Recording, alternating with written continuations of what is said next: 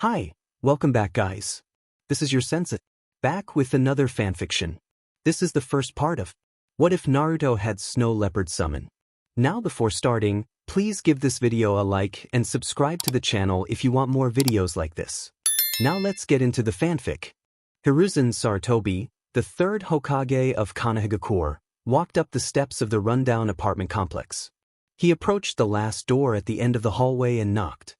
After a moment of silence, he heard shuffling from the other side.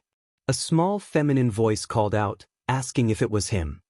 He confirmed it, and the door opened to reveal a small girl standing in front of him. She was quite short for her age, only 4 feet 8 inches. Her golden blonde hair was tied up in a ponytail, with some bangs hanging down the middle of her face, partially obscuring her forehead protector. Her light blue eyes sparkled, and 3 whisker marks adorned each cheek. She stepped back, allowing him to enter her modest apartment.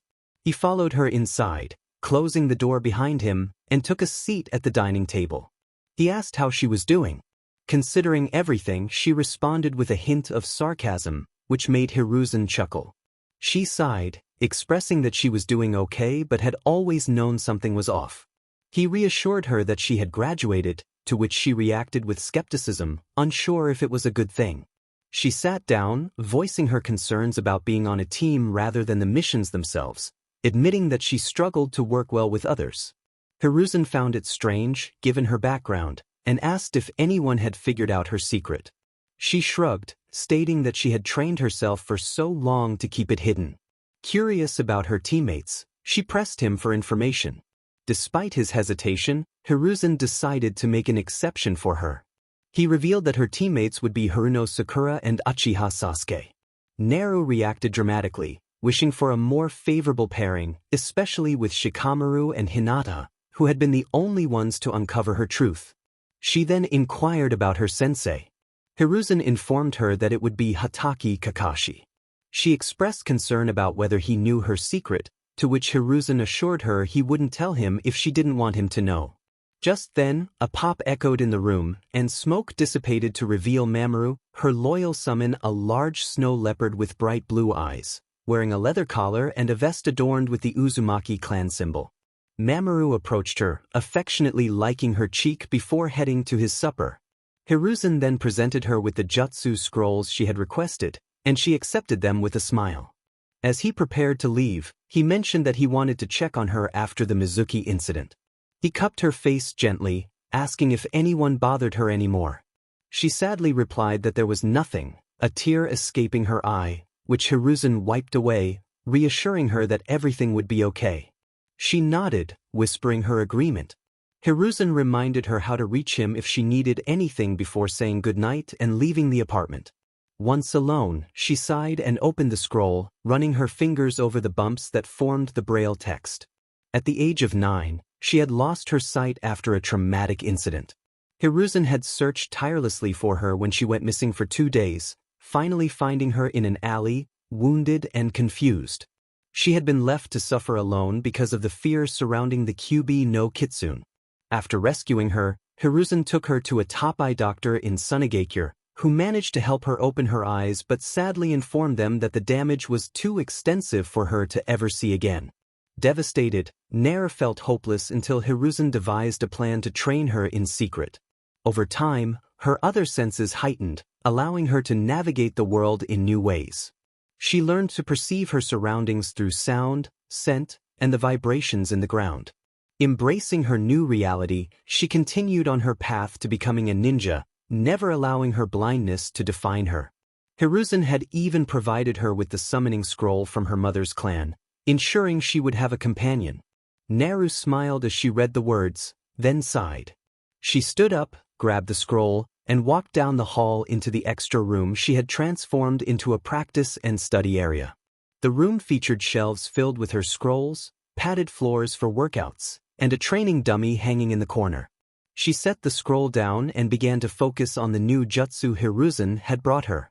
Mamoru entered and lay down on the side of the room, watching her carefully to ensure she didn't hurt herself. After 2 hours of training, Naru stood in the room, panting and shaking. The clone she had created disappeared as Mamoru stood up. He rumbled that it was time for bed. Naru, feeling exhausted, requested a few more minutes while leaning on her knees. Mamoru approached and gently tugged at her shirt with his teeth, prompting her to whine as he pulled her along. His size made it easy for him to guide the small girl without any trouble. He led her into her bedroom and released her, nudging her forward. She stumbled slightly but quickly regained her balance and searched for her pajamas. After changing, she crawled into bed and covered herself up. Mamoru jumped onto the bed and curled up next to her. She smiled and stroked his soft fur. As her eyes closed, she whispered goodnight to him, and he purred in response as they both drifted off to sleep. The next morning, Naru dressed slowly, sighing as she found her hairbrush and styled her hair the way she had before losing her sight. She asked Mamoru how she looked, and he purred that she was perfect. With a smile, she grabbed her headband, which carried Irika's scent, and tied it securely on her forehead. She walked out of her room, found her small bag, and grabbed a breakfast bar from the kitchen. She slipped on her specially designed shoes, which helped her feel the vibrations in the ground better. Feeling ready, she adjusted her bag. Mamoru moved forward, sliding between her legs and lifting her onto his back. She settled below his shoulders and held on as he opened the door for them. After she locked the door behind them, Mamoru leaped across the rooftops toward the academy. Upon arrival, he landed softly and sighed, letting her know he would be waiting. Naru nodded and slid off his back, counting her steps as she walked toward the doorway. Hinata's voice called out from her left, and Naru smiled at her only female friend. Hinata approached, wrapping her arm around Naru's, and led her to class. She expressed her happiness that Naru had passed, to which Naru replied with a soft smile, admitting she had been nervous. Hinata began to mention the possibility of being on the same team, but Naru interrupted, sharing that she had spoken to Sandiame and was placed with Uchiha and Haruno. Hinata expressed her sympathy, and Naru shrugged, not looking forward to it. The two girls walked to the top row and sat down together as usual.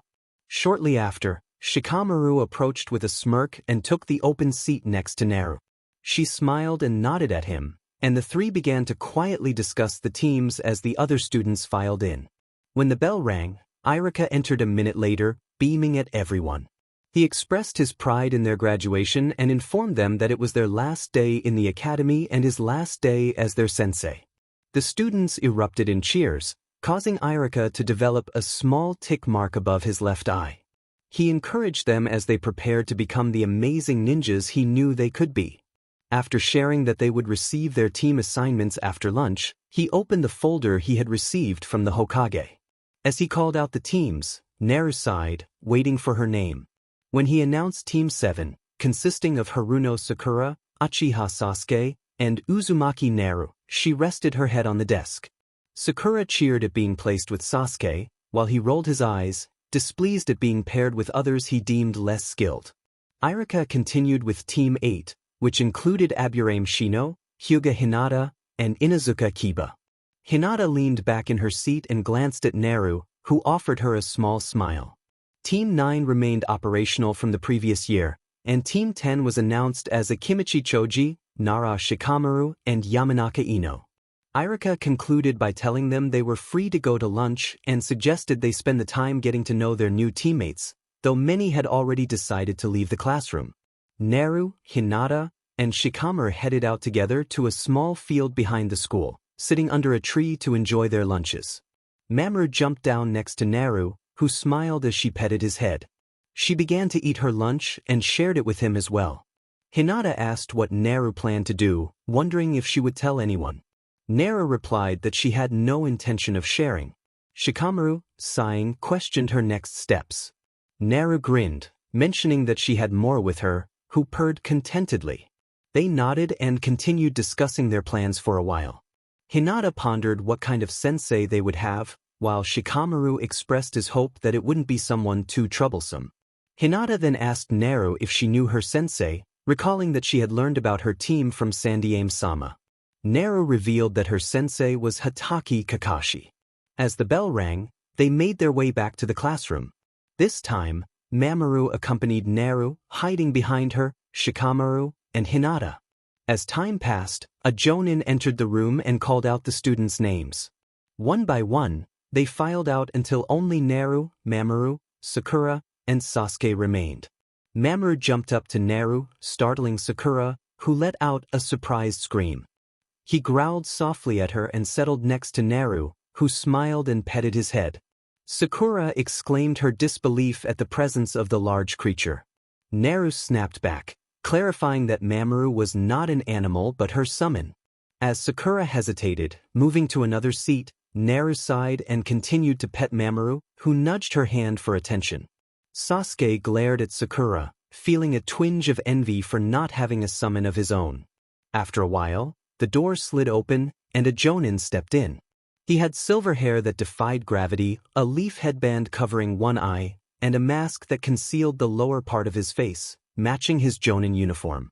He assessed the students and remarked that they seemed boring, instructing them to meet him on the roof in 5 minutes before leaving the room. Sakura sighed, calling the jonin rude, and hurried after Sasuke, who had quickly exited. Naru climbed onto Mamoru's back, and he made his way to the stairs leading to the roof. Kakashi observed as Naru arrived, riding on the back of a snow leopard, raising an eyebrow in curiosity. Naru carefully dismounted and sat down, with Mamoru curling up behind her. Sakura and Sasuke, who had been standing since arriving, decided to sit down, keeping a cautious distance from the large leopard. Kakashi sighed, realizing that managing this team would be a challenge. He instructed them to introduce themselves one at a time. Sakura asked what they were supposed to say. Kakashi suggested sharing their likes, dislikes, hobbies, and dreams for the future. Naru proposed that he go first to set an example. He sighed and introduced himself as Hatake Kakashi, stating that he didn't feel like sharing his likes or dislikes and had never thought about his dreams. He mentioned having some hobbies but left it vague. Sakura muttered to herself about the lack of information, and Kakashi turned to her, calling her Pinky. Naru briefly looked confused but then realized he meant Sakura. Kakashi noted her distraction but moved on. Sakura introduced herself as Haruno Sakura, struggling to express her feelings and hobbies, giggling nervously and causing Naru to blink in confusion. Sakura's excitement made Sasuke shift away from her. Kakashi felt a sense of defeat, recognizing Sakura as a fangirl. He called for the next introduction, looking at Sasuke.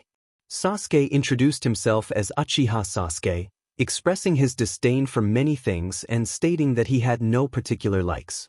He shared his goal of reviving his clan and confronting a certain individual, which left Sakura in awe and Naru surprised.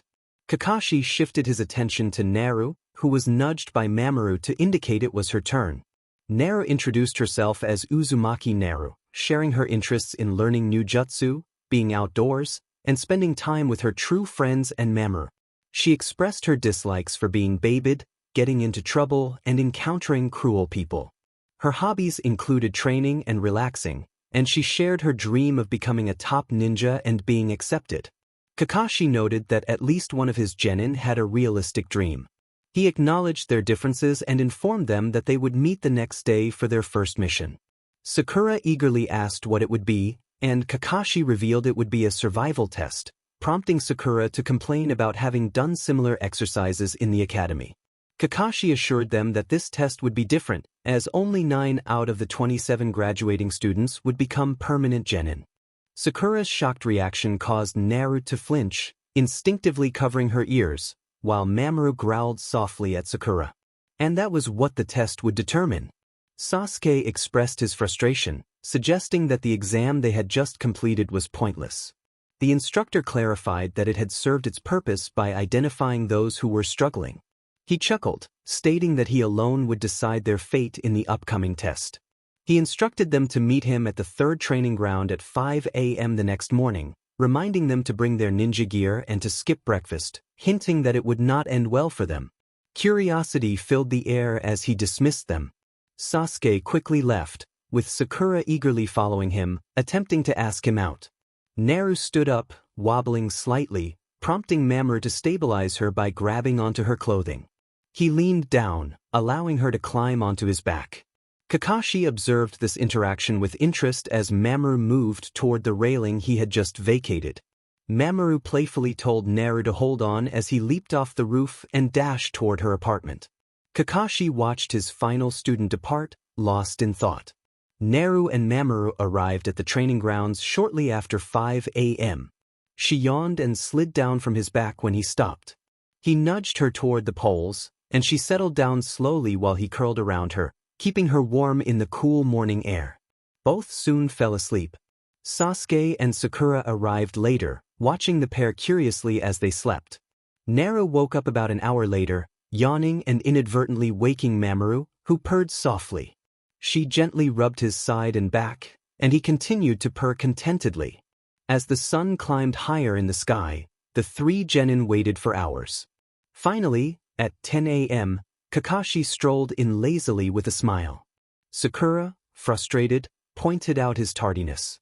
He apologized, claiming a black cat had crossed his path, forcing him to take a longer route. Clearing his throat, he pulled out an alarm clock and placed it on the pole Naru had been leaning against. She stood up, and Mamoru walked with her to join the others. Kakashi explained the test. They had until noon to retrieve bells from him. He held up 2 silver bells, emphasizing that any tactic was allowed, but they needed to approach him with determination. If they failed to obtain a bell by the time the alarm rang, they would be tied to the posts and forced to watch him eat lunch, with one person automatically failing and being sent back to the academy. Sakura pointed out the unfairness of only having 2 bells, to which Kakashi replied that it ensured one of them would definitely fail. He instructed them to prepare, and as Naru climbed onto Mamoru's back, they readied themselves. When he shouted, "Start!" they leaped away, with Mamoru swiftly navigating through the woods. Naru asked what their plan was, and Mamoru suggested they observe Kakashi's seriousness before deciding their next move. He climbed a tall tree, ensuring they were well hidden among the leaves while Naru listened intently. Kakashi moved through the forest, noting their positions. He sensed Sakura's chakra approaching quickly, likely searching for Sasuke. He pulled out a small orange book to read. When he heard her gasp and come to a sudden stop, he quickly replaced himself with a clone and crept up behind her, smirking as he did so. When he whispered her name, she gasped and turned around, startled. He performed a few hand signs, casting a genjutsu on her. As he leaped into the tree, he watched her stand dazed before she suddenly screamed and fainted. He muttered to himself about the necessity of such lessons. Mamoru sighed, shaking his head at the scene. Naru, panicking, asked what had happened. Mamoru reassured her that Sakura had merely been caught in a genjutsu and fainted. He noted that Sasuke was now confronting Kakashi, and they would attack after that. As Kakashi leaned against a tree, he calculated that he had at least 12 minutes before the alarm would ring. He had only faced 2 attacks so far. He thought about Naru and her unique qualities when he noticed her emerging from the bushes. She paused and he smirked, standing relaxed. He commented on her delay in attacking, and she closed her eyes, focusing her chakra. He noticed the other was doing the same. Suddenly, Naru charged at him, swinging her weapon. He blocked her attack and countered, while the other genin also attacked. They exchanged blows, and as Naru threw kunai and shuriken, he defended himself and retaliated. A sudden flash of lightning caught him off guard, and he wondered if it was the thunder god. He thought carefully as he looked around. Little pellets hit the ground, causing him to flinch as smoke erupted. Spotting movement, he kicked Naru backward and dodged another attack, using the smoke to vanish from sight. Naru stood there, panting as she focused her chakra. She blinked and leaped into the air just as Kakashi shot up from the ground, looking at her in confusion, noting that her eyes were closed. The other Naru charged at him. He blinked and dodged the blow, landing a solid kick to her chest. She was sent flying back and rolled a bit. Hearing a roar, he bent backward as Mamoru lunged at him, skidding to a stop. Panting, he observed both of them as they prepared for their next moves. Suddenly, a shrill ringing sounded. He smirked and relaxed, while Naru cursed, and Mamoru sighed, allowing Naru to crawl onto his back as he walked away, her gaze directed downward. He thought about needing to speak with Sarutobi. He approached the posts and found all 3 waiting for him, looking dejected. Kakashi smirked and announced that none of them would be returning to the academy. Their expressions brightened, but he quickly added that they were being dropped from being ninjas entirely. They gasped in shock. Sasuke launched at him, but Kakashi rolled his eyes, dodged, and pinned him to the ground, earning a growl in response. He remarked that they didn't even understand the meaning of the test. Naru asked what he meant, and Kakashi explained that it was about teamwork. He pointed out that if they had worked together, they might have succeeded. He chastised Sakura for focusing too much on Sasuke and falling for an easy trap, which made her slump in defeat. He then criticized Sasuke for ignoring his teammates, pressing the boy's head to the ground, which made him growl in frustration. Finally, he acknowledged that Naru had shown some teamwork, but not with her teammates. Kakashi held up a stone that contained the names of the village's great heroes, stating somberly that they were all Kia. He explained that when teamwork is absent, it could lead to dire consequences. He offered them one more chance, pulling out 2 bento boxes and handing one to Sasuke and the other to Naru, while telling Sakura she wouldn't receive any. She whined a little, and Naru blinked in surprise as Kakashi asserted his authority. As they began to eat, Sakura sat there, her stomach growling. Naru, noticing this, offered a piece of her food. Sakura blinked in surprise and protested, but Naru insisted that if she was hungry, she wouldn't be able to fight at her best. Sakura reluctantly accepted the food, thanking her. Sasuke also offered some, causing Sakura to blush and swoon over him, but he simply told her to eat. Kakashi suddenly appeared before them, causing them to gasp in alarm. He growled that they had broken the rules and would be punished. Naru protested, reminding him that the test was about teamwork, which included sharing food. Sasuke chimed in, affirming their unity as a team, and Sakura echoed his sentiment. Kakashi glared at them but then smirked, declaring that they passed. Confused, they asked for clarification, and Kakashi explained that every other ninja before them had failed to grasp the lesson. He revealed that the most important lesson he had learned was that those who break the rules are scum, but those who abandon their comrades are worse than scum. With that, he announced that Team 7 had passed, and they cheered with joy. Kakashi dismissed them, informing them that they would start missions the next day. Naru climbed onto Mamoru and rubbed his ear, earning a loud purr from the snow leopard. Kakashi watched them as they headed toward their apartment, waiting until they were out of sight before making his way to the Hokage's office.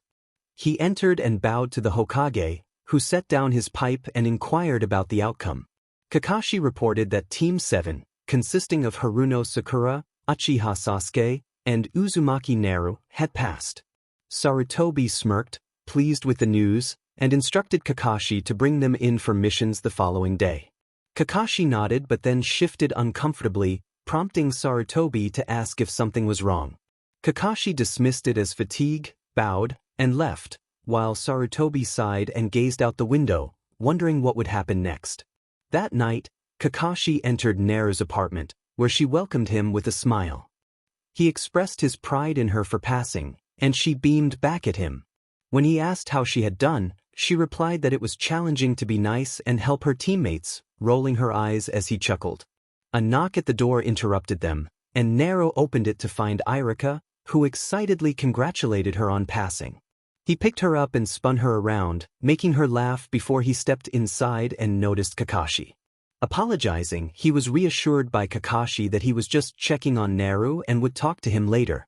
Irika expressed his pride in Naru, who smiled and nodded in response. He then revealed that he had brought a small cake to celebrate.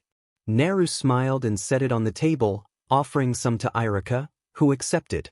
As she cut the cake, Kakashi observed her meticulous nature as she washed the knife and returned it to its place. He commented on her attention to detail, and she shrugged, acknowledging it as just a quirk of hers, laughing off any apology. Naru admired the neatness of her surroundings, feeling a sense of satisfaction. She thought about how important it was to keep things tidy to avoid tripping over items, a habit she had developed after a few clumsy moments. As she slid a plate of cake towards her companion, they enjoyed their treat together. Her companion asked if she was excited about an upcoming mission, and Naru nodded enthusiastically, her excitement evident. With that, Naru found herself on Team 7, ready for their adventures.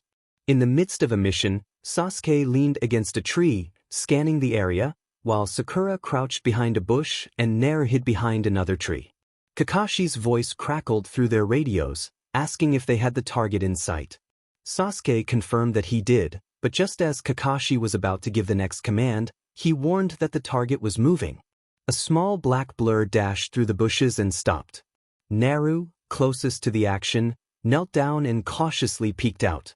The target turned out to be a small tabby cat named Tora, with brown fur, lighter markings, and a red ribbon adorning her ear. Naru gently coaxed Tora to come closer, but the cat hissed in response. Naru made a soft kissing sound and reached out, only to be met with Tora's sharp claws. She yelped in surprise as a small cut appeared on her hand. Tora, startled, attempted to flee but froze when Mamoru appeared in front of her. He let out a loud roar, causing Tora to jump in fright and leap into Naru's arms, trembling. Naru laughed softly and stood up, climbing onto Mamoru's back as he returned to the team. Sasuke and Sakura joined them just as they reached Kakashi. Sakura announced their mission's success with a smile, though internally she was frustrated with the cat they had chased for so long. Sasuke checked on Tora, who was still shaking in Naru's embrace. Kakashi assessed the situation with a casual shrug and suggested they head back to the Hokage Tower. As they made their way back, Madame Shirjimi, the wife of the fire daimyo, approached and scooped Tora into her arms, receiving a warm embrace from the cat for the first time since her escape. Kakashi muttered about finally resolving the cat situation, and Sarutobi congratulated Team 7 on their successful mission, noting it took longer than usual and joking about Tora's newfound hiding skills. Sakura vented her frustration, blaming Naru for letting Tora slip by multiple times. Naru felt her eyes welling up with tears, and Mamoru growled softly, prompting Sakura to take a step back. Sarutobi noticed Naru's distress and cleared his throat to regain their attention. He announced that they would receive another mission, helping an elderly woman with her garden by pulling weeds the following day. The team nodded in agreement, and Kakashi took the mission details before they bowed and departed. Naru clung to Mamoru as he leaped towards her apartment. Once inside, Mamoru checked on her well-being. Naru assured him she was fine, though she felt the weight of the earlier incident. After unlocking her door, she walked to her room and sat on the bed, tears streaming down her cheeks. Mamoru curled up beside her, offering comfort and reminding her not to let Sakura's words upset her. Naru managed a small smile but sighed, feeling that life wasn't fair. The next day, Naru and Mamoru arrived at the garden, a little distance away from Sasuke and Sakura. Kakashi appeared later and assigned them the task of weeding while he lounged on a fence, engrossed in his book. Naru knelt down, carefully feeling the ground as Mamoru guided her on where to pull. Kakashi observed Naru's methodical approach, noting her determination. Meanwhile, Sakura and Sasuke worked more efficiently, appearing bored as they completed their sections. As the garden neared completion, Naru began to move faster, relying less on Mamoru's assistance. Suddenly, a voice erupted from the elderly woman, accusing Naru of pulling out herbs instead of weeds.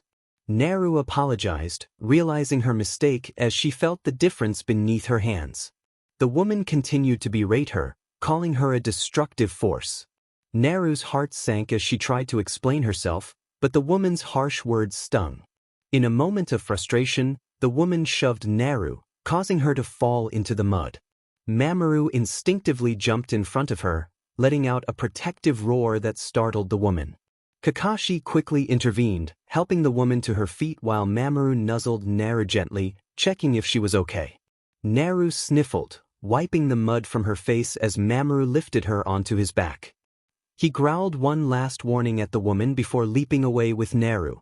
Later that evening, Naru emerged from her shower, drying her hair while Mamoru rested on her couch, providing her with a sense of comfort after the day's events. There was a sudden rapid knocking at her door, and Naru perked up. She walked over and paused before asking who it was. It was Saru, his familiar voice reaching her ears. She sighed and opened the door, blinking as she took in his presence. He let out a breath, cupping her face gently, and she offered him a small smile. He asked if she was okay, to which she replied sadly that she was fine. Concern etched on his face, he ushered her to the table and sat down with her. He mentioned that Kakashi had said there was an issue on the mission and that she had left early, adding that he heard she had been pushed. Naru looked down, tears beginning to fill her eyes as she recounted the incident. She explained how she had made a mistake while pulling weeds, leading to a woman yelling at her and calling her a demon. Despite her apologies, the woman had shoved her back into the dirt.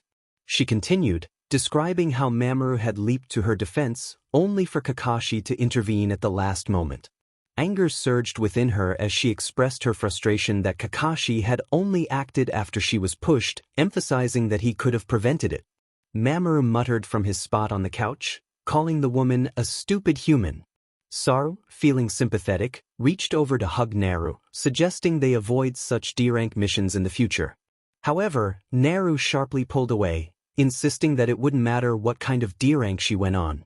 She lamented that D-ranks were supposed to be simple tasks anyone could do, except for someone like her who couldn't see. Overwhelmed with emotion, she wrapped her arms around her knees and cried out that it wasn't fair. Saru moved closer, pulling her into a tight embrace as she sobbed into his shoulder. Mamoru gently rested his head on her lap, both of them providing comfort as she broke down. 2 days later, Naru, Mamoru, Kakashi, Sasuke, and Sakura stood in the mission office for the first time since their last mission. Kakashi addressed them, noting their slight improvements and announcing a new challenge, a C-rank mission. Naru felt a small smile form on her face, sensing that this opportunity might be a chance for her to prove herself. He explained that it was a simple escort mission for a bridge builder who needed protection from robbers while he worked on his bridge in the Land of Waves. As the client entered, Naru cringed at the strong smell of sake that hit her nose.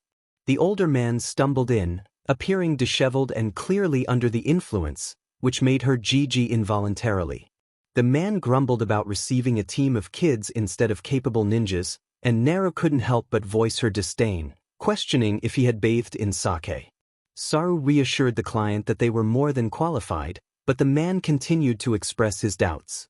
Mamoru growled at the disrespectful comments, causing the man to jump and drop his bottle, shattering it on the ground. Naru giggled at the scene, reminding the man not to call Mamoru a kitten. Saru cleared his throat, drawing their attention back to the mission details. He instructed them to set out the next morning at 9, allowing them enough time to reach the Land of Waves during the day. After signing the necessary paperwork, he wished them good luck as they left the office. Outside, Naru took a deep breath, and Kakashi called her name. She perked up, but he hesitated and decided against saying anything further. She tilted her head in curiosity but smiled before heading home with Mamoru. Once at her apartment, Mamoru crouched down, allowing her to slide off. She entered, removed her shoes, and began preparing lunch for herself and Mamoru. He reminded her to pack for the mission, and she assured him she would do it after eating. As she finished her meal, she let out a soft sigh. When Mamoru asked what was wrong, she admitted she was worried about messing up again. He acknowledged that while mistakes were natural, it was important to learn how to move on from them. He reassured her that everyone makes mistakes, and she took comfort in his words. But they make you stronger, as long as you don't let them hold you back and you learn from them, he said, and she smiled. You always know just what to say, don't you? She remarked. Yup, he replied, and she snorted. He stepped up, placed his paw on her chair, and licked her cheek, which made her smile. You'll be fine, he assured her. Get ready. She smiled, got up, and walked back to her room to pack her weapons and supplies into her bag, setting it against the wall out of the way. Naru sighed and sat down on her bed, yawning. Mamoru jumped onto the bed beside her and curled up. She smiled, changed her clothes, and crawled into bed herself, finally drifting off to sleep while wondering what would happen the next day. Naru sighed as the team and Tazuna waited at the gates. Once again anticipating their chronically late sensei. They finally spotted Kakashi approaching the gate, this time not 3 hours late. Let's head out, he said with a smile. They nodded and set out toward the Land of Waves, mostly walking in silence. Say, Tazuna-san. Sakura began, looking at him. What is it, brat? He replied with a slight sneer. Your country is the Land of Waves, right? She asked. Yeah, what of it? He responded, and she glanced at Kakashi. Kakashi-sensei, there are ninja in that country too, aren't there? She inquired. No, there are no ninja in the Land of Waves. But in other countries, There are hidden villages, each with their own customs and cultures where ninja reside, he explained. So, why are there ninja in other countries? Sakura asked. To the people of each country, the existence of ninjas signifies strength, military strength. That's how they protect themselves and maintain the balance of their lands. However, ninja villages are not under the control of the government. Small islands, like the Land of Waves, have natural protection from the sea, so they don't need a ninja village, he clarified. Which ones have ninja villages? Sakura asked, blinking. The lands that have ninja villages are the lands of fire, water, lightning, wind, and earth. Together, they are known as the 5 great shinobi nations, he detailed. The Land of Fire has the village hidden in the leaves. The Land of Water has the village hidden in the mist. The Land of Lightning has the village hidden in the clouds. The Land of Wind has the village hidden in the sand, and the Land of Earth has the village hidden in the stones. He continued, the leaders of these villages are given the title of Kage, and there are only 5 in the ninja world, the Hokage, Mizukage, Reikage, Kazekage, and Tsuchikage. So, Hokage-sama is really great, Sakura exclaimed, while internally questioning the old man's greatness. He is. Naru thought with a smile. Hey! Kakashi called out, causing Sakura to stiffen. You just doubted Hokage-sama, didn't you? He said in a strict tone. Sakura quickly shook her head, and Mamoru snorted. She slunk a little, and Kakashi chuckled, ruffling her hair. Well, anyway, there are no ninja battles in a C-rank mission, so you can relax. The most we would have to worry about is bandits or highwaymen, he said with a smile, and she sighed. So we won't be running into any foreign ninja or anything like that? Sakura asked sweetly. Not likely, Kakashi replied with a chuckle. Sasuke glanced back and noticed Tazuna gulping nervously. Mamoru raised an eyebrow, sensing Tazuna's unease. What's he hiding? He thought. They continued walking for over an hour along the path in the woods, passing a single water puddle on the ground. Kakashi blinked a few times and sighed quietly as they walked past it. Suddenly, 2 ninjas in dark garb emerged silently from the water puddle, pulling their arms up, chains connecting and wrapping around Kakashi. He gasped in surprise, and everyone turned around. Do it, one of them commanded. Now, the other added with a nod. Kakashi cried out as the chains tightened, and he fell to the ground. Sakura screamed in shock, Mamoru growled, and Naru gulped. Now it's your turn, one of the attackers said. They gasped as they charged forward. Mamoru focused on one and dashed around, while Naru cried out as another tackled her off Mamoru. Naru, he growled. Naru rolled on the ground, groaning in pain. She sat up slowly, panting hard, and focused her chakra, feeling the rumbling in the ground approaching her. Duck! Mamoru snarled, and Naru dropped down just in time to feel one fly over her. Sasuke ran out and kicked one in the neck, causing it to cough and skid backward. Naru got up slowly, still panting, and prepared as she heard footsteps approaching. She was tackled by Mamoru, who turned and swiped at the attacker, sending him a few feet away. Mamoru growled as Naru got back up, and she felt a slight movement behind her. She spun around and sliced her weapon, hearing the tearing of fabric. Mamoru turned and smirked as he saw Naru stab one of the attackers in the stomach. Naru! Mamoru barked, and she jumped back, narrowly avoiding a claw aimed at her. The attacker growled and pursued her again. Sakura screamed as one of the attackers charged toward her and Tazuna. Sasuke skidded in front of her just in time. The attacker reached out, but instead of hitting them, he was met with a strong arm belonging to Kakashi, who slumped and shook in pain. Kakashi-sensei! Sakura exclaimed with relief, while Sasuke snorted, frustrated that he hadn't had the chance to show off. Kakashi looked at his captor and snorted, hearing a yelp of pain followed by a loud thud and Mamoru's roar. He looked up to see Mamoru pulling away from the other attacker, who had fallen, leaving a trail behind. Mamoru trotted up to Naru, who had been knocked back by him, and nuzzled her gently. She chuckled softly. I'm fine, she whispered. She took out her canteen and poured some water onto Mamoru's lips, wiping away the strong scent of blood from him. He expressed his gratitude with a low rumble, acknowledging that despite his large size and fierce power, he was not a fighter unless absolutely necessary. Kakashi dropped one of the brothers to the ground after tying him up. He glanced at Naru, then sighed and turned his attention to their client. He mentioned that their recent encounter had been interesting and indicated that it was time to have a serious discussion with Tazuna. The old man blinked nervously, unsure of what was coming. Sakura, curious about Kakashi's earlier actions, asked how he had managed to survive. Sasuke pointed out the log that had been sliced up, revealing the trick Kakashi had used. He nodded in understanding. Gozu, still on the ground, rasped a question about Kakashi's deduction. Kakashi explained that a puddle in the middle of the day, on a road that hadn't seen rain for weeks, was a clear indication something was amiss. Tazuna sneered, questioning why Kakashi had left the children to handle the situation if he had known. Kakashi replied that he could have taken the attackers out immediately, but he needed information to understand their motives. He emphasized that these two were rogue Tunin from the village hidden in the mist, known for their persistence in battle. He pressed Tazuna for answers about why they were targeting a simple bridge builder, reminding him that their original mission was to protect him from highwaymen, ninjas. He made it clear that lying to them was unacceptable and that they were now beyond the original scope of their mission. Kakashi groaned as he opened his eyes, wincing at the bright room that seemed to spin around him. He thought to himself that he might have overdone it. A woman with black-blue hair stood nearby, hands on her hips, asking how he felt. He admitted he had been better and noted it would take about a week before he could move normally again. She insisted he shouldn't move, and he sighed in agreement. Just then, Sakura entered the room, announcing that their sensei was awake. Everyone gathered around him, and he sighed again.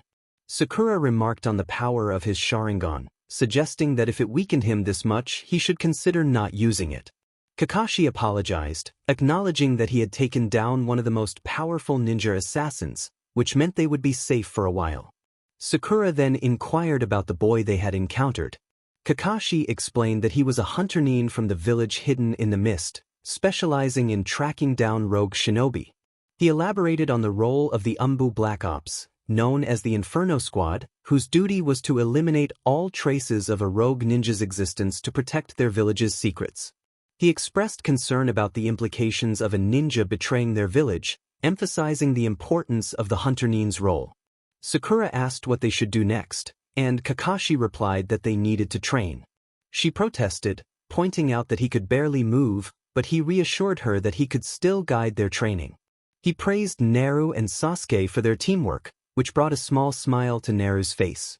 Suddenly, a small voice interrupted them. They turned to see a boy named Inari standing there, wearing a pale shirt with green overalls and a large white hat. Tazuna called out to him, and Naru watched as Inari hugged his grandfather tightly. Tsunami scolded Inari for being rude, reminding him that the ninjas had brought Tazuna home safely. Inari, however, expressed his belief that the ninjas would fail and that they should leave to avoid danger. Naru stood up, asserting that they were stronger than he thought. Inari dismissed her, insisting they would be killed instantly and that they were foolish for staying. Naru countered that Inari was the real fool for not understanding their capabilities. Inari shouted about the threat posed by Gato, but Naru stood firm, stating that he didn't know what she was capable of. She walked out with Mamoru, leaving Kakashi to watch the exchange with concern as Inari stormed off, ignoring his mother's calls. Naru sat on the pier, head down and eyes closed, while Mamoru gazed at the water, watching the fish swim. She encouraged him to go ahead, hinting at the resilience and determination that lay within them all. He looked over at her with a yearning expression in his eyes. She smiled and acknowledged his desire for fish. He snorted, leaping onto the water using Chakra, and began to chase after some fish. Naru chuckled and settled down, but her amusement faded as she heard soft sniffling. She stood up slowly, following the sound along the wall, and paused when she felt a window nearby. "Daddy." "No, please don't go, Daddy." "Why?" Inari's voice reached her ears, prompting Naru to back away slowly and return to her previous spot. In a flashback, 9-year-old Naru sat up in a dark room, trembling as she looked around. She had just been grabbed by a group of people while returning home from Ichiraku's. What? What do you want? She asked through her tears. Demon, one of them shouted. As she attempted to rise, a foot connected with her stomach, sending her rolling to the ground in pain. Please stop. You're hurting me, she cried out, fear and anguish evident in her voice. The group surrounded her, kicking and taunting her as she called for help, though she knew it was futile. They finally stepped back, laughing at her struggles, her body racked with pain from her injuries. She managed to get up slowly, panting, blood trickling from her lip and nose. As she heard them moving away, hope flickered within her, but it was short-lived. The tallest figure loomed over her, and she whimpered in fear as he raised his hand, glowing with chakra, and swiped at her face, eliciting a scream. End of flashback. Naru awoke with a gasp, shaky breaths escaping her as tears streamed down her face. Mamoru, her companion, nuzzled her gently. He whispered her name, and she shook, gripping her eyes as she quietly cried. Mamoru's ears lowered, and he purred, offering her comfort as she wrapped her arms around him. Kakashi, lying nearby, opened his eyes and glanced over at Naru, observing her distress as she buried her face in Mamoru's fur. He frowned, wondering what was troubling her. The next morning, the team gathered for breakfast, but Naru remained in her room, curled up with her knees to her chest and her face buried in her arms, with Mamoru beside her. Naru? Mamoru asked softly. She turned her head toward him, revealing dark bags under her eyes, a sign of her restless night. What happened? He inquired. I had a dream about that night, she mumbled, shaking her head. She stood up, adjusting her clothes and hair, brushing it slowly until it was styled to her liking. The door opened, and Kakashi entered, watching her as she continued to brush her hair while Mamoru observed her closely. Naru? He asked. She blinked a few times but didn't meet his gaze. Yes, she replied. Are you okay? He inquired, concern evident in his voice. Fine, she responded curtly. Are you sure? You must have had a pretty bad nightmare last night, he said, causing her to stiffen and gulp. What was it about? Nothing, she mumbled, and Mamoru took her brush, placing it with her belongings before returning to her side. Naru climbed onto his back, but Kakashi reached out to grab her arm, causing her to jolt slightly. Mamoru growled protectively, prompting Kakashi to release her. Naru, what's going on? You're hiding something, he said. No, I'm not, she replied with a shrug as they walked out.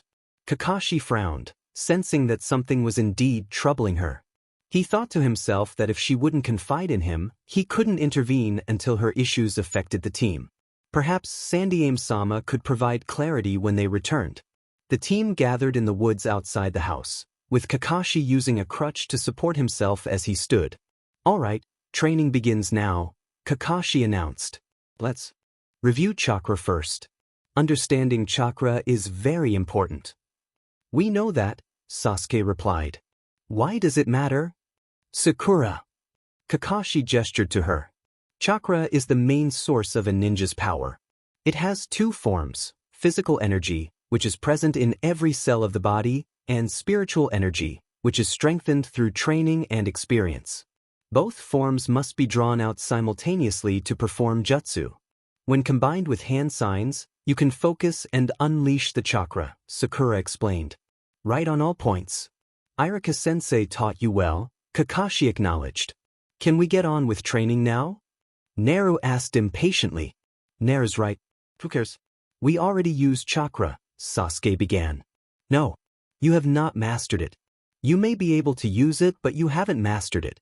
You must know how to draw out only the amount needed for jutsu. If you waste chakra, you'll run out sooner, Kakashi emphasized.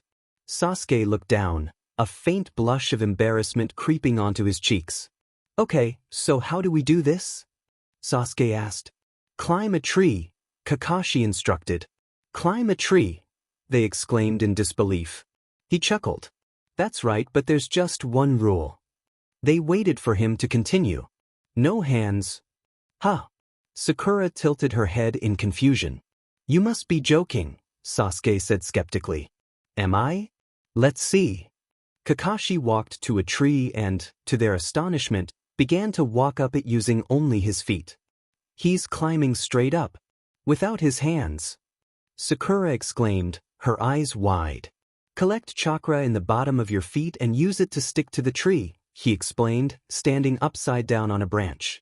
This is one way to apply the power of chakra. Wait a minute. This is all really cute and all, but how is it going to help us fight against Zabuza? Sakura asked. It's the only way to fight him, Sakura. That's the entire goal of this training. The training began with a focus on drawing chakra to a specific point in the body, a task that could prove challenging even for advanced ninjas. It required a delicate balance of physical and spiritual energy, with the soles of the feet being the most difficult area to master. The instructor explained that mastering this technique would enable them to handle nearly any jutsu. Sasuke inquired about the process, and the instructor responded by tossing 3 kunai to the ground. He instructed them to mark their progress with the kunai and to continually strive to improve. Initially, they would need to run at the tree to get accustomed to the technique. Sasuke and Sakura picked up their kunai, while Mamoru approached the kunai, and Naru slid off him to reach the tree. She placed her hand on the trunk and exhaled deeply. Mamoru settled down to observe her, while the instructor positioned himself nearby to watch the students. Sasuke charged at the tree but stumbled as it cracked beneath him. He swiftly sliced at it and flipped back to land on the ground. Sakura, however, was already halfway up the tree, grinning with her tongue sticking out. The instructor noted Sakura's progress with a smile, while Sasuke felt a twinge of annoyance at being overshadowed. He glanced at Naru, who had yet to begin her attempt. He thought to himself that she probably wouldn't succeed. His thoughts were interrupted as Naru placed her foot on the tree and began to walk up slowly. She reached nearly halfway before losing her grip and falling. Sasuke felt a surge of frustration at the sight. Naru reflected on her training, recalling her previous experiences. She closed her eyes and concentrated on her chakra, feeling it swirl within her. She envisioned her feet and directed her chakra to them, aiming for just the right amount. After confirming her focus by touching the tree, she resumed her ascent. The instructor observed Naru's progress with interest, noting her impressive chakra control, which surpassed that of both Sakura and Sasuke. He wished he could activate his Sharingan to examine her chakra network more closely, but he felt too weak to do so. The team practiced throughout the day until the instructor called them back for dinner and rest. As they returned, Naru remained quiet, deep in thought about her training. Upon entering, they found Tsunami finishing dinner preparations. Naru and Mamoru took their seats as Tsunami served the food. Naru ate slowly, discreetly analyzing the dishes. Sakura noticed Inari sitting silently, fixated on a torn picture on the wall during dinner. She asked about the picture, prompting Inari to stiffen and look away. Tsunami offered a gentle smile, but Inari shot a glare at Sakura. Suddenly he stood up and stormed out, causing Tsunami to call after him. Sakura questioned if she had said something wrong, and Tsunami sighed before explaining that the missing person in the photo was Kaiza, who had been like a father to Inari. Curious, Sakura pressed for more details. Tsunami recounted how Kaiza had stood up to Gato when he threatened the island. Gato's men had abducted him, and in a brutal display, they had executed him in front of the villagers, severing his arms as a cruel message. The revelation left the group in stunned silence, and Tsunami shared how Inari had been deeply traumatized by the event. Naru stood up, determined to change Inari's perspective. She declared her intention to prove that heroes existed in the world. Mamoru joined her as they left, while the instructor watched with a slight smirk. Later, Naru lay in a field, peacefully asleep as the sun rose. A figure approached, dressed in a pink kimono with long black hair. He noticed her and recalled their encounter during a recent battle. He gently shook her awake, inquiring about her presence in the field. Naru explained that she was training, and the stranger asked if it was for something dangerous. She smiled and clarified that she was simply honing her skills as a ninja. The stranger revealed he was collecting herbs for a sick friend and invited her to help. As they gathered herbs, Naru picked one and presented it to him, but he corrected her, indicating a different plant. She hesitated, feeling a wave of uncertainty wash over her. The stranger noticed her discomfort and inquired if she could see. When she admitted she was blind, he expressed surprise that she continued to pursue her ninja training. Naru explained that she refused to let her blindness hinder her desire to help others. She shared her belief that obstacles like being blind or not being the fastest should not prevent anyone from achieving their goals. The stranger listened intently, intrigued by her determination and resilience. "Why do you keep going?" he asked. She frowned and replied that she had never really thought about it. He chuckled and asked if she was a ninja. "Sorta," she said. "Why do you?" she inquired. He explained that he fought to protect someone precious to him, helping them achieve their dreams. He would do anything for them, and when someone has someone they protect, that's when they become truly strong. "Wow," she said, impressed. He smiled and thanked her, then mentioned that he must be going. Naru sighed quietly and nodded. He reassured her that she would become strong, really strong, and he believed in her. As he walked away, Naru frowned, wondering how he knew her name. She heard footsteps in the grass and perked up. Mamoru approached and said it was him. She asked where he had been, and he replied he was getting breakfast. She chuckled and nodded, but then he sniffed the air and looked around, sensing something unusual. "I don't know, it was some boy," she explained. He sighed and began to look around carefully. She had an idea and shared it with him. He asked, curious. She suggested an exercise to send Chakra out in waves to feel things around her. He thought it was worth a shot but warned it would be difficult to master. "One way to find out," she said, getting up. They decided to give it a try before the others arrived. Kakashi, Sakura, and Sasuke walked into the woods, searching for their remaining teammate to start training again. Kakashi spotted Mamoru sitting by a tree and asked where Naru was. Mamoru looked up, and they noticed Naru sitting on a branch above them. Kakashi congratulated her, and she nodded in their direction. Sasuke and Sakura began to climb the tree, while Naru spent more time up there. Eventually, she climbed down slowly and focused her chakra. Kakashi approached her and asked what she was doing. She replied that she was focusing. He asked if something was wrong, but she insisted she could move normally. Kakashi pressed, sensing something was off. Naru brushed him off, saying it wasn't her problem, and got on Mamoru's back. Kakashi expressed his frustration, insisting he knew something was up. Naru sighed and told Mamoru to go, and they walked away, leaving Kakashi gritting his teeth. When they reached the water, Mamoru paused. Naru acknowledged him and got off, removing her shoes to feel the cool water on her feet. She sat down, enjoying the sensation as her hair blew gently in the breeze. Mamoru watched her, lost in thought. That night, everyone gathered for supper. Inari glared at Naru as she laughed, noticing her bruises. He whispered, questioning why she put herself through such pain. Naru blinked at him, and he yelled that they were fighting a battle they could never win, haunted by memories of Kaiza. "You're the idiot," she shot back. Inari retorted that she didn't understand true suffering, having never faced something so horrible alone. Naru looked down, shaking with anger. Mamoru felt uneasy. "You don't know anything about me, so don't act like you do." "So what if something happened to you?" she snapped, rising to leave. Inari continued to cry, and Mamoru quickly followed Naru outside. Kakashi sighed as he watched Naru leave, then turned to Inari, who was still sobbing. He stormed out and found Inari sitting on the dock, staring out at the water. "Can I join you?" he asked. Inari shrugged, and Kakashi sat beside him. He explained that Naru hadn't meant to hurt his feelings. Kakashi shared that Naru was an orphan who had faced more challenges than anyone realized, yet he had never seen her truly cry about it. Inari listened, still confused. Kakashi encouraged him not to hold it against her and walked back inside, leaving Inari to ponder his words. The next morning, Kakashi checked on Naru, who was still asleep and low on chakra.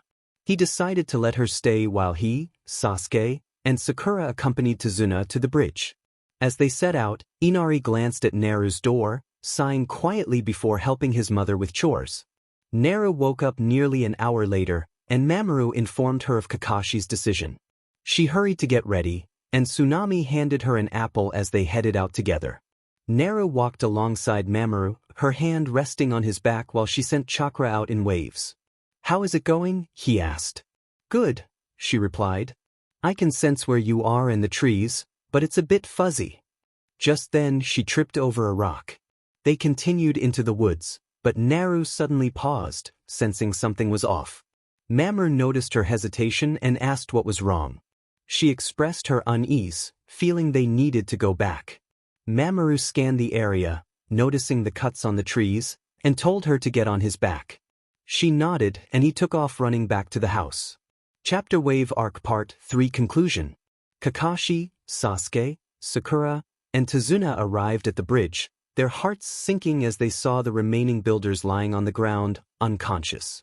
Tazuna exclaimed in alarm, questioning what had happened as mist began to roll in. Kakashi growled, sensing the looming threat. He called out sharply to Sasuke and Sakura, who immediately positioned themselves in front of Tazuna, kunai at the ready.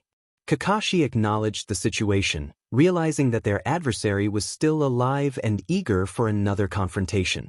Sakura's voice trembled as she identified the hidden mist technique, while Sasuke shook slightly, his nerves evident. From the depths of the mist, Zabuza's voice echoed, taunting them. He mocked Sasuke for his fear, noting the absence of the one he deemed a worthy opponent. Sasuke, however, responded with a smirk, claiming his shaking was due to excitement. Suddenly, 5 clones of Zabuza materialized around them. Kakashi encouraged Sasuke to take action, and with determination, Sasuke leaped into the air, swiftly dispatching each clone as they fell into the water. Zabuza acknowledged Sasuke's improvement as he emerged from the mist alongside Haku. Kakashi recognized Haku as Zabuza's partner, noting the mask that concealed his identity. Sakura urged Zabuza to stop hiding, while Sasuke declared his intent to confront him directly, expressing disdain for those who hide behind masks. Sakura admired Sasuke's courage, while Kakashi reflected on her unwavering admiration for him. Haku noted Sasuke's skill, even if the clones were not as formidable. Zabuza ordered Haku to utilize their advantage, prompting Haku to spin and encase Sasuke in a dome of ice, leaving him shocked. Meanwhile, in another part of the village, Tsunami called for Inari to help with the dishes. Inari responded, but as he entered the kitchen he was startled by the sudden entrance of 2 men, Zore and Waraji, each wielding a katana. They demanded Tsunami accompany them, prompting Inari to rush out in concern. Tsunami warned her son to flee, but the men debated taking Inari as well. Waraji, frustrated, approached Inari with his weapon raised, causing the boy to tremble in fear. Tsunami, desperate to protect her son, threatened to harm herself if they did not leave Inari unharmed. Inari watched helplessly, tears streaming down his face as he felt powerless. Inari's thoughts raced as he recalled the words of those who had inspired him. He resolved to become strong like his father, wiping away his tears as he stood up. Zore and Waraji emerged from the house, dragging Tsunami along. Waraji commented on Tsunami's beauty, making her recoil in disgust. Suddenly, Inari confronted the men, demanding they release his mother. Tsunami cried out in horror as Inari charged at them, filled with determination. The men dismissed him as foolish, preparing to strike. Just as they lunged, Inari vanished, leaving only his hat behind. Naru arrived dramatically, standing beside Mamoru with Inari on his back. Inari was filled with relief as he recognized Naru. She praised his bravery, but the men quickly turned their attention to her, rushing forward. Naru responded by throwing kunai, which the men dodged, prompting Inari to panic. Naru assured him she had a plan, and in a flash, she disappeared, catching Waraji off guard as Mamoru struck him down. Naru then reappeared, delivering a swift kick to Zore, sending him tumbling into the water below. Inari watched in awe, inspired by Naru's strength and courage. Inari asked how she knew they were coming, and she replied it was a gut feeling. He expressed his regret for judging her without knowing anything, to which she reassured him it was okay. She advised him to stay with his mother, assuring him there shouldn't be any more problems. He nodded in agreement. Mamoru urged Naru to leave immediately, and she nodded, pulling out a small tanto and handing it to him. He took it with a gulp, thanking her as she climbed on, and they took off into the woods. Inari watched as his mother helped him back into the house. Sakura and Tazuna watched in shock as Sasuke struggled against Haku's jutsu, unable to break free. Haku launched Senbon at him, and Sasuke cried out as the needles struck him. He fell to the ground, trembling in pain, and fought to rise. He managed to get to his knees, pausing to spit out blood, filled with anger. Sakura screamed his name, while Kakashi urged her to pay attention as he dodged Zabuza's attacks. Zabuza taunted Kakashi, disappearing into the thick mist. Kakashi scanned the area, trying to anticipate Zabuza's next move. He gasped in shock and ran towards Sakura and Tazuna, knowing Zabuza would strike there. Sasuke attempted to punch the mirror but stumbled as a sunbon pierced his leg, causing it to buckle under him. Haku questioned why he continued to rise, stating it was pointless. Sasuke panted and glared at him, his eyes glowing red. Haku noted Sasuke's Sharingan, recognizing it as a bloodline limit. Sasuke thought to himself that although it wasn't perfect, he could now see where to strike. He charged forward as Haku prepared to take him down, his reflection appearing in all the mirrors. Sasuke roared and launched his attack, aiming for the weak spot. Suddenly, Sakura's piercing scream echoed, causing him to falter. Haku seized the moment, throwing Senbon at Sasuke, who fell to the ground, panting as his vision began to blur. He thought about his vow not to fall until he had defeated Haku. As he slumped, he saw Haku hovering above him, feeling the weight of despair. Sakura trembled in fear as Kakashi groaned, holding a large cut across his torso. He glanced toward Haku's jutsu, realizing he could no longer hear either Sasuke or Haku. He wondered what was happening. Zabuza taunted Kakashi, claiming Sasuke was at Haku's mercy and that they would soon join him. Sakura protested, insisting that Sasuke would be fine. Kakashi barked at her to guard Tazuna and stay alert as Zabuza intensified the mist on the bridge. Sakura complied, praying for Sasuke's safety as Tazuna stood close, visibly shaken. Haku pulled the kunai he had caught and reflected on how the fight might have turned in Sasuke's favor if he had used his power earlier. He observed Sasuke lying still on the ground, sighing as he heard the clash of Zabuza and Kakashi's battle. Suddenly, he noticed a faint figure running through the mist. It was Naru, and he smirked, releasing his jutsu and stepping back, leaving Sasuke behind as he faded into the mist. Naru held on to Mamoru as they raced across the bridge. Mamoru sensed danger nearby and stopped suddenly, causing Naru to nearly stumble. He growled, warning her of a trap. Naru asked what was happening, and a voice echoed, questioning her ninja skills. Mirrors formed around them, and Mamoru growled as Haku appeared within them. Haku remarked on her reliance on her cat, claiming she would never become a great ninja. Naru, feeling defensive, demanded he be quiet. Haku expressed his desire to fight her since their last encounter. Mamoru shoved Naru aside as Haku launched Senbon toward them, and she whispered an apology. Haku taunted her again, stating she would be dead without her cat. Naru reached for her weapon pouch, letting her chakra flow from her feet as she assessed the mirrors. Mamoru urged her to be ready, and she nodded, gripping a kunai tightly. Haku unleashed Senbon, but Naru deflected them all. Mamoru observed, intrigued by her skill. Haku created multiple reflections of himself and shot Senbon out again. Naru dodged but felt a few cuts. Mamoru growled, pulling Senbon from his leg, asking if she was okay. Naru reassured him and focused her chakra, trying to pinpoint Haku's location. She stepped back, then charged forward, but suddenly vanished. Haku looked around in confusion, panicking as he searched for her. Naru reappeared in front of the mirror he occupied, striking it hard and causing a large crack. Haku was taken aback, declaring it impossible.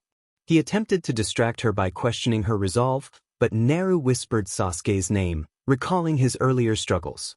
Haku smirked, noting that Sasuke had fallen quickly and that while she had more talent, it still wouldn't be enough. He questioned what a blind ninja could do. Naru growled and threw her kunai, but Haku deflected it. She cried out as 3 Senbon lodged in her leg, causing her to fall to the ground. Mamoru jumped in front of her, roaring as chakra surged from him and struck Haku, knocking him out of his mirror. Naru slowly got up, limping.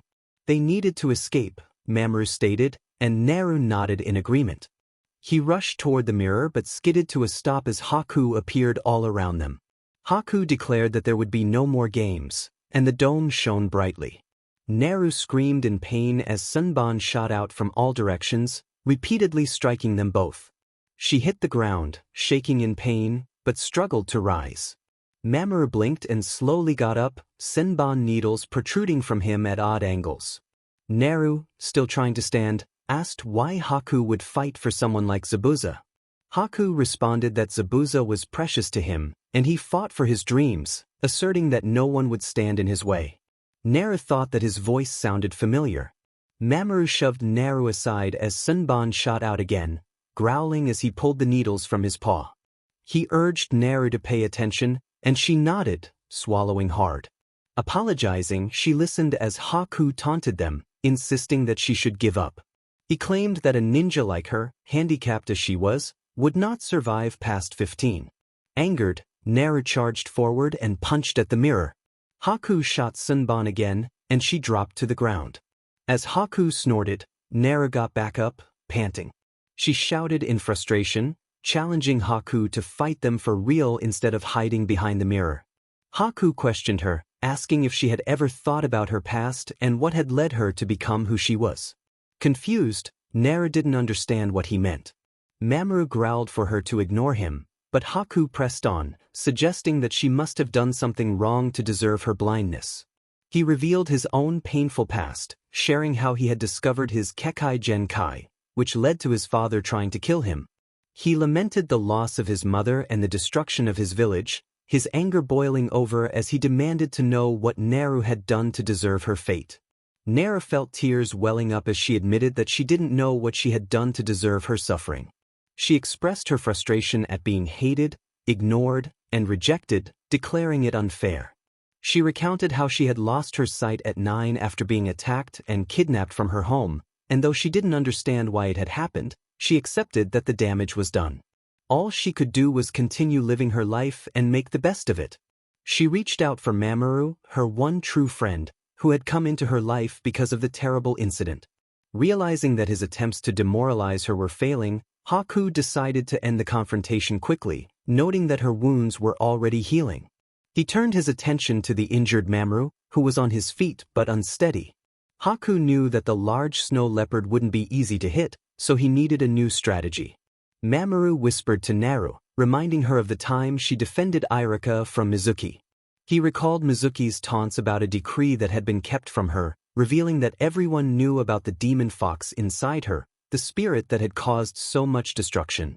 Naru froze, realizing that this was the reason for the treatment she had endured throughout her life.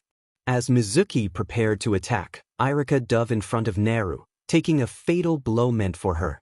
Naru struggled to escape, trapped beneath Irika's weight as Mizuki mocked her. Just then, Mamoru leaped in to protect her, emerging from under Irika and ready to fight. Mizuki looked over in shock, realizing that it wasn't an animal that had just attacked him, but a summon. He turned his head towards the direction of the voice he had heard.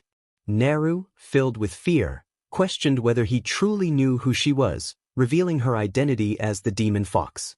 Irika rasped that she was not the nine-tailed fox but Naru Uzumaki, a citizen of Konoha, not the fox. Mizuki, still reeling from the earlier blow, prepared to throw his last Fuma Shuriken, but was interrupted by an explosion of dark chakra that threw him off balance. Naru growled, determined to protect her friends, as her chakra filled the air around them.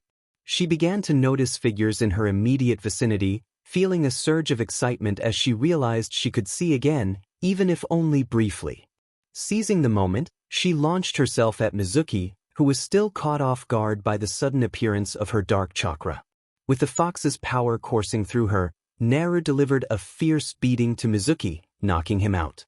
She started to walk toward Irika, but the world faded back to darkness. In a panic, she screamed in her mind, desperate to see Irika's face one last time, to finally glimpse Mamoru's face. In her haste, she tripped and fell, breaking down in tears as she realized the last thing she saw before darkness consumed her was her own feet. In the present, Naru recalled the moment, expressing to Mamoru that she remembered being able to see again, even if only for a short time. She questioned how that could help them, as they had never managed to replicate it. Mamoru suggested that it had something to do with the fox's chakra being released, and that she had tapped into it unknowingly. They needed to find a way to access that power again. As Mamoru finished speaking, he noticed Haku preparing to attack Naru, who had let her guard down. Instinctively, he moved to protect her, roaring her name as Haku lunged at her. Naru gasped and flinched, but Mamoru intervened, slamming into Haku and causing him to cry out in pain as he was knocked back. Naru pulsed her chakra, seeing Mamoru standing protectively between her and Haku, who was now kneeling and panting heavily. She cheered for Mamoru, but her joy turned to horror when he suddenly collapsed to the ground. Crawling towards him, she felt the sunbonds sticking out of his body and gently pulled them out, assuring him that everything would be okay, though tears filled her eyes as she struggled to believe her own words. His breathing grew softer, and she felt his chest rising and falling more slowly. As Mamoru apologized, Naru shook with emotion, asking why he was saying such things. He expressed regret for not being able to be there for her anymore, but he was glad he could protect her for a short time. Naru cried out, wrapping her arms around his neck, pleading for him not to leave her. Tears streamed down her cheeks as she declared her need for him. Mamoru encouraged her, telling her she would be a great ninja, but then he slumped, letting out a final breath.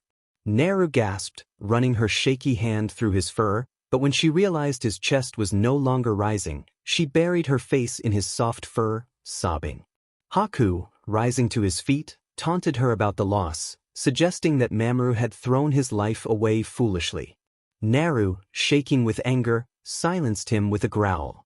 As smoke rose around her, she gently set Mamoru's head down and sobbed, her eyes transforming from light blue to blood red. With a fierce scream, she unleashed her rage, red chakra exploding around her. Haku stumbled back, trying to retreat into one of his mirrors, but Naru charged at him, grabbing him and flinging him into one of the mirrors, cracking it. He screamed in pain as he felt bones break. Confused by her newfound speed and clarity, he searched for her, only for Naru to appear above him, delivering a powerful blow to his shoulder. Stumbling back, Haku watched in shock as Naru growled at him, her canines elongated and fierce. He was taken aback by the strength of her chakra as she charged again, moving faster than he could comprehend. Despite her blindness, she seemed to track him effortlessly, fueled by the fox's power. Naru was determined to use her newfound power to confront Haku. As Haku launched Senbon, one struck her leg, causing her to stumble. However, chakra began to swirl around her, healing her wounds. Haku, panting, felt a chill of fear as Naru roared once more, freezing him in place. Kakashi, holding his bleeding wound, kept his guard up against Zabuza. He sensed a powerful chakra surge and wondered if it was Zabuza's, but then recognized it as Naru's. Confused, he thought about the situation and realized he needed a plan. Naru charged at Haku, tackling him to the ground and unleashing a flurry of strikes with her clawed hands. After a moment, she paused, panting, and took in the scene before her. The metallic scent of blood overwhelmed her, and she stumbled back, feeling nauseous. As the fox's chakra began to fade, she sent out a pulse of chakra, crawling towards Mamoru, who was nearby. Overcome with emotion, she fell to her knees and buried her face in his soft fur, whispering his name. Chapter 8. Back home in training. Sarutobi was taken aback as Kakashi recounted the events of their seemingly simple C-rank mission. He expressed relief that everyone was unharmed, his gaze lingering on Naru for a moment longer. He announced a full week off for the team, and they nodded in agreement. Kakashi was reminded to submit the mission report by the day after tomorrow, and they bowed before leaving. Naru held onto Mamoru's collar, still hesitant to ride him. Outside, Sakura was busy trying to persuade Sasuke to go on a date, but he ignored her and walked away. Naru turned with Mamoru and headed toward her apartment. Kakashi watched her for a moment before jogging up to her, prompting her to pause and look back. He asked if they could talk, and she agreed. As they walked, Kakashi struggled to find the right words, knowing he needed to address her actions during the mission. He finally said he needed to include her behavior in the report. Naru shrugged, and Kakashi pressed on, mentioning how she had reacted when she thought Mamoru was gone. He pointed out that she had seemed on the brink of despair and that she might need to be evaluated. Naru felt a lump in her throat as Mamoru tilted his head, sensing her distress. Kakashi continued, explaining that her dependency on Mamoru was concerning. He noted her struggles with nightmares and her difficulty in maintaining eye contact with others. Naru was taken aback by his observations, feeling a mix of fear and anger. Kakashi insisted that she needed to be honest about what was happening in her life. Naru's emotions surged, and she shot her head up, tears glistening in her eyes.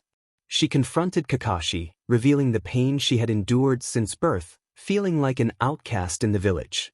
She admitted her reliance on Mamoru, the only one who had ever truly been there for her. She expressed her fear of being alone and the nightmares that haunted her. Kakashi listened, taken aback by her raw honesty. Naru declared her distrust of him, insisting that if he wanted to remove her from the program, he could go ahead. After a moment of silence, she glared at him before looking down, letting out a small cry. Kakashi tried to explain, but Naru interrupted, demanding he leave her alone. Mamoru pulled her closer, and she climbed onto him as he hurried to her apartment.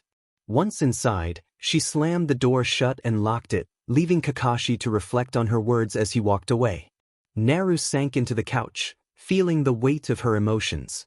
Mamoru paced in front of her, growling softly. He expressed his concern over her thoughts of self-harm, and she admitted she had acted out of desperation when she thought she had lost him.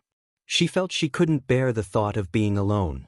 Mamoru nuzzled her lap, reminding her never to consider such actions again.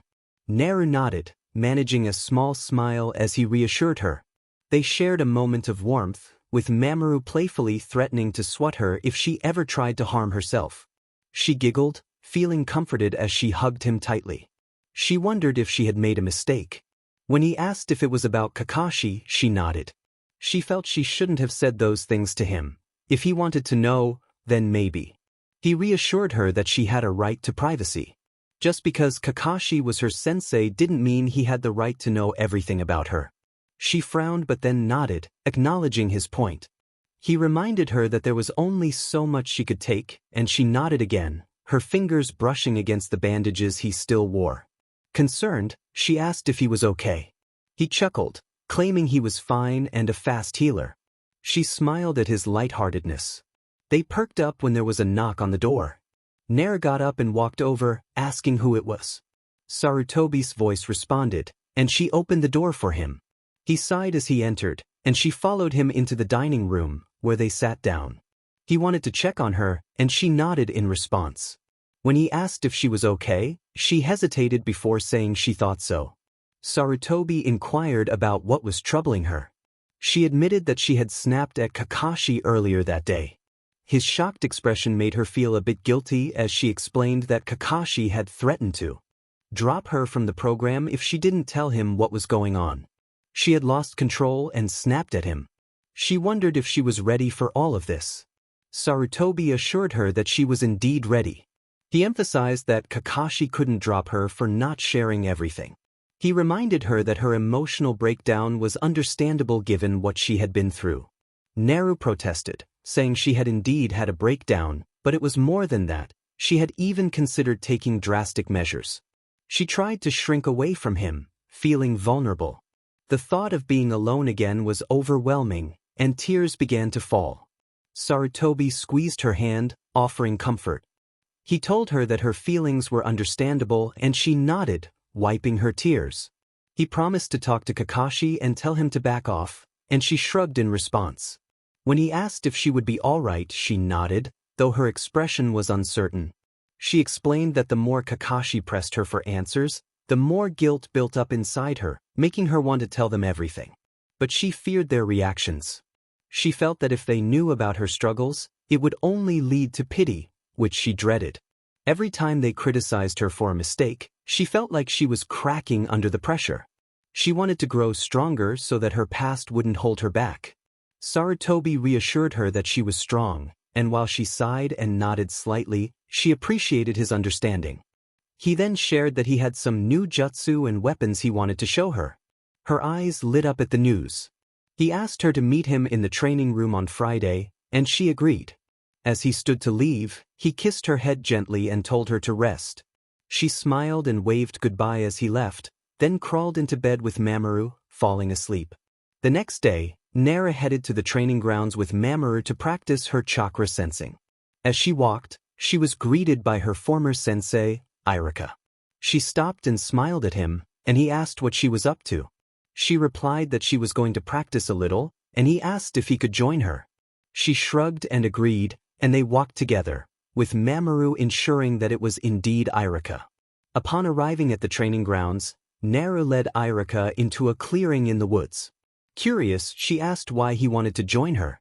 He hesitated, taking a moment to gather his thoughts. In a flashback, Irika had just left the Hokage Tower, feeling free after receiving 2 days off. He was enjoying his time off when he encountered Kakashi, who beckoned him over. Irika approached, asking what Kakashi needed. Kakashi wanted to talk about Naru, which immediately triggered Irika's protective instincts. Irika asked what Kakashi had noticed about Naru that seemed strange. Kakashi inquired if she had ever struggled to do something or move normally. Irika frowned, recalling that during her second year, she had been loud and silly, but after a year away from the academy, she returned quiet and reserved. He noted that she had grown close to Hinata and Shikamaru. Kakashi pressed for more details about any difficulties she had in class. Irika explained that she had always been a hands-on learner, which sometimes led to struggles, but she had managed to pass her tests after making them up. Irika then asked what this was all about. Kakashi revealed that he felt Naru was hiding something from everyone. Irika defended her, stating that once people got to know her, they would see she was a sweet girl who just wanted to be accepted. Kakashi, however, felt that things had changed, and Irika's protective glare intensified as he demanded to know what had happened. Kakashi explained that he had been trying to understand what was going on with her, but she had snapped at him. One more question lingered in the air regarding Mamoru's presence in class. He had shown up a few times, always arriving early, but Naru would come in alone afterward. However, he was often seen outside, watching her closely. Sandiame-sama had referred to him as her companion, leading to the assumption that their relationship resembled that of Akamaru and Kiba. Kakashi sighed, acknowledging the situation. He expressed his desire to be informed if anything else came to mind. Irika, stepping forward, questioned Kakashi's intentions. He wanted to know if Kakashi was suggesting that Naru should be dropped from her role as a ninja due to a potential disability. Kakashi hesitated, realizing the weight of his words. He explained that if Naru had a condition that could hinder her during missions, it could endanger both herself and her teammates. Irika defended Naru fiercely, asserting her capability as a ninja, regardless of any challenges she might face. He insisted that not everyone needed to be a prodigy and warned Kakashi to leave her alone before storming off, leaving Kakashi to reflect on the conversation. As Irika scratched his cheek, a blush crept onto his face. Naru raised an eyebrow, sensing his discomfort. He revealed that Kakashi had spoken to him the previous day, and it had left him pondering. Concerned, he asked if Naru was all right, to which she assured him she was fine and needed to practice. She called out to Mamoru, who nodded and leaped into the trees, while Irika stepped back to give her space. Naru focused her chakra, sending out waves to locate Mamoru in the trees. She was aware of Irika still present nearby. Suddenly, she heard a whistling sound and quickly dodged, moving gracefully around. Mamoru charged at her, but she evaded him with a smile, feeling a surge of confidence. As they continued their playful spar, Naru kept up with his swift movements, both of them eventually pausing to catch their breath. Mamoru complimented her, and she returned his smile, feeling accomplished. Irika observed the scene, frowning slightly as he noticed Naru rubbing her eyes. Mamoru playfully tickled her cheek with his tail, eliciting a giggle from her. When she asked if Irika needed anything, he suggested they go for lunch, offering to pay. Naru smiled and agreed, walking alongside Mamoru while continuing to send out her chakra, feeling her skills improve. They arrived at Ichiraku's, where they ordered lunch. Irika, wanting to ensure Naru was okay, expressed his concern without wanting to upset her. He asked if she would tell him if something was wrong. Naru smiled reassuringly, acknowledging that things were complicated but assuring him she would confide in him. She also advised him to disregard Kakashi's comments, insisting he didn't understand the situation. Irika smiled back and affectionately ruffled her hair, bringing a chuckle from her. Friday arrived quickly, and Naru made her way to the Hokage Tower with Mamoru. She navigated the familiar hallways down to the stairs leading to a well-known door, which she opened to enter a large training room. The space was filled with shelves of books and scrolls, sparring supplies, and a small table surrounded by pillows. Naru removed her shoes, smiling as the sense of the room evoked fond memories. In her mind, she recalled a time when she was 9 years old, walking down a set of stairs hand in hand with Sarutobi, who was leading her to a secret training room. He explained that it was meant for the Hokage but had been converted for her training, with a lock that only he could unlock. She nodded, excited yet nervous, as he guided her around the room, showing her the various training tools. Sarutobi had discovered a summoning scroll that he believed would be perfect for her. He asked if she remembered her hand signs, to which she nodded. Despite her silence since losing her sight, he remained patient. After a small cut on her thumb, he instructed her to focus her chakra and perform the hand signs. As she completed the sequence, smoke erupted, revealing a snow leopard that was slightly larger than usual, adorned with a leather collar and an orange vest bearing the Uzumaki clan symbol. Sarutobi observed the creature, noting its bright blue eyes. The summoning scroll belonged to Naru's clan, which specialized in seals and had contracts with various animals. The snow leopard, named Mamoru, acknowledged Sarutobi and then turned to Naru, introducing himself with a small bow. Naru, still uncertain, managed a shy greeting, and Mamoru, sensing her hesitation, looked to Sarutobi for guidance, aware of the recent incident that had left her so reserved. Naru had been attacked, leaving her blind after a devastating blow to her eyes. Mamoru, with a growl that revealed his sharp teeth, expressed his desire to stay by her side as her companion, to guard and assist her. He approached Naru, circling her gently. She followed his movements slightly, responding to the loud thump he made to get her attention. Mamoru nudged her arm softly, prompting Naru to begin petting his head. He positioned himself directly in front of her before introducing himself. He assured her that he would remain by her side. Naru nodded in response, and as he nudged her again, she stumbled slightly but followed his guidance until she reached the pillows. He encouraged her to sit down and curled around her, nuzzling her affectionately.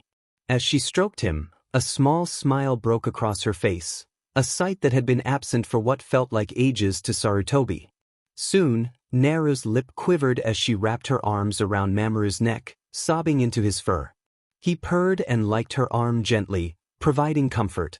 Sarutobi sighed and quietly slipped out, leaving them to bond. Naru and Mamoru made their way to the Red Bridge where Team 7 had gathered before every mission for the past few months. Sasuke stood brooding to the side, while Sakura gazed at him with admiration, cooing about his coolness. Naru leaned against the bridge, adjusting her fan, which she had finally mastered after a month of training with the new jutsu Sarutobi had taught her from Tsunagakure. The three genin had grown close, despite their differences. Sasuke was beginning to open up. Sakura had become more serious about her training, though she remained infatuated with Sasuke, and Naru was slowly starting to connect with them, albeit cautiously.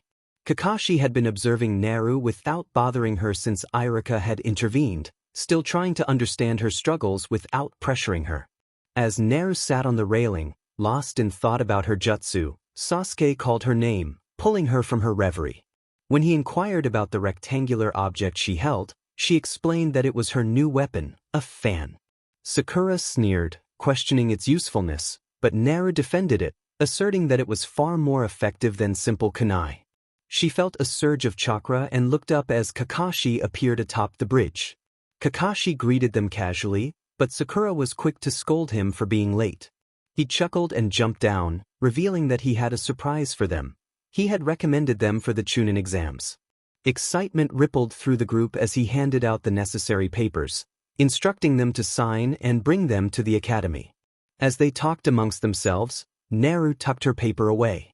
Sasuke expressed genuine curiosity about her fan, prompting her to explain how she could channel her chakra into it to create powerful gusts of wind.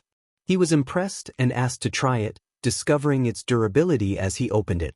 Suddenly, a commotion caught their attention. Naru recognized the voice of Kanemaru, the grandson of the third Hokage, as he was being bullied. Moegi tugged at Naru's arm, urging her to help. Naru stepped forward, demanding the bully let Kanemaru go. The bully sneered at her, but Naru stood her ground, reaching for her fan as Mamoru growled beside her. The situation escalated, and as the bully threatened Kanemaru, Sasuke intervened, using his skills to intimidate the aggressor. Naru seized the moment, leaping into action. She skillfully deflected the bully's attack with her fan, causing him to stumble back in pain. With a swift motion, she knocked him off his feet and commanded him to leave.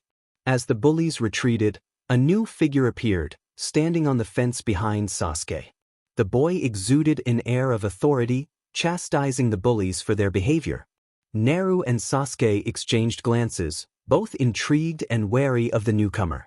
Naru felt a mix of confusion and determination as she processed the encounter. Gaara had jumped down, and the atmosphere shifted. The smell that lingered around him was unsettling, causing Mamoru to cringe. They had not come to play games. They were here for the Chunin exams. Kankuro, with a hint of annoyance, acknowledged the situation, while Temari teased Naru, calling her Pinky. Naru felt her cheeks flush with embarrassment as she demanded to see their identification. Gaara, with a stoic demeanor, introduced himself as Gaara of the Desert, and Sasuke stepped forward, asserting his identity as Uchiha Sasuke. Naru introduced herself as well, feeling Gaara's intense gaze upon her. There was something unsettling about him, and she couldn't shake the feeling. As they departed, Naru's nerves began to show. Kanemaru, excited by the encounter, encouraged her, and she smiled back at him.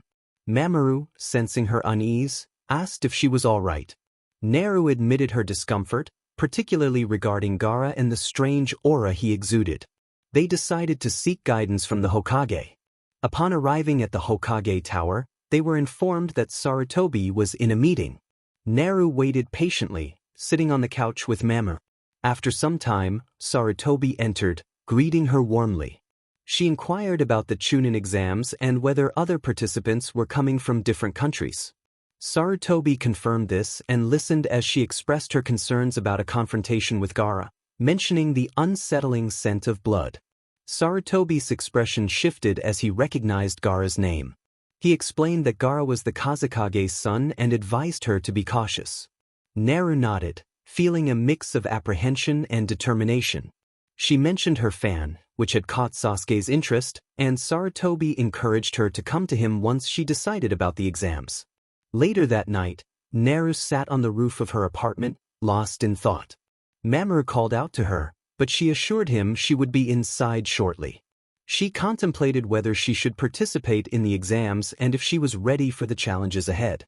Suddenly, she sensed a familiar chakra behind her and turned to find Gaara approaching. He expressed a desire to speak with her, and she hesitantly invited him to sit beside her. Gaara revealed that she had piqued his interest, particularly because she had managed to hurt Kankuro. Naru felt a mix of pride and surprise at his acknowledgement. He inquired about her abilities, mentioning the Kyuubi, which made her tense. Gaara assured her he wouldn't reveal her secret, and she felt a strange sense of relief. They discussed their similarities, both feeling isolated and misunderstood. Naru learned that Gaara had been alone for most of his life, and she offered to be an anchor for him, someone who could provide support. He seemed taken aback by her offer, but she smiled, hoping to forge a connection. As their conversation drew to a close, Gaara expressed gratitude for her kindness. Naru felt a sense of hope as he promised to keep her secret safe. He vanished into the night, leaving her in a state of shock and contemplation. Mamoru reappeared, concerned for her well-being, and Naru shook her head, processing the unexpected turn of events. He asked if she was okay, and she assured him she was fine with a smile. She crawled into bed, and he followed, remaining alert for a few hours before finally drifting off to sleep. The next day, Naru and Mamoru stepped out around noon, with Naru yawning slightly as they made their way to the Hokage office. As they walked side by side, Mamoru instinctively pulled Naru closer to the wall when an older man approached. The man had bandages wrapped around his head and over his right eye, leaning on a cane, and he stared intently at Naru.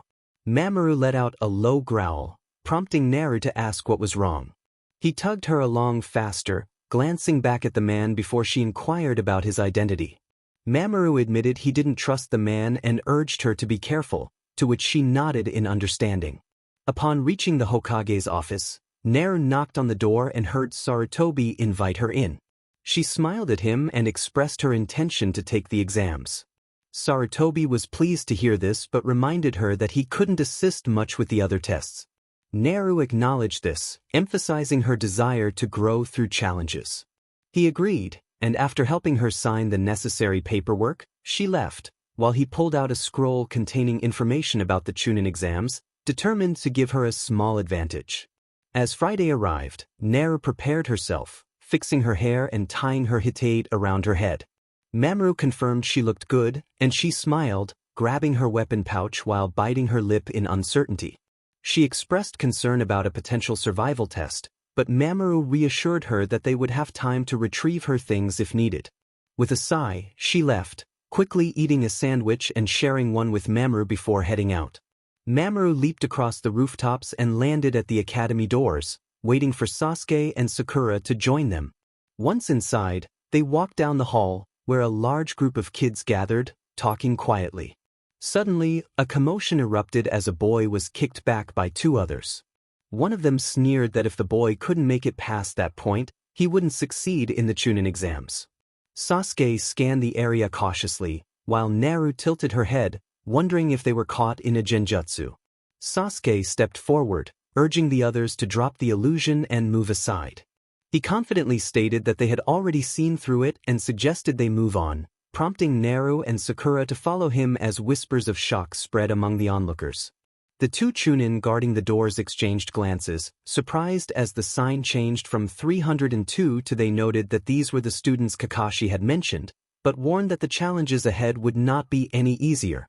As their henge faded, revealing their true ages, they commented on how interesting the exams would be for them, but not for the participants.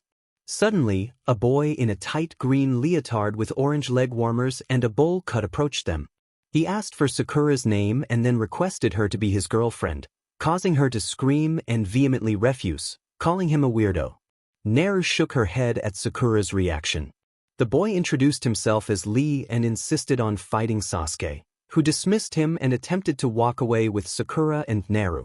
Undeterred, Lee jumped in front of them, claiming he wanted to see if they could keep up with him. Sasuke retorted that it was Lee who needed to keep up, and Lee boasted about knowing all about the Uchiha clan and its Sharingan. Sasuke challenged him, stating he would show Lee just how wrong he was. Sakura reminded Sasuke of the time constraint, but he insisted he could finish the fight quickly. Lee launched into an attack, and Sasuke attempted to block but found himself caught off guard as Lee's foot connected with his cheek, sending him to the ground. Naru watched in concern, while Sakura noted that Sasuke seemed to be struggling. As Sasuke activated his Sharingan, Sakura felt hopeful that he would turn the tide of the fight. Sasuke charged at Lee, but Lee swiftly countered, sending Sasuke flying into the air. With a powerful kick, Naru and Mamoru exchanged glances, both surprised by the intensity of the battle. Sasuke, now airborne, tried to regain control, but Lee was relentless, landing another blow that sent him crashing to the ground. Groaning in pain, Sasuke struggled to comprehend how Lee was overpowering him. Lee remarked that one should not judge by appearances, revealing that he was not even the strongest genin compared to his teammate Niji Hyuga, leaving Naru to wonder if Niji would also be participating in the exams. Naru wondered what Hina would do, aware of Niji's feelings for Hinata based on what Hinata had shared about how the boy treated her, as well as the way her own father treated her. Sasuke, rising to his feet, questioned what was happening. The opponent explained that while Sasuke's Sharingan could see through genjutsu and ninjutsu, he relied on taijutsu. He demonstrated that even if Sasuke could keep up with his movements, it would be useless if his body couldn't match the pace. Sasuke growled, turning away, a bruise already forming on his cheek and chin. The opponent acknowledged Sasuke as a good starting opponent, but Sasuke charged at him. Mamoru and Naru intervened, causing Sasuke to halt. Naru insisted they stop, emphasizing the urgency of their situation. Sasuke retorted that it was none of her business as he ran past her. Naru, pulling out her fan, leaped off Mamoru and opened it, unleashing a gust of wind that knocked both boys off their feet and against the wall. She asserted that as part of the team, it did concern her, and she refused to be sidelined because of Sasuke's need to prove something foolish. She urged him to let it go, stating that the other boy was stronger. Sasuke growled in response, while Lee managed to stand up. Lee remarked on Naru's wisdom, prompting a sigh from her as she adjusted her fan. She then declared it was time to go, climbing onto Mamoru's back as he walked toward the steps. Naru warned Sasuke that she would report him if he continued his reckless behavior. Sasuke glared at her but eventually pulled himself up, avoiding Sakura's concern for his wounds. Lee observed as Naru disappeared down the hall, pondering his thoughts. Sasuke walked beside Naru in silence, still frustrated over her interruption during the fight. They looked up to see Kakashi leaning against the door. Kakashi expressed his pleasure at seeing them all present. Naru tilted her head in confusion, while Sakura asked for clarification. Kakashi explained that this was a team test, and if one of them had not shown up, he couldn't allow the others to enter. Sakura questioned why he hadn't mentioned it earlier, to which Kakashi replied that it was a decision they needed to make independently. He then encouraged them, expressing pride in their efforts. As they entered, Kakashi watched Naru walk in, sighing as he shut the door and leaned against the wall, curious about what his students would do. His thoughts drifted back to a week prior in the Hokage's office. In that meeting, Sarutobi had asked Kakashi to start the recommendations for the upcoming Chunin exams. Kakashi stepped forward, holding up 2 fingers in a tiger sign.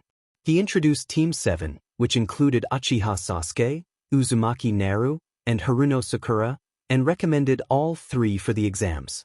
Irika, present among the Chunin, grunted in disapproval. Kurenai followed, recommending her Team 8, consisting of Hyuga Hinata, Aburame Shino, and Inazuka Kiba. Asuma then stepped up to recommend his Team 10, which included Yamanaka Ino, Nara Shikamaru, and Akimichi Chuji. The room buzzed with murmurs as Irika pushed forward, unable to contain his concerns. He acknowledged the strengths of the students but argued that it was too soon for them to attempt the exams, fearing they would fail. Kakashi countered with his own experience, stating he had been younger than Naru when he became a Chunin. Irika vehemently disagreed, insisting Naru was not like him and questioned Kakashi's intentions regarding her. Kakashi suggested that the students often complained about their missions being too easy, and perhaps failing the exams would serve them well. Irika was furious, demanding to know how Kakashi could make such a judgment without truly knowing Naru. Sarutobi intervened, commanding them to cease the argument and allowing the meeting to continue. Kakashi reflected on his doubts, wishing he had the same confidence he projected. Meanwhile, Sakura felt fear as she faced a room full of people glaring at them with smirks. Ino called out to Sasuke, causing Sakura to react with anger as Ino threw herself at him. Sasuke shoved Ino away, rubbing his sore shoulder, while Sakura shouted at Ino to stay away from him. Ino taunted Sakura about her appearance, prompting a defensive response from Sakura.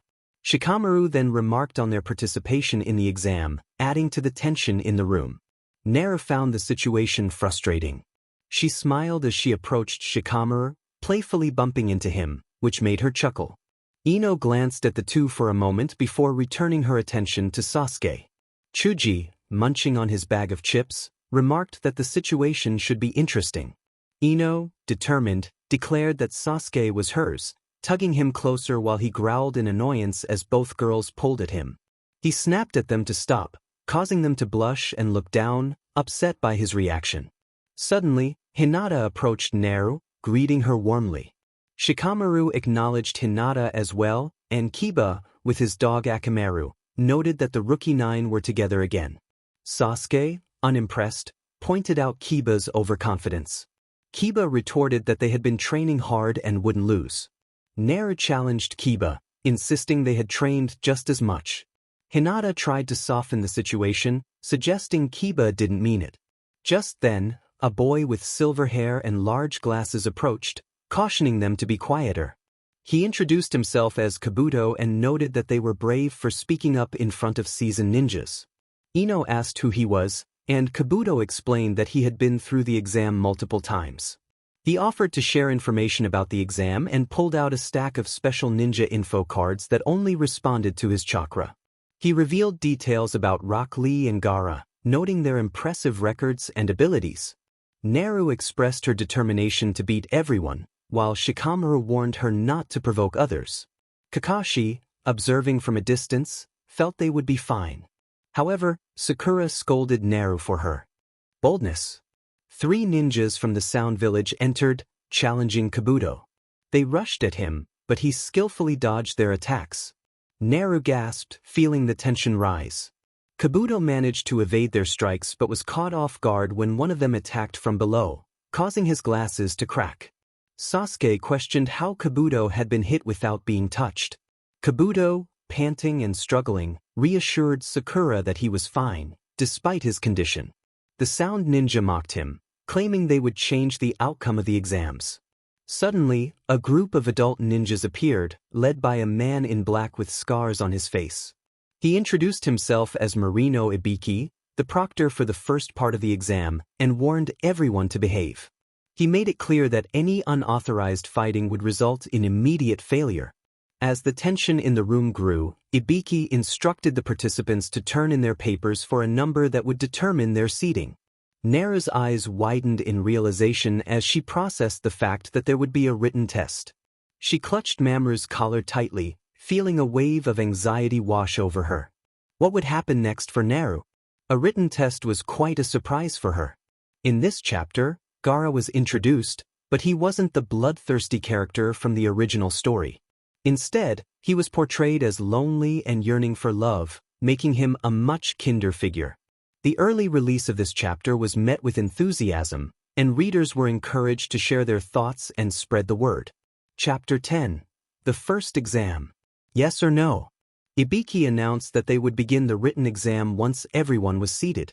Naru blinked a few times, her eyes widening as the reality of a written test sank in. She glanced at Shikamaru, who looked back at her, and she gulped hard, gripping Mamoru's collar tightly in her fear. Within 15 minutes, all the genin were seated, and Naru found herself in seat number. A small smile crossed her face as she thought, "Thanks, old man." Shikamaru sat to her right, while Hinata was on her left, and Mamoru had permission to lay at her feet.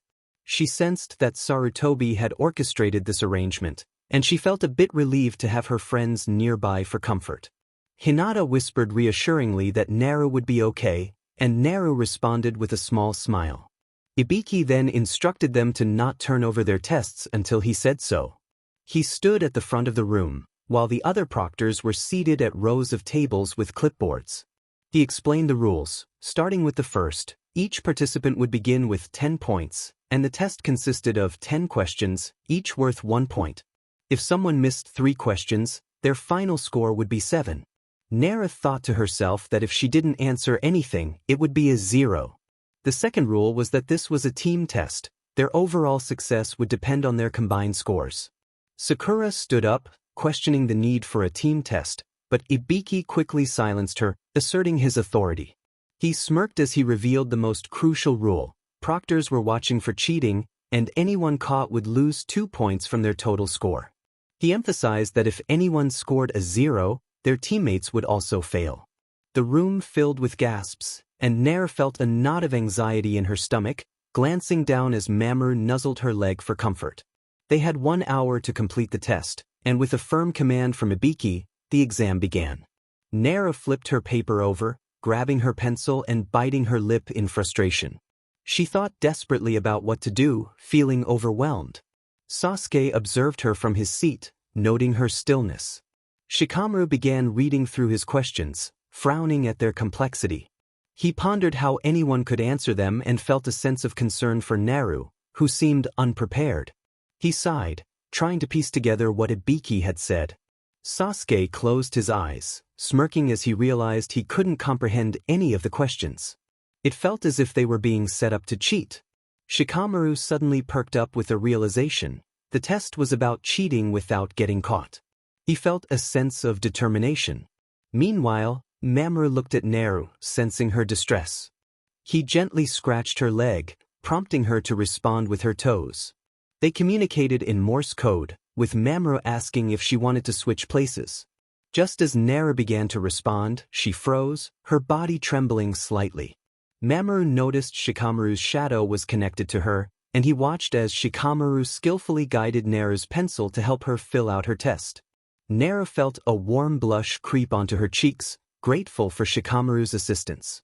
One by one, others began to employ their unique methods of cheating, from Kiba using Akamaru to look for answers, to Shino utilizing his bugs, Sasuke with his Sharingan, Niji with his Byakugan, Ino with her mind transfer jutsu, Gaara using sand techniques, and Tenten employing mirrors to aid herself and Lee. Ibiki observed the room with a smirk, taking in the various creative ways the genin were attempting to cheat. A kunai flew past some students and landed on a paper, causing a boy to jump with a startled cry. He was informed that he had been caught 5 times and would fail. In disbelief, he protested, but the examiner simply stated that the others on his team would go next. As 5 minutes passed, numbers were called out, and one by one, the kids were dragged out of the room, struggling against the Tunin but ultimately losing and being escorted out. Naru listened intently as the numbers were announced, her thoughts racing. In the Jounin building, Kakashi leaned back in his seat, expressing his boredom without the younger students around. Asuma and Kurenai sat across from him, and Asuma reassured Kakashi that he would soon be busy again, mentioning that Ibiki was the first examiner.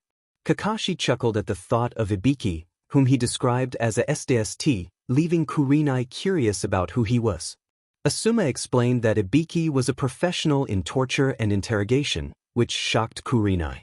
As the exam began, Ibiki announced the start of the 10th question, and Naru exchanged glances with Shikamaru, who noted that the paper was blank, indicating that the question would start in 45 minutes. Ibiki introduced additional rules, causing groans among the students.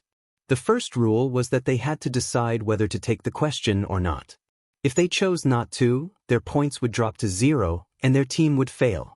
The second rule stated that if they chose to take it and answered incorrectly, they would lose the right to take the Chunin exams ever again.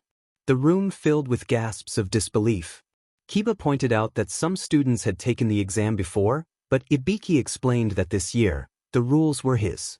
He offered a way out for those who lacked confidence, allowing them to opt out and try again next year. Naru felt a wave of anxiety wash over her, torn between the fear of failing and the desire to prove herself. Meanwhile, Sakura, feeling uncertain, considered raising her hand but hesitated. Suddenly, a genin stood up, declaring that he would not take the question. As he left, others began to follow suit, and Sakura glanced at Naru, feeling conflicted about her own decision. Kurenai asked about Ibiki's methods, and Asuma explained that he understood the human mind deeply, using psychological tactics to gain control over his subjects without physical confrontation. Kakashi wondered if the students would make it through the exam. As the tension in the room grew, Naru raised her hand, trembling but determined. She declared that she would not back down from Ibiki's challenge, asserting her resolve to be a great ninja regardless of the outcome. Ibiki, impressed by her determination, warned her that her future depended on her decision, but she remained steadfast. With a smirk, Ibiki acknowledged the students' resolve and revealed that they had all passed the first exam, leaving them in shock. When Sakura questioned the purpose of the previous questions, Ibiki explained that they were designed to test their ability to gather information. He revealed that no genin could answer the questions without either knowing the answers perfectly or being exceptionally clever. The only way to pass was to cheat, and those caught cheating would fail. As he removed his hitit, the students gasped at the scars and marks on his head. Ibiki reminded them that sometimes they would have to risk their lives to obtain crucial information, leaving them in awe of the challenges they would face ahead. Of course, you must always remember that information gathered from an enemy is not always accurate, he stated, adjusting his hitai. Always keep this in mind. Bad information can be worse than none at all. It can lead to death or even the annihilation of a village.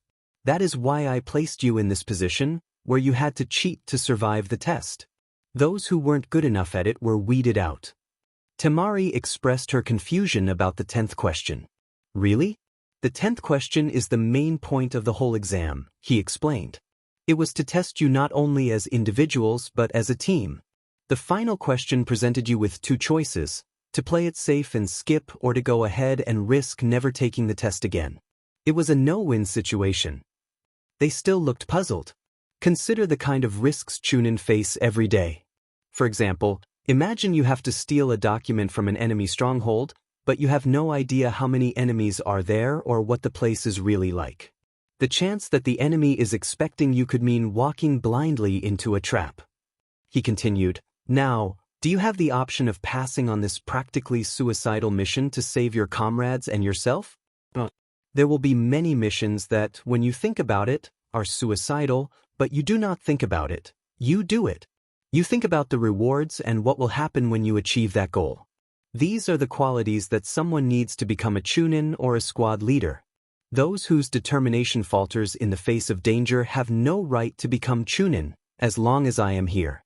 For the rest of you, you have successfully answered the 10 questions I gave you. You have earned the right to continue on to the next step. You have passed the first gate of these exams. He concluded, I hereby declare this test completed, and there is nothing left to say but good luck.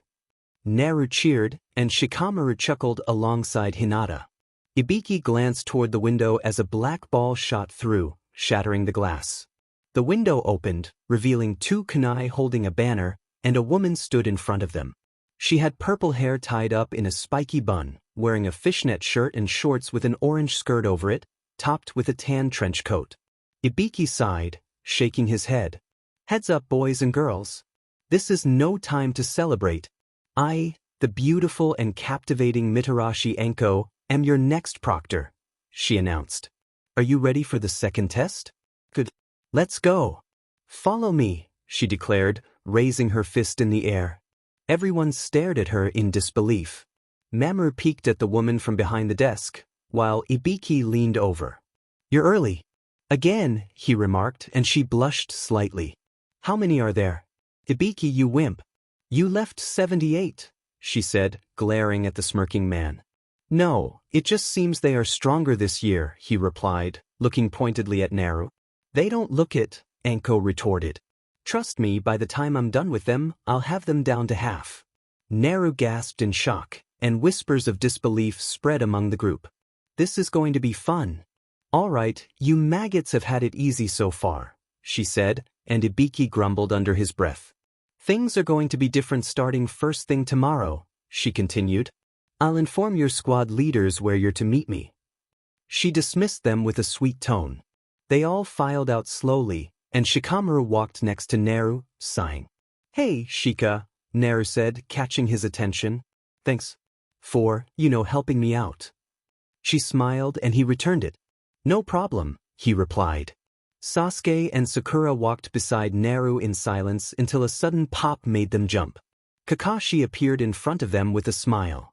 Kaka-sensei! Sakura exclaimed, beaming. Congratulations! I heard you passed, he said. Yes, they all replied, and he smiled proudly. I'm proud of you guys, he said, ruffling their heads. Sasuke grumbled while Sakura blushed, and Naru smiled. You are to meet at the 44th training ground at 1 p.m. tomorrow, he instructed, and they nodded. Suddenly, they heard footsteps approaching and turned to see Irika running toward them.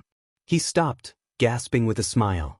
I heard you passed, he exclaimed, grinning widely. He lifted Naru from Mamoru, making her squeal with laughter as he spun her around. Thanks, Irika-sensei, she said. He sighed, setting her down and cupping her face. I'm so proud, he said, and she smiled. Come on, I'll buy you some dinner, he said, tugging her along. She stuttered but followed him, with Mamoru trailing behind. Kakashi smirked and gestured with his thumb. How about we have a celebratory dinner too, huh? He suggested, and both nodded, following them. Kakashi sighed, smiling slightly. Irika paid for Naru's dinner and walked her home. She smiled up at him as they entered the apartment.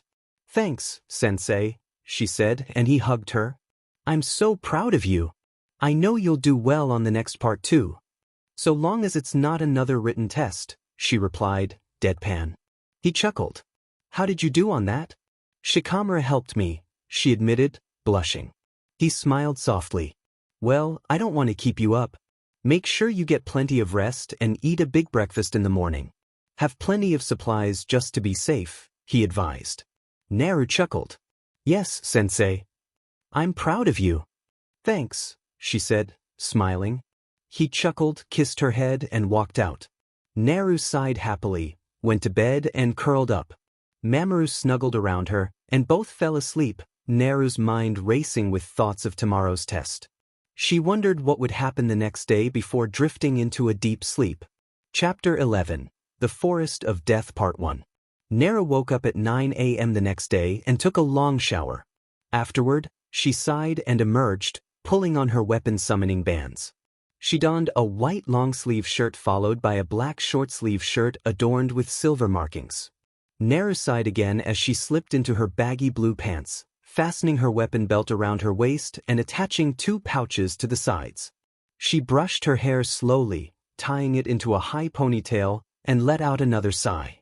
Mamoru greeted her with a smile, and she returned it before heading to the kitchen to prepare breakfast. After they ate together, Naru got up to pack some food, sealing it in scrolls along with extra water. What should I take? She asked. Use my weapon vest and fill it with the things I can wear, he replied. Naru nodded and walked to the closet, finding his vest, which had more pockets than his usual one.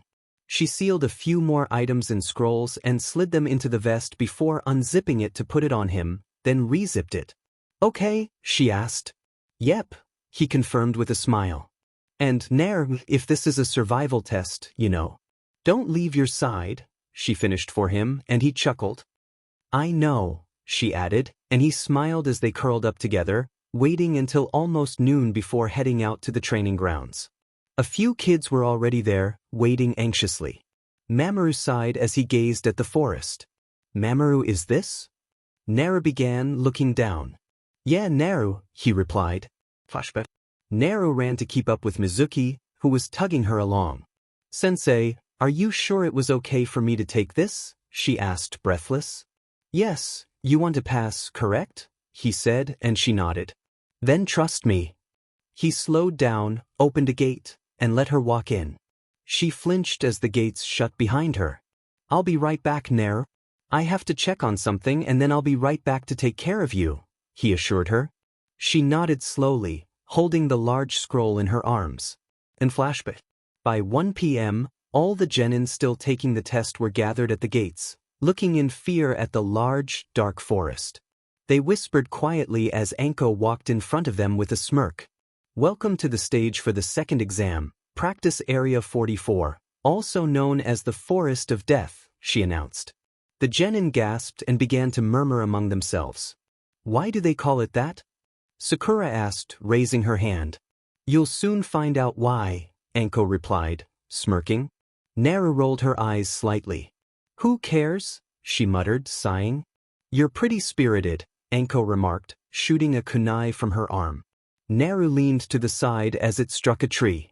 Anko appeared behind Naru, causing her to stiffen a little, while Mamoru rumbled softly. You're pretty good, but kids like you get killed quickly, Anko said, cupping Naru's cheek. Naru shivered slightly as Anko turned and swung another kunai toward a grass ninja who held her kunai in her tongue. Here's your kunai, the grass ninja said. Why, thank you, Anko replied with a smile as she took it. But you should be warned, don't sneak up behind me unless you want to face the consequences, she added with a small glare and a wide smile. I just get excited easily, the grass ninja said. And you cut some of my precious hair, I couldn't help it. Naru thought to herself about the unusual examiner. Will you let me go? Naru asked, and Anko chuckled, walking back to her spot at the front. It seemed this exam was going to be more interesting than she had first thought. Before we start the second test, there is something I need to distribute, Anko said as a Tunin approached with a large stack of papers. You must sign these forms before you can begin. What is it? Naru inquired. Well, it's an agreement form.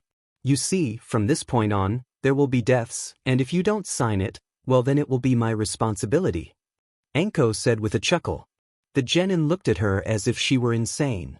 I'm going to explain the test, and then you will have time to sign the papers if you want. If you don't, then you head home, she continued. This test will be the ultimate survival. Survival? Naru thought, already feeling the weight of the challenge.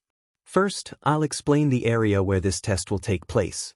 There are 44 locked gates surrounding a thick forest, with a river running through it, and a tower in the middle. From all the gates to the tower, it's 10 kilometers, Anko explained. During this survival test, you will be asked to complete a certain task. Using your weapons and jutsu, you will engage in a no-rules scroll battle. She held up 2 scrolls, one marked with the kanji for heaven and the other for earth. You will be fighting over these 2 scrolls. There are 78 participants here, which means 26 teams. Half of the teams will receive the heaven scroll, and the other half will receive the earth scroll. To pass this exam, your entire team must reach the tower with both scrolls, she stated with a smile. So, 13 teams will get the heaven scroll and 13 will get the earth scroll, meaning half of us will definitely fail, Sakura noted. Correct. But there's another catch. There is a time limit. This exam will last 120 hours, exactly 5 days, Anko added. 5 days? Ino exclaimed. What about food? Shuji shouted, while Shikamaru shook his head at his friend's worries about food. Rather than their safety. You're on your own regarding that, but the forest is full of food. You just have to watch out for man-eating beasts, poisonous insects, and toxic plants. Piece of cake. Anko laughed, causing Naru's eye to twitch slightly. As I was saying, the possibility of 13 teams passing is very unlikely. As the days go on, the distance to the goal will increase, and the time to rest will decrease. And since the area is crawling with enemies, you won't be getting much sleep. Some of you might not make it out of here alive, she warned. The genin murmured among themselves, and Nair felt her heart race as Mamoru let his tail brush against her, helping her to relax as he rubbed his head against her. Now, time to discuss what will get you disqualified, Anko said, raising one finger. One of the rules stated that those who didn't reach the tower with both scrolls within the time limit would be disqualified. Another rule was that if a teammate was lost or killed, the remaining members would also be eliminated. The most crucial rule was that participants must not look inside the scroll until they reached the tower. If they did, there would be a surprise that they wouldn't appreciate. A Chunin or Jounin would be tasked with handling classified information to test their trustworthiness. After receiving the explanations, the teams signed the necessary papers and proceeded to check in at the desks to collect their scrolls. Once that was done, they picked a gate and waited. Naru sat next to Mamoru, who looked at her with concern. She was deep in thought, recalling how close she had come to losing her life the last time she was there. Now, there was a real possibility that it could happen again. Mamoru reassured her that he wouldn't let anything happen to her, and she smiled in response. Hinata approached and asked if Naru was going to participate. Naru confirmed that she was, and Hinata, after some hesitation, decided to join as well. Naru helped Hinata sign her name on the papers, and soon after, Sasuke joined them, asking if she was ready. Naru nodded, and they made their way to the front where their teams were waiting. Shikamaru offered a quiet good luck, and Naru smiled back, wishing him the same. As the teams lined up at the desk, a curtain was drawn around it, concealing the scrolls from view. Sasuke thought about how the test would involve risking their lives to fight for information, realizing that everyone was a potential enemy and that the stakes were high. Once all the teams received their scrolls and chose their gates, Team 7 picked Gate 12, while other teams selected different gates. The members of the grass team decided to target the rookies first, knowing they had the advantage. When the clock struck 3:30, Anko announced the start of the second test of the Chunin exams. The instructors unlocked the gates, and the teams dashed into the forest, disappearing among the trees. The grass team was determined to pursue them.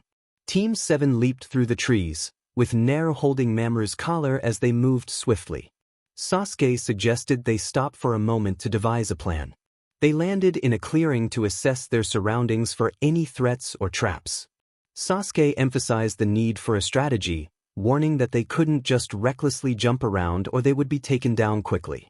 Before they could finalize their plan, a smoke bomb exploded nearby, causing them to cough as they jumped back. A boy in a white outfit with a breathing mask appeared, demanding their scroll. Sasuke charged at him, but the boy dodged and retaliated, causing Sasuke to stumble. Naru felt a rush of adrenaline as she prepared to act.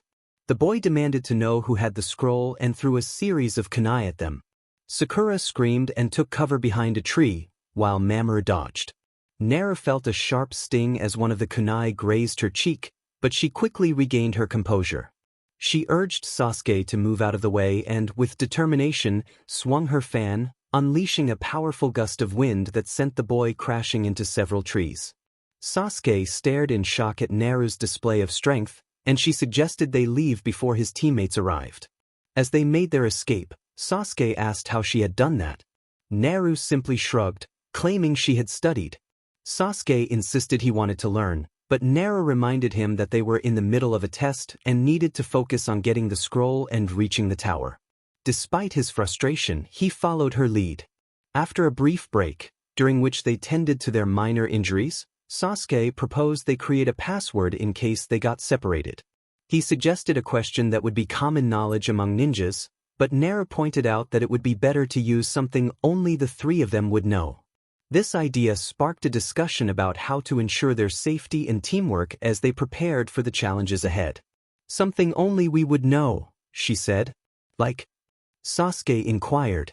Well, she began, but was interrupted by a sudden gust of wind that slammed into them, sending them in different directions.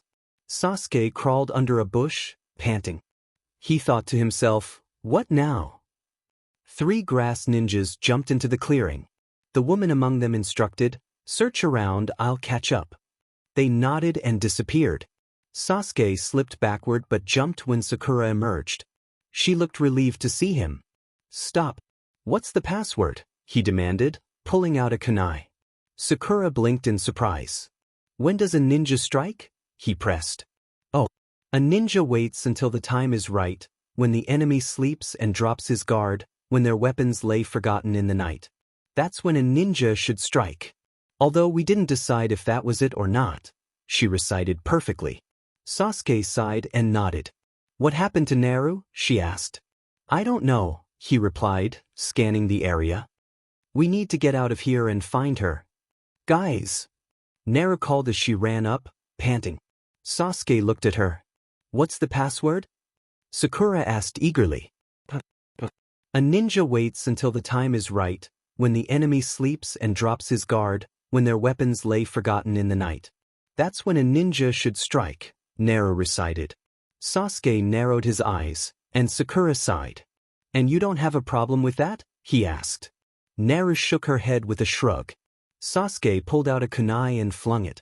Naru yelped and dodged, hitting the ground. What the heck, Sasuke? She exclaimed in anger. You're not Naru, he stated firmly. What? She replied. Confused.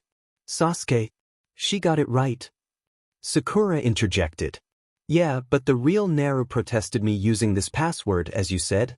The real Naru wouldn't dodge my attacks like that. If you are the real Naru, then where is Mamoru? He challenged. Naru smirked, her tongue flicking out as she chuckled. You're good, she said in a different voice. All right, quit hiding. Come out and fight, he demanded. Naru chuckled, and her body became enveloped in smoke. When it cleared, the woman from the grass team stood before them. Very wise, Sasuke-kun, she hissed. This will be more fun than I originally thought. She pulled out the earth scroll they needed. You'd love to get your hands on our earth scroll, hmm? Well, once this is over, one of us will have both scrolls, and the other will be defeated, she declared, her eyes glowing a golden color with slits. Sasuke and Sakura gasped in horror, envisioning their demise.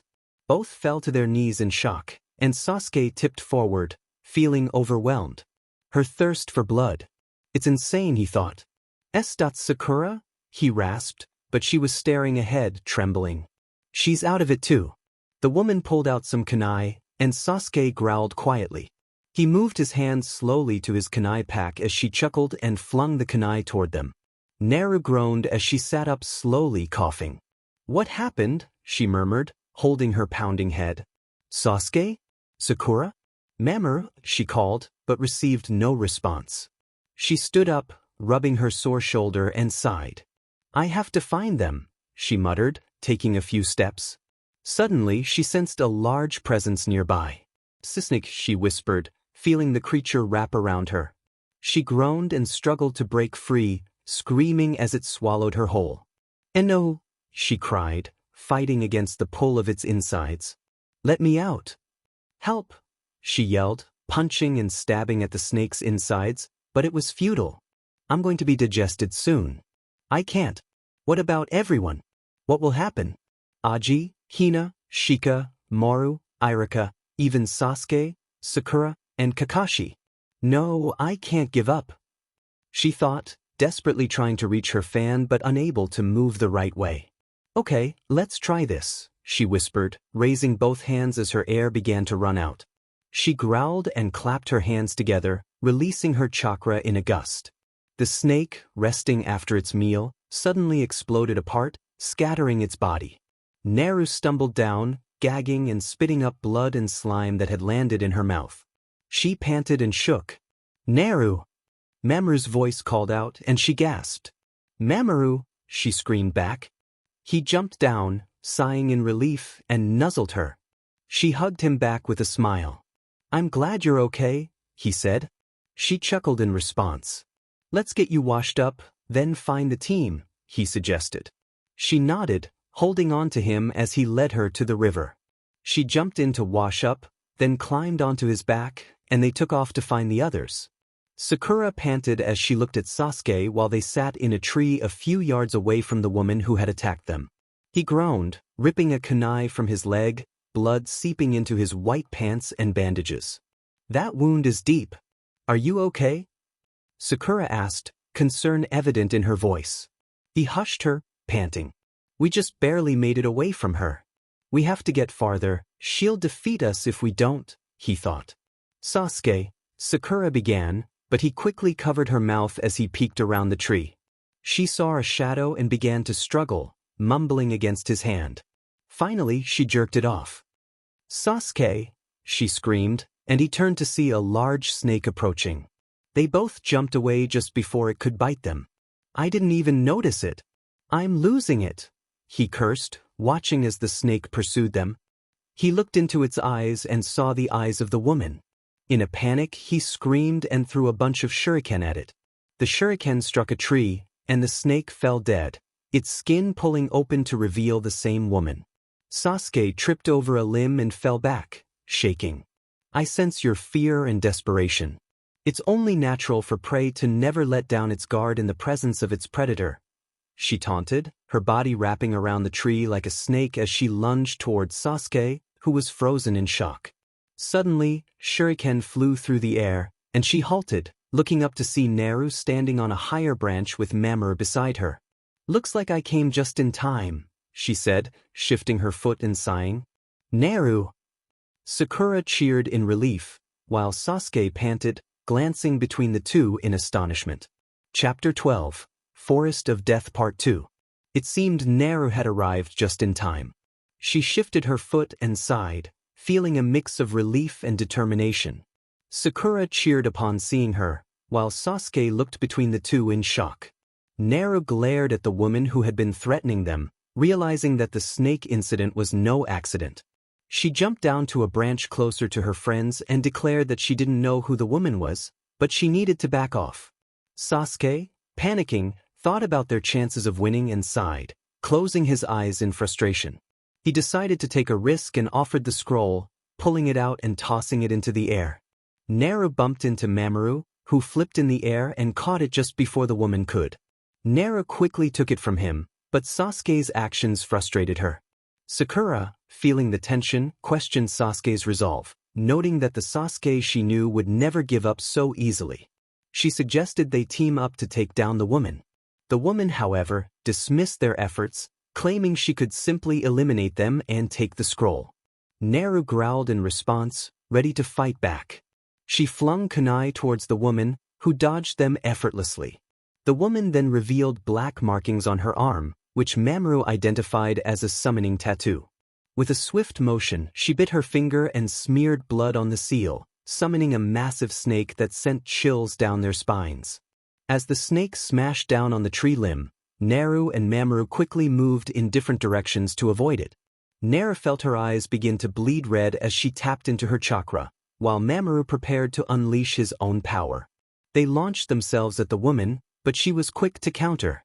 Naru landed on a tree branch, and as the woman turned to face her, Mamoru roared, trying to distract her. The woman shot a fireball towards Naru, but she skillfully used her fan to redirect it back, hitting both the woman and the snake. The impact caused them to thrash in pain. Just as Naru thought they had the upper hand, the snake's tail struck her, sending her tumbling from the branch. Mamoru quickly caught her shirt and lifted her back up onto the tree, where she gasped for air. Mamoru checked on her, and she reassured him that she was fine, though she struggled to regain her breath.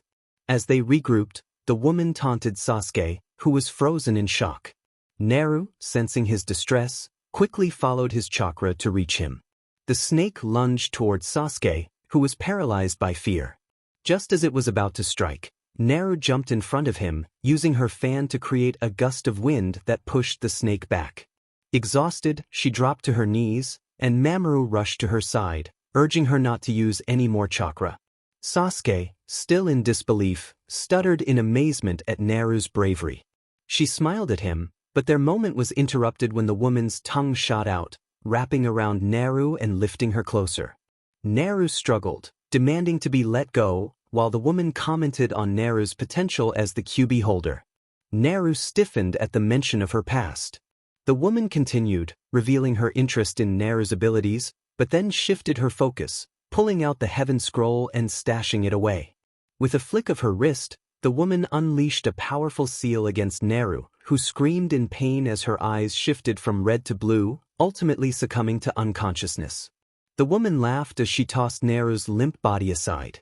Sakura cried out in desperation, and Mamoru appeared beside her, catching Naru and using his chakra to propel them away. Sakura, filled with tears, questioned Sasuke's inaction, calling him a coward. Sasuke, overwhelmed by a voice echoing in his mind, felt a surge of anger. He opened his eyes, now glowing red with the Sharingan, and glared at the woman. She recognized the Sharingan with a twisted delight, and Sakura felt a glimmer of hope. Sasuke, realizing the truth of his situation, prepared to confront the woman with newfound determination, ready to fight for his friends and his own strength. Sakura and Mamoru watched as Sasuke charged forward, determined to confront the formidable demon. A gust of wind shot toward him, but he leaped into the air, throwing kunai at the woman. She effortlessly dodged his attacks, and Sasuke, fueled by frustration, kicked off a tree and launched himself at her, throwing punches and kicks that she blocked with ease. Despite his efforts, he struggled to land a single hit. The woman soared above him and landed behind him, disappearing in a blur of speed that only Sasuke's Sharingan allowed him to track. He focused, determined to anticipate her next move. Dodging her attack, he unleashed a series of small fireballs, which she evaded by contorting her body like a snake. Taking a deep breath, he expelled a massive gust of fire that surrounded her, creating a swirling cyclone of flames. She flinched from the heat, but as the flames cleared, she lunged at him, nearly striking him. Sasuke barely managed to jump back in time, preparing for the next exchange. Mamoru, panting, landed next to Sakura, who gasped at the sight of Naru unconscious on his back. Concern filled his voice as he asked about her condition. Sakura, with a hint of pride in her expression, informed him that Sasuke was still battling the woman. Mamoru's thoughts raced, sensing that this woman was unlike any opponent they had faced before. Enko dashed through the trees, the sun setting behind her. She paused on a branch, realizing the urgency of finding Sasuke before darkness fell. Determined, she propelled herself forward, ready to confront whatever awaited her. The woman unleashed another gust of wind towards Sasuke, who leaped upward as the wind shattered a nearby branch. Using the momentum, he kicked off from a higher branch, surprising her as he grabbed her and spun her around. They crashed into a lower branch, the impact shaking the tree. Sasuke released her, panting heavily, but his relief was short-lived as he noticed her head shake and a smile form on her face, only for her body to transform into pure mud. Anger surged through him as he realized it was a substitution. Before he could react, a flurry of kunai struck him, cutting his cheek. He jumped back, using wires to swing around a tree and land safely. However, the woman appeared before him again, delivering a swift punch to his nose, followed by a shoulder charge and a knee to his stomach. Sasuke hit the tree, slumping against it. Sakura cried out his name, concern etched on her face as the woman approached Sasuke, taunting him about the shame he brought to his clan. As she drew a kunai, an explosion erupted from small bombs attached to her shirt, causing her to stumble forward. Seizing the opportunity, Sasuke jumped up, launching a handful of kunai with wires attached. He landed on a branch and pulled the wires, causing the shuriken to circle back and slam into her, pinning her against the tree. Sasuke smirked, taking a deep breath and forming the necessary seals. Fire erupted from his mouth, traveling along the wires and engulfing the woman in flames. Her scream echoed through the forest, and both Sakura and Mamoru watched in shock as Sasuke triumphed. As the flames extinguished, the woman slumped down, and Sasuke, exhausted, leaned against the tree. Sakura rushed to his side, expressing her relief and concern for his well-being. However, the woman began to rise, breaking free from the wires. Both Sakura and Mamoru froze in shock as the woman's voice shifted to a deeper tone, revealing a man beneath the disguise. He praised Sasuke's mastery of the Sharingan, revealing his true identity as Orochimaru. Sasuke's shock deepened as he demanded to know Orochimaru's intentions. The man held out a heaven scroll, explaining that their next encounter would depend on Sasuke's performance in the ongoing test. With a flick of his wrist, the scroll ignited in green flames. Sakura cried out in alarm as Orochimaru spoke of hidden sound ninjas serving him. Sasuke, defiant, demanded that Orochimaru leave them alone. The man chuckled ominously, promising that he and Sasuke would meet again. Suddenly he lunged forward, biting down on Sasuke's neck, who cried out in pain. Sakura screamed his name, horrified as a mark resembling 3 Sharingan appeared on Sasuke's neck. He groaned, gripping the area in agony, struggling to comprehend the gravity of the situation. Sakura glared at Orochimaru, her anger palpable as she knelt beside Sasuke, who lay on the ground. Orochimaru smirked, claiming he had given Sasuke a parting gift. As Sasuke gasped and cried out in pain, Sakura cradled him in her lap, her heart racing with fear. She pleaded with him, assuring him he would be okay, but Sasuke soon fell unconscious. Desperation filled her as she looked at Mamoru, breathless with worry. She cried out, unsure of what to do as the darkening forest surrounded them. Mamoru assessed the situation, glancing at Sasuke before turning to Sakura. He urged her to leave, explaining that the fight would attract unwanted attention. Despite her protests about not having a scroll, he insisted on their escape, emphasizing the urgency of their situation. With a heavy heart, Sakura lifted Sasuke onto Mamoru's back, and they carefully navigated through the trees to a riverbank, where they found shelter beneath a tree with exposed roots. Sakura tended to her friends, wetting washcloths in the river and placing them on their foreheads. She felt a sense of dread as she asked Mamoru what they should do. He advised her to rest while he kept watch, and she complied, using her pouch as a pillow before drifting off to sleep. Morning came, and Sakura awoke to find Sasuke trembling in pain, Chakra swirling ominously from the mark on his neck. Concern washed over her as she whispered his name. Mamoru stirred beside her, checking on Naru before returning his gaze to Sakura. Suddenly, they were confronted by the sound team, who demanded that Sakura wake Sasuke for a fight. She questioned their motives, aware that a mysterious figure was orchestrating events from the shadows. Confusion spread among the attackers as they contemplated their next move. One of them, Zaku, was eager to engage, but Dosu cautioned him, pointing out the signs of a trap. They prepared to attack, but Sakura, quick on her feet, activated a hidden mechanism that sent a large log crashing down toward them. The attackers were caught off guard, and Mamoru growled, ready to defend Sakura and Sasuke. Just then, a green blur rushed in, knocking the sound ninjas back. It was Lee, who greeted Sakura with a smile.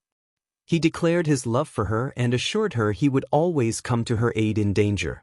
Sakura expressed her gratitude, knowing he would handle the threat. As Dosu charged forward, Lee countered with a powerful strike, demonstrating his strength and determination to protect his friends. The battle intensified, with Lee skillfully evading attacks and countering with his own. Meanwhile, Tenten and Niji, Lee's teammates, grew concerned about his absence and set out to find him, determined to ensure his safety. Back in the fight, Lee unleashed a powerful technique against Dosu, sending him crashing to the ground. However, Dosu quickly recovered, revealing a hidden weapon on his arm. Lee, exhausted from his previous efforts, braced himself for the next round of combat. As the tension escalated, Sakura watched anxiously, knowing that the outcome of the battle would determine their fates. They were about to reveal something called the wall, and laughter filled the air, but Lee suddenly felt unwell and coughed.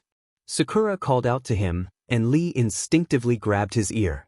Dosu, with a smirk, taunted that while Lee might dodge his moves, he couldn't escape the effects of his gadget. Sakura wondered what trick he was using. Dosu explained that he didn't need to strike with his fists, he could attack with sound. When Sakura answered that sound was vibrations, he praised her knowledge and elaborated on how sound could damage the inner ear, causing loss of balance. As Zaka charged forward, Sakura prepared to defend herself with a kunai, but Mamoru stepped in, unleashing a powerful chakra that sent Zaku skidding backward. Sakura watched in awe at the display of power. Nearby, Chuji Akimichi asked his teammates Shikamaru and Ino if they had heard the roar. Shikamaru recognized it and peeked through the bushes, seeing Sakura poised with a kunai, Lee on his knees, and Mamoru standing protectively over an unconscious Sasuke and Naru. Chuji whispered his curiosity about the situation. Dosu suddenly lunged at Sakura, but Lee intercepted him, flipping and regaining his stance. Frustrated, Dosu growled at Lee. As Lee attempted to strike, he was met with pain from Dosu's counterattack. Mamoru retaliated, using his chakra to strike Dosu, who staggered back, clutching his side.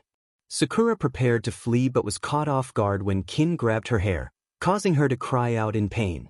Kin mocked Sakura, suggesting that if she spent less time on her appearance and more on training, she would be a better ninja. Sakura felt weak and helpless, but a surge of determination rose within her. She lifted her kunai, not for Kin, but to free herself by slicing through her hair. The others watched in shock as she spun and kicked Kin's legs out from under her. Zaku, observing, unleashed a gust of wind that knocked Sakura to the ground, where she clutched her throbbing arm. Kin resumed her assault, targeting Sakura's injury while Mamoru struggled to protect Sasuke and Naru, feeling his chakra wane. As Kin raised her kunai to finish Sakura, Shikamaru, Ino, and Chuji intervened just in time.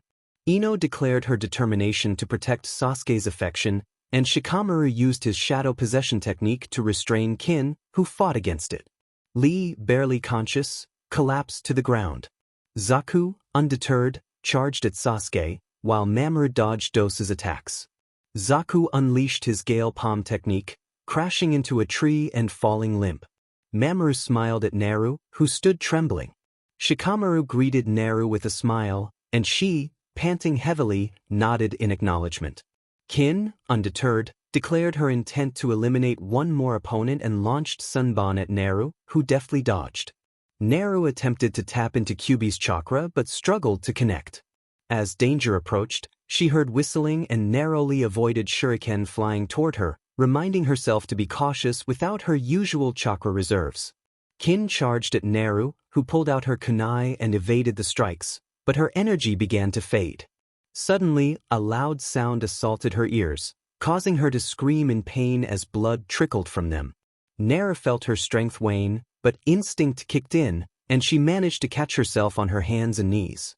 Shikamaru called out to her, urging her to stay strong. Naru gathered her remaining chakra, barely able to see Kin preparing another attack. As Kin launched more Sunbon, Shikamaru shouted for Naru to duck.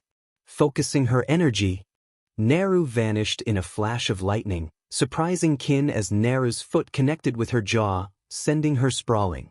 Kin, enraged, prepared for another strike, but Naru, weakened and disoriented, fell to the ground, her vision fading. Meanwhile, Shikamaru, hindered by exhaustion, watched helplessly as Mamoru fiercely retaliated against Dosu, determined to protect his friends. The snow leopard lunged at Kin, extending its claws with Chakra. She screamed as the claws grazed her shoulders, sending her crashing to the ground and into a tree. A loud pop echoed, and she lost consciousness. Naru struggling to rise but finding herself unable to move. Mamoru rushed to her side, nuzzling her gently. She trembled in pain, looking at him without answering. Zaku snarled, expressing his frustration. He suggested to Dosu that they eliminate the Konoha ninjas. Niji and Tenten appeared in a tree, prompting Dosu to comment on the constant emergence of Konoha ninjas. Niji glared at them, and Tenten expressed concern for Lee. Niji scolded Zaku for attacking their teammate, his eyes narrowing as he activated his Byakugan, causing Dosu to feel uneasy.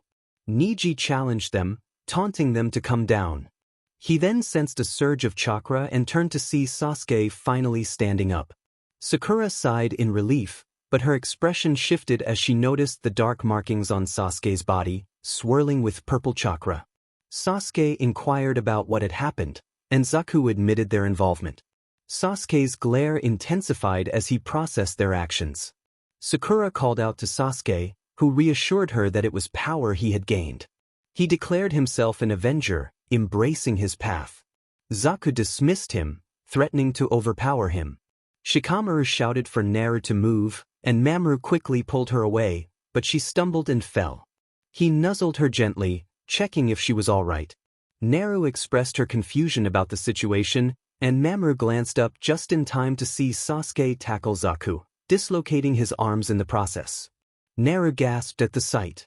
Sakura screamed for Sasuke to stop, rushing to him and causing the dark markings to glow red. Sasuke hesitated, and Zaku pleaded for them to let them go, rolling the earth scroll toward them. Sakura demanded to know what Orochimaru had done to Sasuke and why they had attacked. Dosu explained that they were instructed to find and eliminate him, promising that they would not flee next time before retreating with his injured teammates. Sasuke panted, examining his hands, feeling a mix of emotions. Sakura comforted him, while Mamoru helped Naru onto his back as she winced in pain. Shikamaru approached her, ensuring she was okay. Tenten jumped down to assist Lee, while Niji observed Sasuke and Naru before joining Tenten to leave. Sakura urged everyone to head to the tower, asking if Sasuke could walk. He slowly got to his feet, wobbling but managing to nod. Shikamaru suggested they stick together, emphasizing the need for a heaven scroll. They agreed, though Shikamaru secretly wanted to stay close to Naru, worried about her pale complexion and the blood from her ears.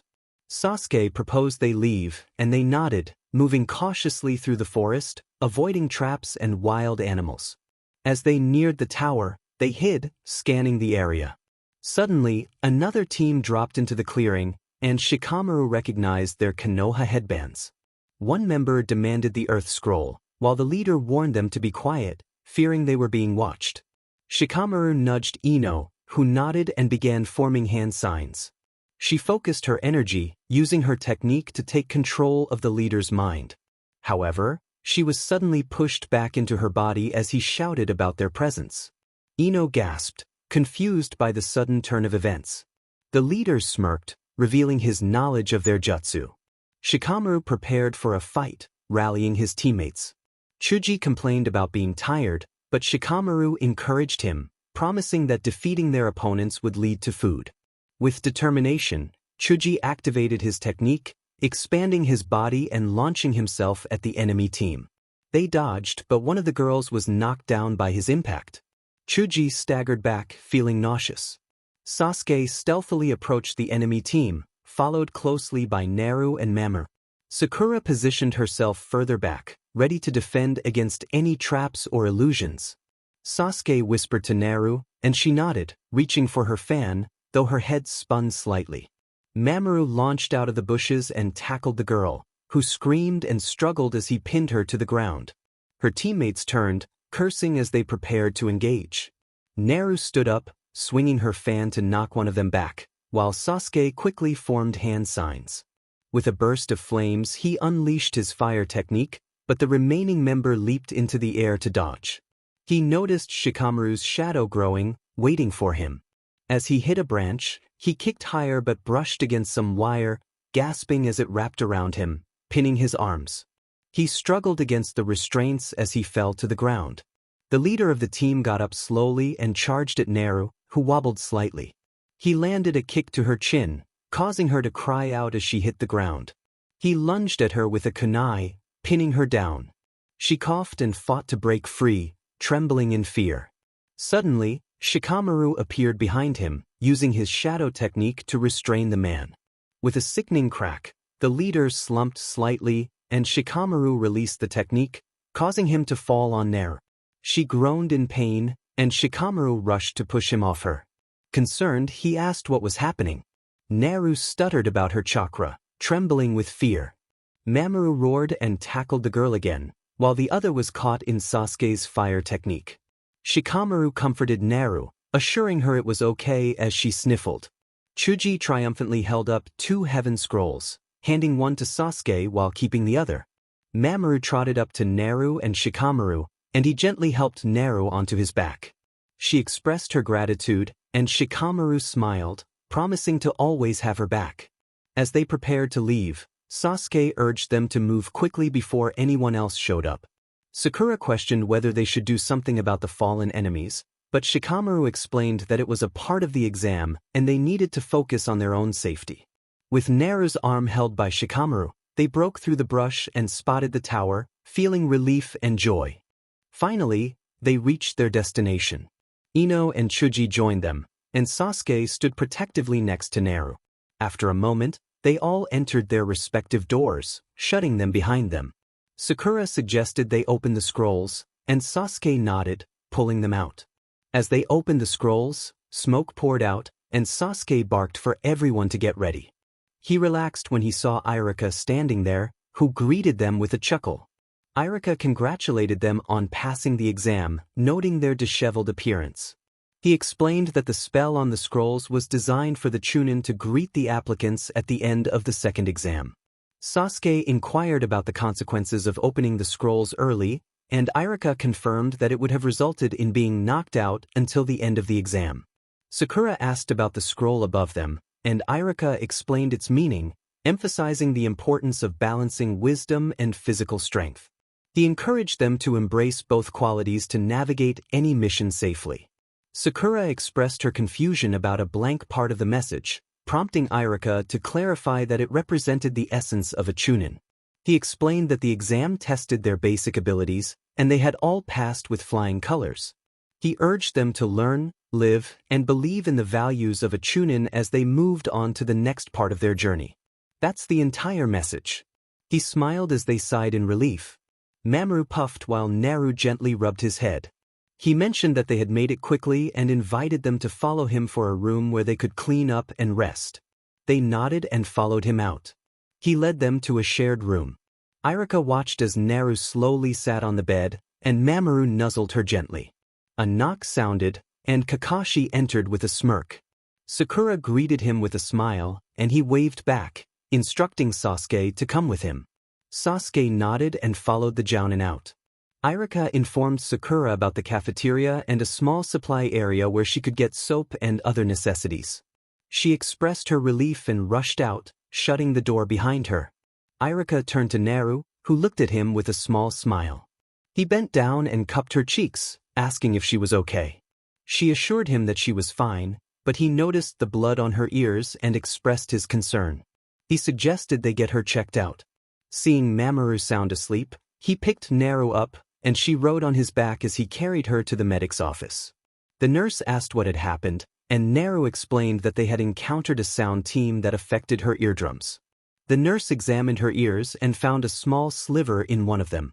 Irika inquired about the implications, and the nurse warned that she needed to avoid loud noises to prevent further damage to her hearing. She provided ointment, instructing Naru to apply it on cotton ball and place them in her ears for at least 2 hours, repeating this 4 times a day for a week. Naru nodded and accepted the ointment. The nurse applied the first treatment gently, and Naru took the ointment and cotton ball as Irika carried her back to their room. He asked if she could still hear him, to which she replied affirmatively. He reminded her to be careful and she smiled, promising she would. She kissed his cheek, causing him to blush as he carried her back to her room. Naru let out a quiet sigh while lying on the bed, her eyes closed as she tried to rest now that the ringing in her ears had finally subsided. It took nearly an hour, but the medication from the nurse had worked. The bed dipped as Mamoru laid down next to her, and she cringed at the feeling of his dirty fur and the smell. She told him he needed a bath, and he chuckled in response. Suddenly, the door opened, and Sakura entered, announcing that she had brought soap and other supplies. Naru groaned as she sat up, holding her head. Sakura asked if she was okay, and Naru explained her hearing issues. Sakura inquired about Sasuke's return, and Naru rolled her eyes, saying he had not come back yet. Naru then offered to give Mamoru a bath, rubbing his fur. He groaned and slowly stood up, allowing her to lead him into the large bathroom with a walk-in shower. Naru carefully removed Mamoru's vest and collar, and he waited as she changed into her bra and spandex shorts. She turned on the shower, but Mamoru yowled loudly as the hot water hit him. Naru quickly adjusted the temperature, and he cautiously stepped in, sighing in relief. She poured soap onto his fur and began scrubbing, working out the knots, mud, and other debris. He sighed as he felt lighter, and after rinsing him off, he shook himself dry, causing Naru to giggle. He then insisted that she needed a bath too, and she chuckled as he stepped out to let her wash up properly. After drying off, Naru searched through Mamoru's vest for her scroll of clothes, dressed in clean attire, and sighed as she exited the bathroom. Mamoru followed her, and she hung his collar and vest on a chair to dry. Sakura whined about Naru's new clothes, which made Naru flinch as her ears rang. She snapped at Sakura to stop whining and explained that she had packed the clothes before leaving for the test. Sakura pouted and sat down while Naru returned to the bed with Mamoru, who curled up beside her. Naru rubbed her face a few times, and Mamoru suggested they practice the next day to figure everything out. Naru nodded and soon fell asleep. Naru walked downstairs carefully with Mamoru beside her. She blinked as her arm was lifted, and another slid in to wrap around hers. Hinata expressed her relief at Naru's arrival, and Naru smiled and nodded in response. Hinata noticed that Naru didn't look well and asked how she was feeling. Naru admitted that her hearing was off and she felt strange.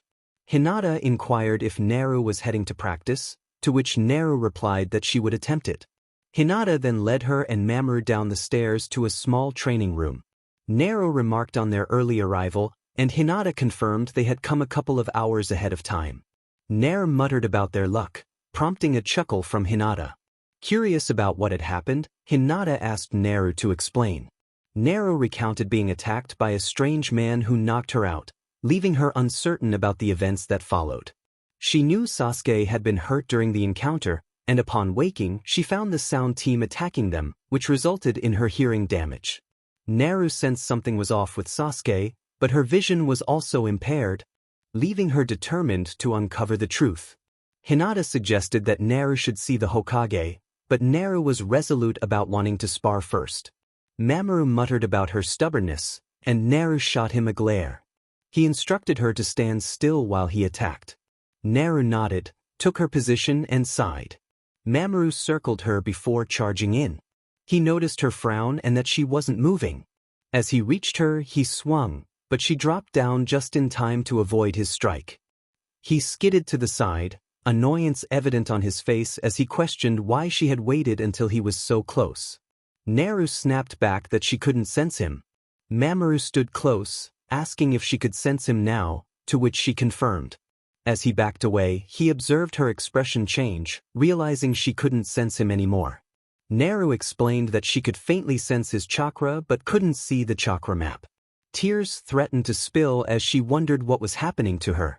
Hinata stepped forward, activating her Byakugan to examine Naru's chakra network. She discovered that Naru's chakra was damaged, with blocked reserves that weakened her overall chakra and affected her abilities. Hinata noted that some chakra points were also damaged, particularly around Naru's stomach. Concerned, Mamoru asked where the damage was located.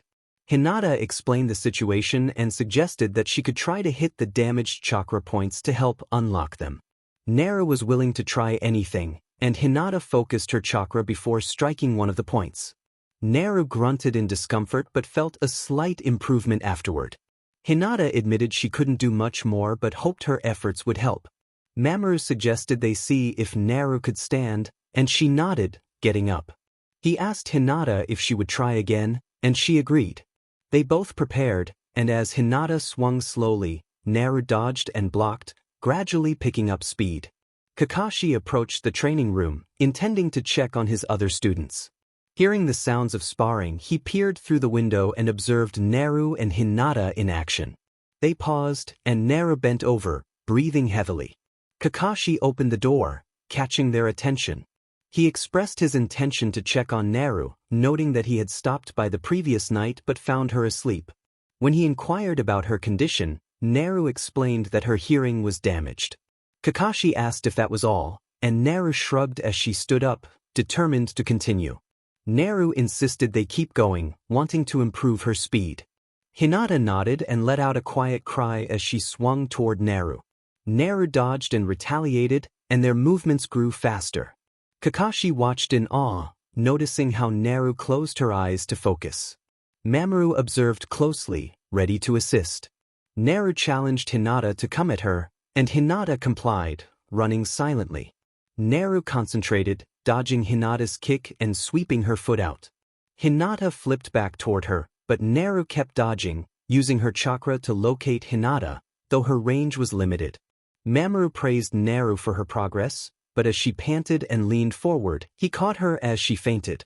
Alarmed, he called out her name, and Kakashi approached, gently placing Naru on the ground and checking her condition. He diagnosed her with chakra exhaustion and confirmed that she needed to see a nurse. Mamoru nodded in agreement as Hinata carefully lifted Naru onto Mamoru's back, and they made their way to the nurse's station. Mamoru watched as the nurse administered a chakra injection and provided Naru with chakra pills for later use. He resolved to speak with the Hokage about the situation. That night, after putting Naru to bed, Mamoru waited for her to fall asleep before slipping from the room. He followed Hiruzen's scent to his quarters and knocked on the door. Hiruzen opened it, surprised to see Mamoru, and immediately asked about Naru's condition. Mamoru urged Hiruzen to speak quickly, explaining that Naru had been harmed in the forest.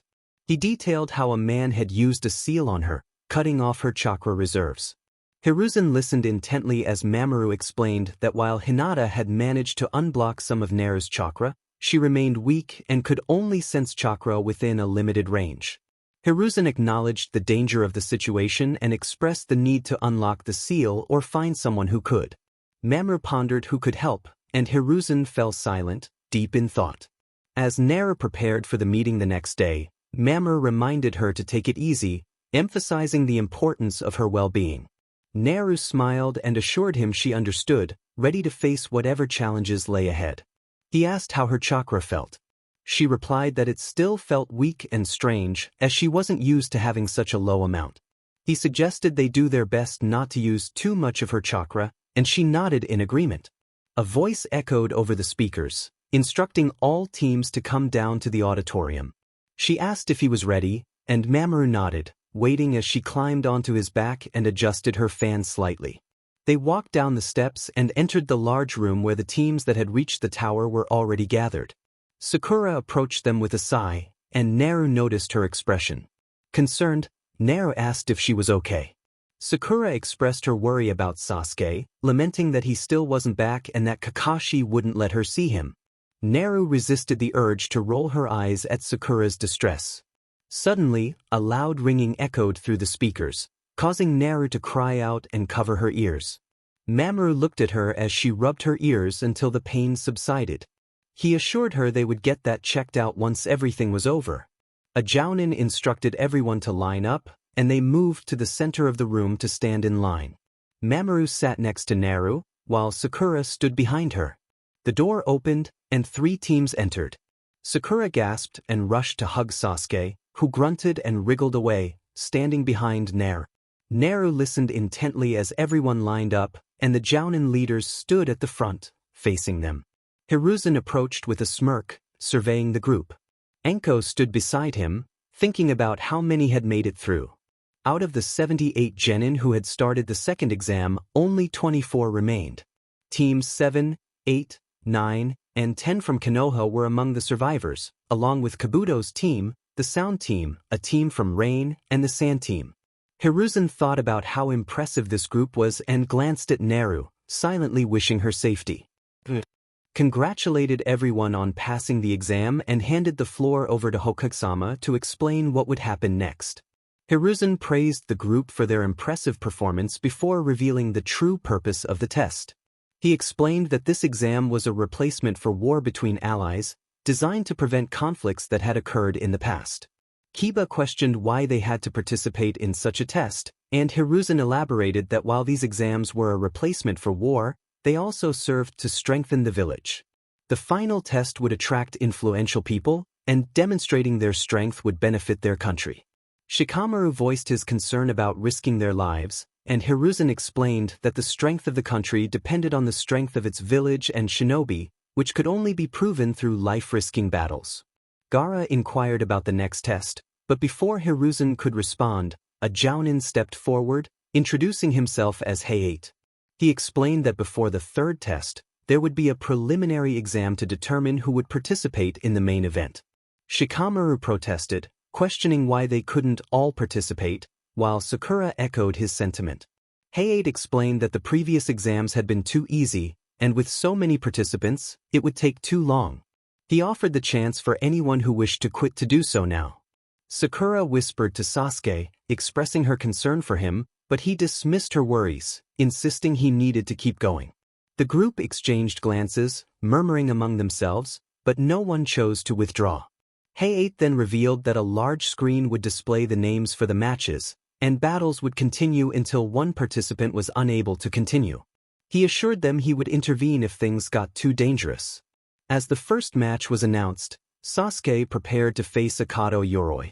They stepped forward as instructed, while Kakashi offered a warning to Sasuke not to push himself too hard. Sasuke nodded in acknowledgement. Naru settled on the sidelines, feeling exhausted, while Lee checked on her, and Shikamaru joined her.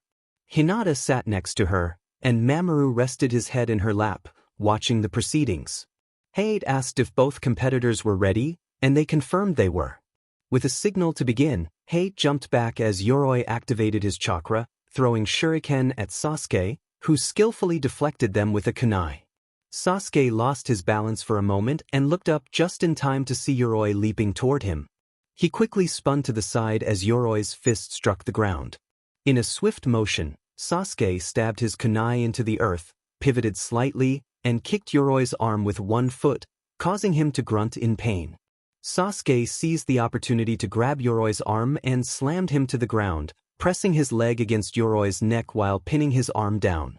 Sakura cheered for Sasuke, her voice filled with encouragement.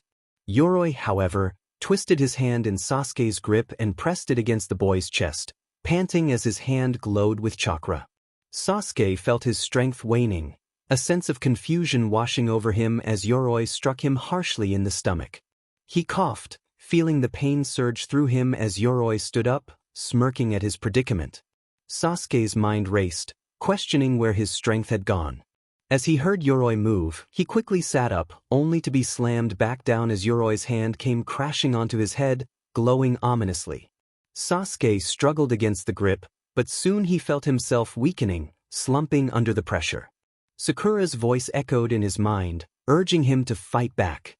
Sasuke rasped, realizing that Yoroi was draining his chakra. Kakashi watched in shock, while Naru gasped, concern etched on her face. The Sound Team Jounin observed with dark satisfaction, knowing that Yoroi's ability to absorb chakra was a formidable threat.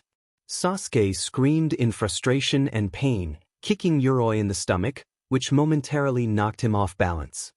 He stood up, panting heavily, feeling the weight of the battle pressing down on him. Yoroi chuckled, taunting Sasuke about his remaining strength. Sasuke's thoughts raced as he realized he had to act quickly. If Yoroi touched him again, he might not have enough energy to fight back. As Gaara watched, he questioned whether this was all Yoroi could do. Lee's thoughts were focused on Sasuke, while Sakura turned away, unable to watch. Naru, determined to motivate Sasuke, yelled at him, challenging his reputation as the great Uchiha. Her words ignited a spark within him, and he looked at her and Lee, finding renewed determination. Just as Yoroi charged at him, Sasuke smirked, ready to counterattack. He kicked Yoroi's jaw, sending him soaring into the air, and followed closely behind. Sasuke declared that he would limit his copying from this point on, preparing to unleash his own original technique. As he positioned himself, he felt a sudden surge of pain, black flame marks spreading across his body. The sound Jounin reveled in the chaos. Hiruzen and Enko gasped as they witnessed the marks spreading, while Sasuke groaned, closing his eyes tightly. He recalled Sakura's worried voice and Naru's taunts, feeling their concern wash over him. Determined not to let the curse take control, he focused his energy, pushing back against the mark that threatened to consume him. With newfound resolve, Sasuke opened his eyes, shocking everyone as the mark receded. He swung his leg at Yoroi, aiming for his stomach, but Yoroi blocked the attack with his arm. Sasuke smirked and retaliated with a powerful strike to Yoroi's jaw, causing him to cry out as he began to fall. Sasuke spun and executed his signature move, slamming his leg down on Yoroi's stomach, driving him into the ground. As Sasuke hit the ground, panting heavily, Hate approached Yoroi, who was bleeding from his mouth. Without hesitation, Hate declared Sasuke the winner. Sakura and Ino cheered, and the others clapped in support. Sasuke stood up, walking out with the medic for a checkup. Shikamaru remarked on the seriousness of the ninja battles, while Naru playfully warned him to be careful. The next match concluded swiftly, with Aburame Shino defeating Zaku. The following bout between Sakura and her former friend Ino ended with Ino narrowly winning. Kiba faced Kankuro next, overcoming the challenge posed by Kankuro's puppets and securing victory. As the matches continued, Shikamaru groaned about facing a girl in his upcoming fight. Naru wished him luck and he responded with a smirk before jumping down to the arena. His match against Kin from the Sound team ended quickly, with him delivering a decisive blow that left Kin incapacitated. He returned to his seat, where Naru smiled at him. Heiei called for Hyuga Hinata to face Oboro. Hinata stood ready, activating her Byakugan as Oboro charged forward. She dodged his attack and countered, causing him to hit the ground. As he attempted to use a smoke bomb to create clones, Hinata remained focused, evading the attacks from the illusions. She felt a sting on her cheek but remained determined to win. How could this happen?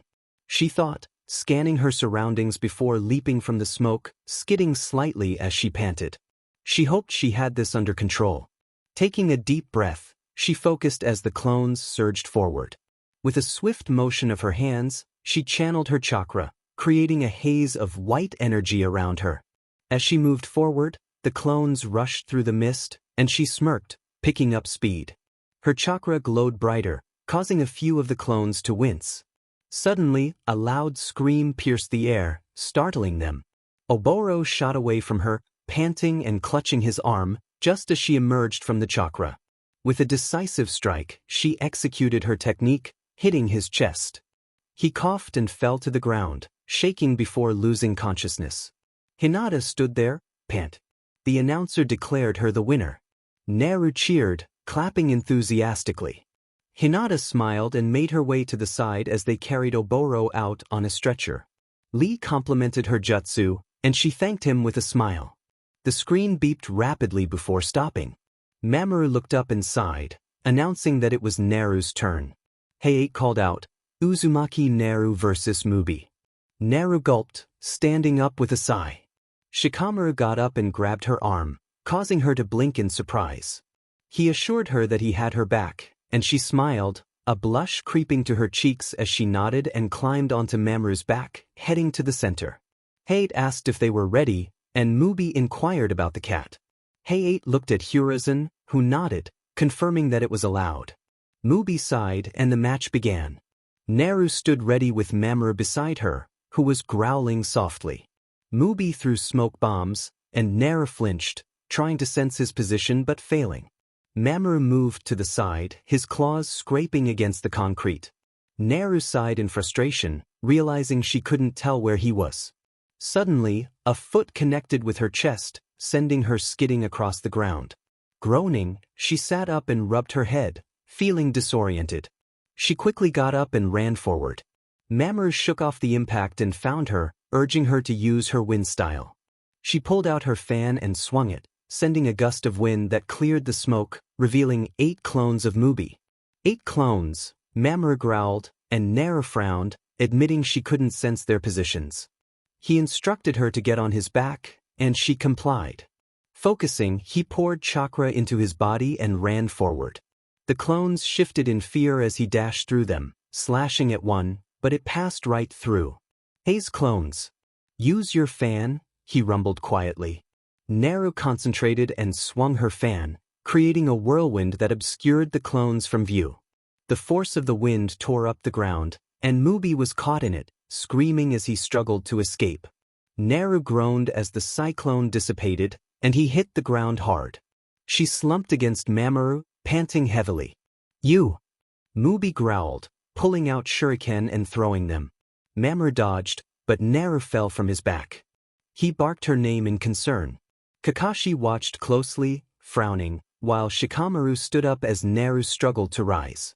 Mubi charged at her, raising his kunai to strike. Naru narrowly dodged and rolled on the ground, smirking as Mubi's kunai became lodged in a round container, releasing a cloud of smoke. He coughed and swatted at it, and Naru took the opportunity to call for Mamoru.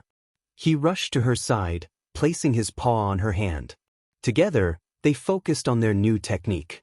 Naru felt her canines sharpen and her nails lengthen as she transformed. Hiruzen watched with a smile, impressed by her new jutsu. Naru and Mamoru dashed behind Mubi, who swatted at her but missed. She swung her leg and he jumped, only to cry out as he slammed into the ground, gasping. Mamoru smirked, walking confidently, while Naru paced slightly, using their chakra link to enhance her senses.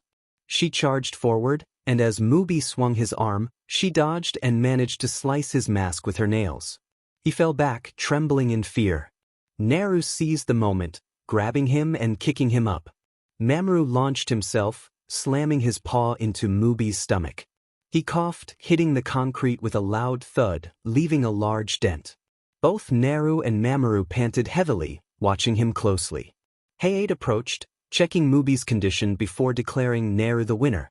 Mamoru smirked and severed their chakra link. Naru smiled but then ummed and collapsed. Mamoru liked her cheek gently, and Shikamaru jumped down, lifting her up with care. "Are you okay?" he asked, but she ummed and fell asleep. Asuma watched in shock, a smirk forming on his face as he realized the potential she had. In a flashback, Asuma had instructed Shikamaru to gather his team to assist Kakashi in the Land of Waves due to unexpected trouble with rogue ninjas. Shikamaru had reluctantly agreed, rallying his teammates to prepare for the mission. Now, Shikamaru watched as they carried Naru out of the auditorium, Mamoru trotting alongside her. Kakashi commented on the impressive display, and Sasuke noted her remarkable moves, glancing toward the area where she had been taken. Naru stirred, hearing Shikamaru's voice echoing in her mind. She opened her eyes, groaning as she sat up slowly. He informed her that she had slept through all the matches, and she was shocked to learn who had advanced. He listed the names of those who had passed, and she nodded, processing the information. Shikamaru warned her that Kakashi was waiting outside to talk, and she groaned in response. After confirming that Mamoru was with the Hokage, she got up but fell back onto the bed, exhausted. Shikamaru noted her lack of chakra, and she admitted her fatigue. He reassured her that they had a month to prepare for the next exam, and she sighed in relief, grateful for the time to recover. He offered to help her stand, slinging her arm over his shoulder. She smiled at him, grateful for his support. As she leaned in to kiss his cheek, she noticed him stiffen, a blush creeping onto his face. He muttered a word of annoyance, and she chuckled as they walked out together. Kakashi approached, and Naru nodded in response to him. He mentioned wanting to talk to her once she was rested, and she agreed to meet him the next day. With a sigh, she expressed her frustration at Kakashi's persistence, while Shikamaru chuckled and guided her toward Mamoru so they could head home. The preliminaries had concluded, and Naru reflected on the fighting scenes, admitting they were still a weak point for her. She was determined to improve. She teased about a sneak preview of Shikamaru's feelings and promised that the next chapter would bring some light-hearted moments between them. Naru sat in the hospital room, Irika by her side and Mamoru next to him. The doctor prepared to treat her ear, applying ointment and using a glowing finger to heal her. After checking her ear, he confirmed it was all better. She felt relieved and thanked him before getting off the table. Irika asked how she was feeling, and she replied positively. Mamoru playfully bumped her, and she climbed onto his back as they left the hospital. When asked about her plans for the day, she mentioned a meeting with Kakashi at the Red Bridge. Irika suggested they grab lunch first, and she happily agreed. At Ichiraku's shop, they ordered ramen, and Irika inquired about her upcoming fight. Naru mentioned it would be against Temari from Suna and shared that she had some tricks up her sleeve. Irika encouraged her, and they enjoyed their meal together. After lunch, they made their way to the Red Bridge, where Naru leaned against the railing, waiting for Kakashi. He arrived shortly, asking about her well-being. She mentioned her visit to the hospital and how her ears had healed. Kakashi explained he wanted to discuss her training, and she quickly deduced he would be training Sasuke. Kakashi admitted he didn't want to leave her without guidance and had arranged for Ebisu to help her. Naru was hesitant, expressing her preference to train alone, but Kakashi insisted she at least give it a try. She reluctantly agreed, and Kakashi assured her that Ebisu would arrive soon. When Ebisu landed on the bridge, he apologized for being late and adjusted his sunglasses. Kakashi entrusted Naru to him and left. Ebisu began by asking about her basic ninja jutsu, and she confidently listed several techniques, including a special one she had developed herself.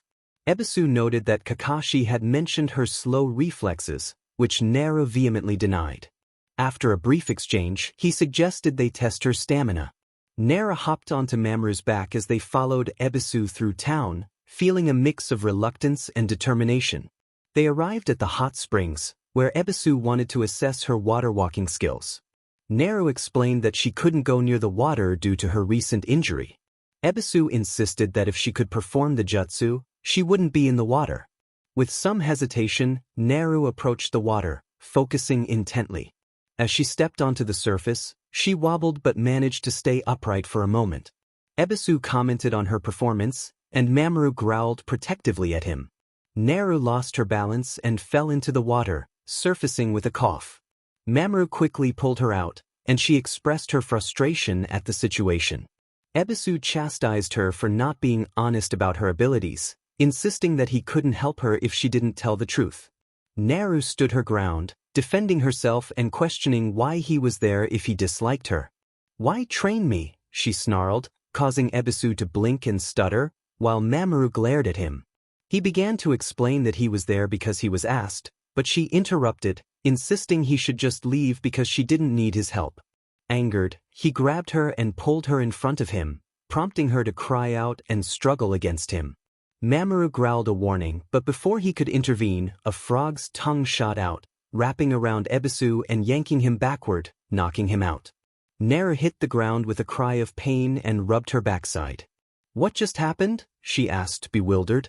A man nearby commented on the decline of ninja behavior, expressing disbelief at the attack on a child. He then turned to Naru, asking if she was okay. She questioned how he knew her, and he chuckled, revealing he had known her for a long time. When he asked if she knew how to walk on water, she admitted that her chakra had been disrupted since an encounter with a strange man. She expressed her need to see Ojiji and thanked him for his help. Naru climbed onto Mamoru's back, and he took off quickly, reflecting on how much he had grown since their last meeting. They arrived at the Hokage's office, where Naru knocked and entered upon his call. Hiruzen asked if she was all right, and she replied that she was okay as she sat on the couch.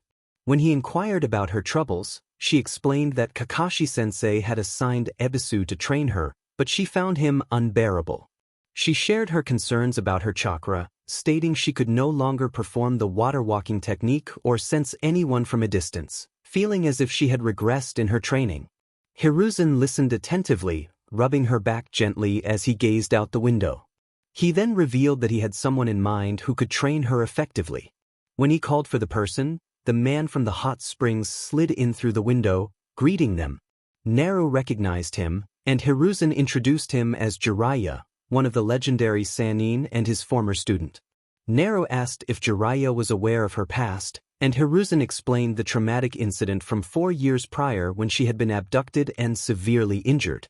Jeriah listened in shock as Hiruzen detailed how he had found her and taken her to Suna, where they learned she had lost her sight. Naru shared that Ojiji had provided her with special training and that Mamoru had become her guardian and transport. She explained her unique ability to use chakra signals to perceive her surroundings, but now her range had diminished significantly. Hiruzen revealed that Orochimaru had restricted her access to chakra, weakening her abilities. Jeriah acknowledged her potential and expressed enthusiasm about training her, while Hiruzen reminded him that the details of her past were classified as an S-rank secret. Naru disclosed that only a few people knew about her situation, including Shikamaru, Hinata, Irika-sensei, and some others who were no longer alive. Hiruzen encouraged her to tell Jeriah about her ability to tap into Kyuubi's chakra, which allowed her to see in a limited way. Jeriah considered her abilities and suggested a training plan, leading her outside to begin their journey. As they walked through the town and into the woods near a small waterfall, Jeriah set down his belongings and asked to see the seal on her stomach. Naru lifted her shirt to reveal it, and he examined the markings, recognizing their significance. He instructed her to trust him as he prepared to open the seal. Naru complied, holding her shirt in her teeth and raising her arms. Jeriah gathered chakra and called out the incantation, pressing his hands against her stomach. Naru cried out and was propelled backward, landing on the ground. As she regained consciousness, she was greeted by a blue sky and saw Mamoru approaching her. She whispered in awe, but then pain shot through her eyes, causing her to blink and succumb to darkness once more. Mamoru nuzzled her, and she reassured him that she was okay, revealing that she had been able to see. Jeriah asked if she had seen everything, and she confirmed it was brief but clear. She complimented Mamoru, who responded with a chuckle and a purr. With renewed determination, Jeriah clapped his hands, ready to begin their training. He suggested that she try the water-walking technique again to see if it had improved. She stood up, removed her shoes, and walked carefully along the rocks to the water's edge. Placing her foot on the surface, she wobbled slightly before regaining her balance and walking confidently along the water, a smile spreading across her face. She expressed her joy at feeling normal again as the chakra flowed through her body. He then mentioned wanting to test her range of sight, and she nodded, moving closer to him. After that, he asked her to explain the jutsu she knew. She nodded again and walked alongside Mamoru into the training field. He instructed Mamoru to step back, and although he frowned, he complied. He stepped backward and pulled out some shuriken, launching them toward her. She twitched and bent backward to avoid them, while he smirked and created some clones that rushed toward her. Naru quickly got upright, dodging the first 2 clones, but she grunted as the third kicked her, causing her to flip and skid back while panting. He complimented her reflexes but noted that they needed to work on her speed. She agreed, standing up as he approached her. He explained that she could use chakra to sense her surroundings and hinted at a method that could help her become nearly unstoppable. Intrigued, she asked what it was, and he revealed it to be a beginning form of senjutsu. Her shock quickly turned to excitement as he assured her that once they mastered it, they could move on to other jutsu. Meanwhile, Kakashi sighed as he encountered Ebisu and inquired about Naru. Ebisu expressed his frustration, claiming that she had lied to him multiple times and had disappeared while he was knocked out. Kakashi asked for details about her supposed lies, specifically regarding the water-walking jutsu. Ebisu insisted she had claimed to know it but had been unable to perform it at all. Kakashi acknowledged Ebisu's concerns and promised to find Naru and uncover the truth. Later, Kakashi observed Sasuke as he struggled with a large rock formation. Sweat dripped down Sasuke's face, and he fought to catch his breath. He concentrated, channeling chakra into his hand, which glowed with a bluish-white light. With a roar, he charged forward and struck the rock, but the impact sent him skidding back, panting heavily as he fell to the ground. Kakashi approached, noting that it seemed Sasuke could only handle the technique twice. He reassured Sasuke that this was expected, given that he was just beginning to learn the jutsu. Sasuke inquired about how to improve, and Kakashi explained that it would take time and training. When Sasuke pressed for a quicker method, Kakashi reminded him that mastery required patience. Sasuke's frustration grew as he demanded to know how to master the technique. Kakashi instructed him to focus on gathering chakra in his palm, emphasizing that this would enhance the power of his strikes. Sasuke concentrated, but as he pushed himself, he suddenly fell to the ground, twitching in pain. Kakashi rushed to his side, noticing the mark on his neck pulsing ominously.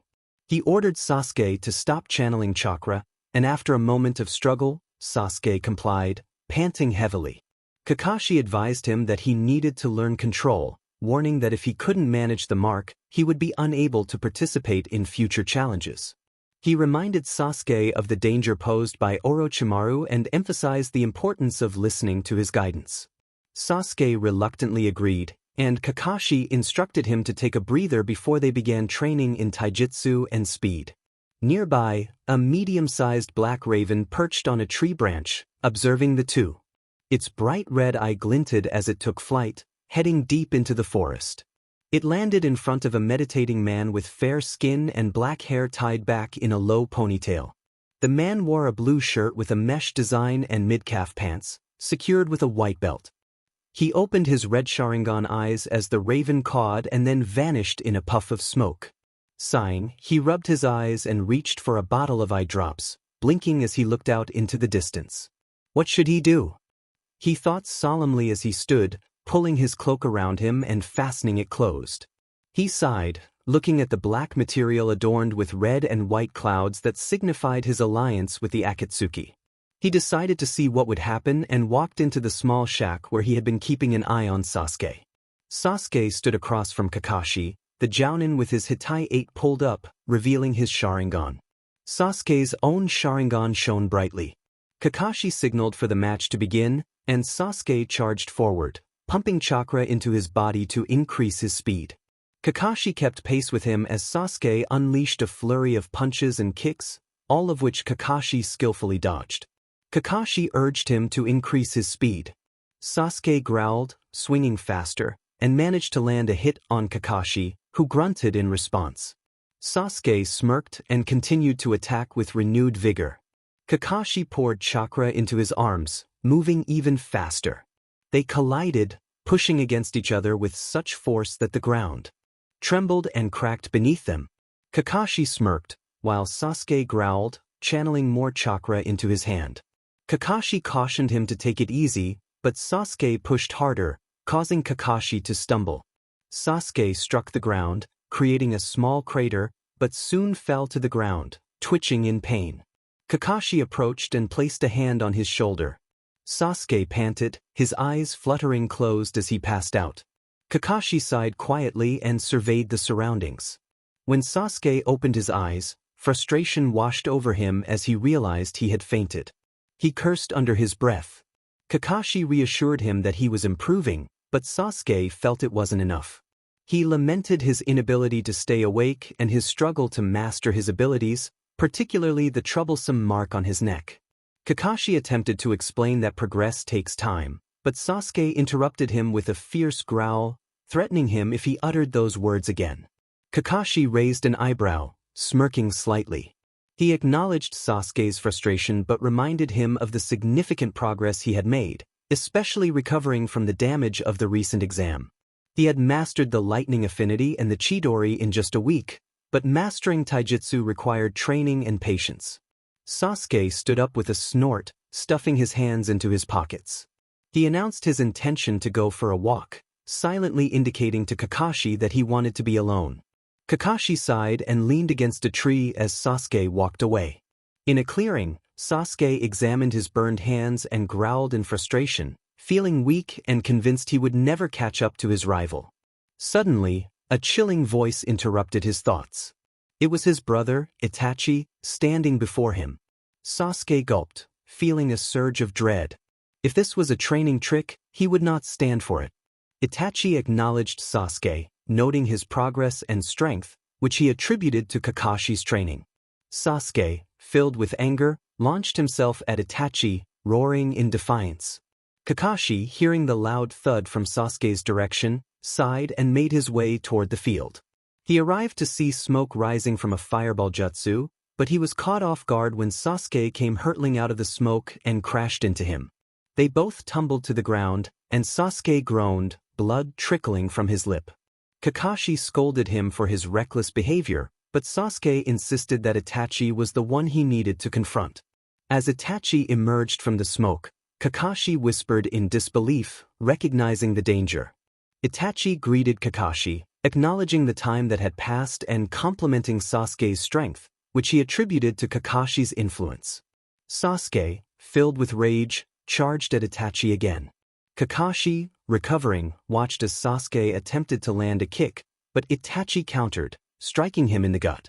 Sasuke coughed and slumped, while Itachi taunted him about his hot-headedness. Kakashi, determined to protect Sasuke, charged at Itachi with a Raikiri attack. Itachi, unfazed, activated his Sharingan, rendering Kakashi's body immobile. Kakashi struggled, feeling an overwhelming pressure as Itachi made eye contact with him.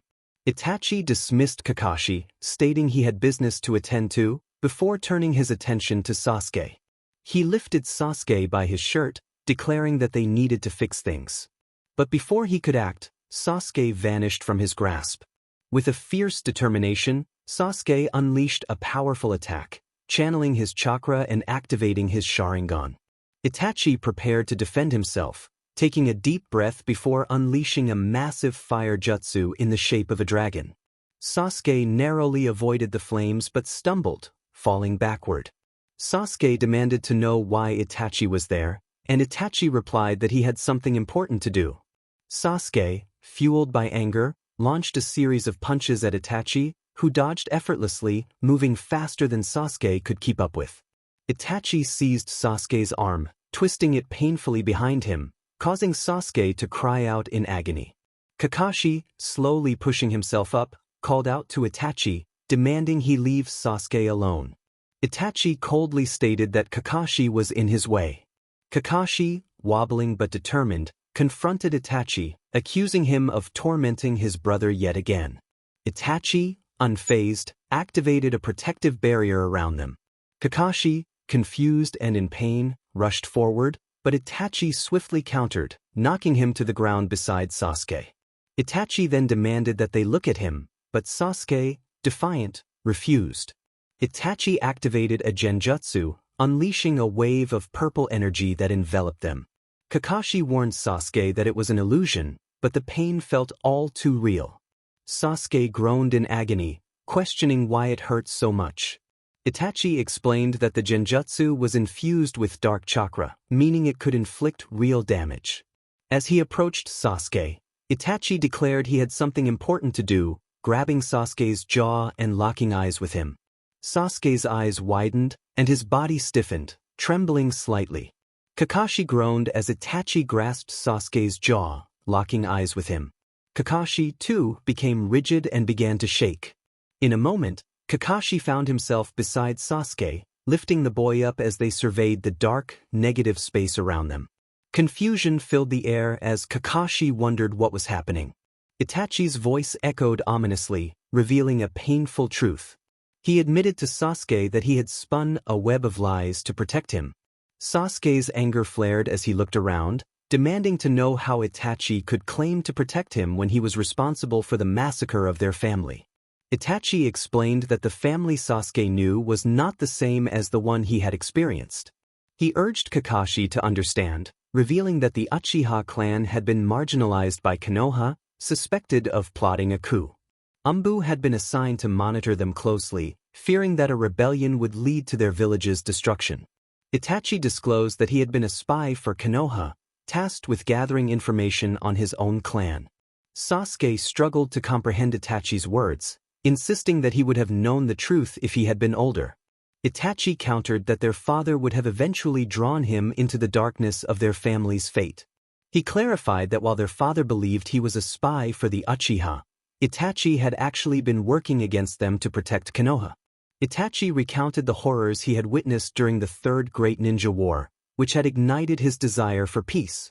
He explained that the council had manipulated him into becoming a spy, fearing that if the Uchiha attacked, it would lead to a catastrophic war.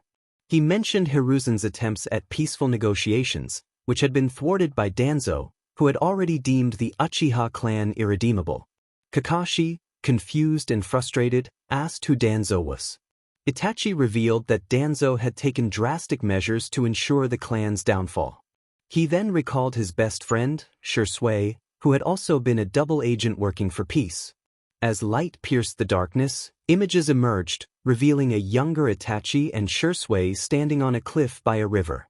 Shisui expressed his fears that the Uchiha coup could not be stopped and warned that civil war would invite invasion from other villages. Itachi listened intently as Shisui revealed that Danzo had taken his eye to prevent him from using his powerful technique to stop the coup.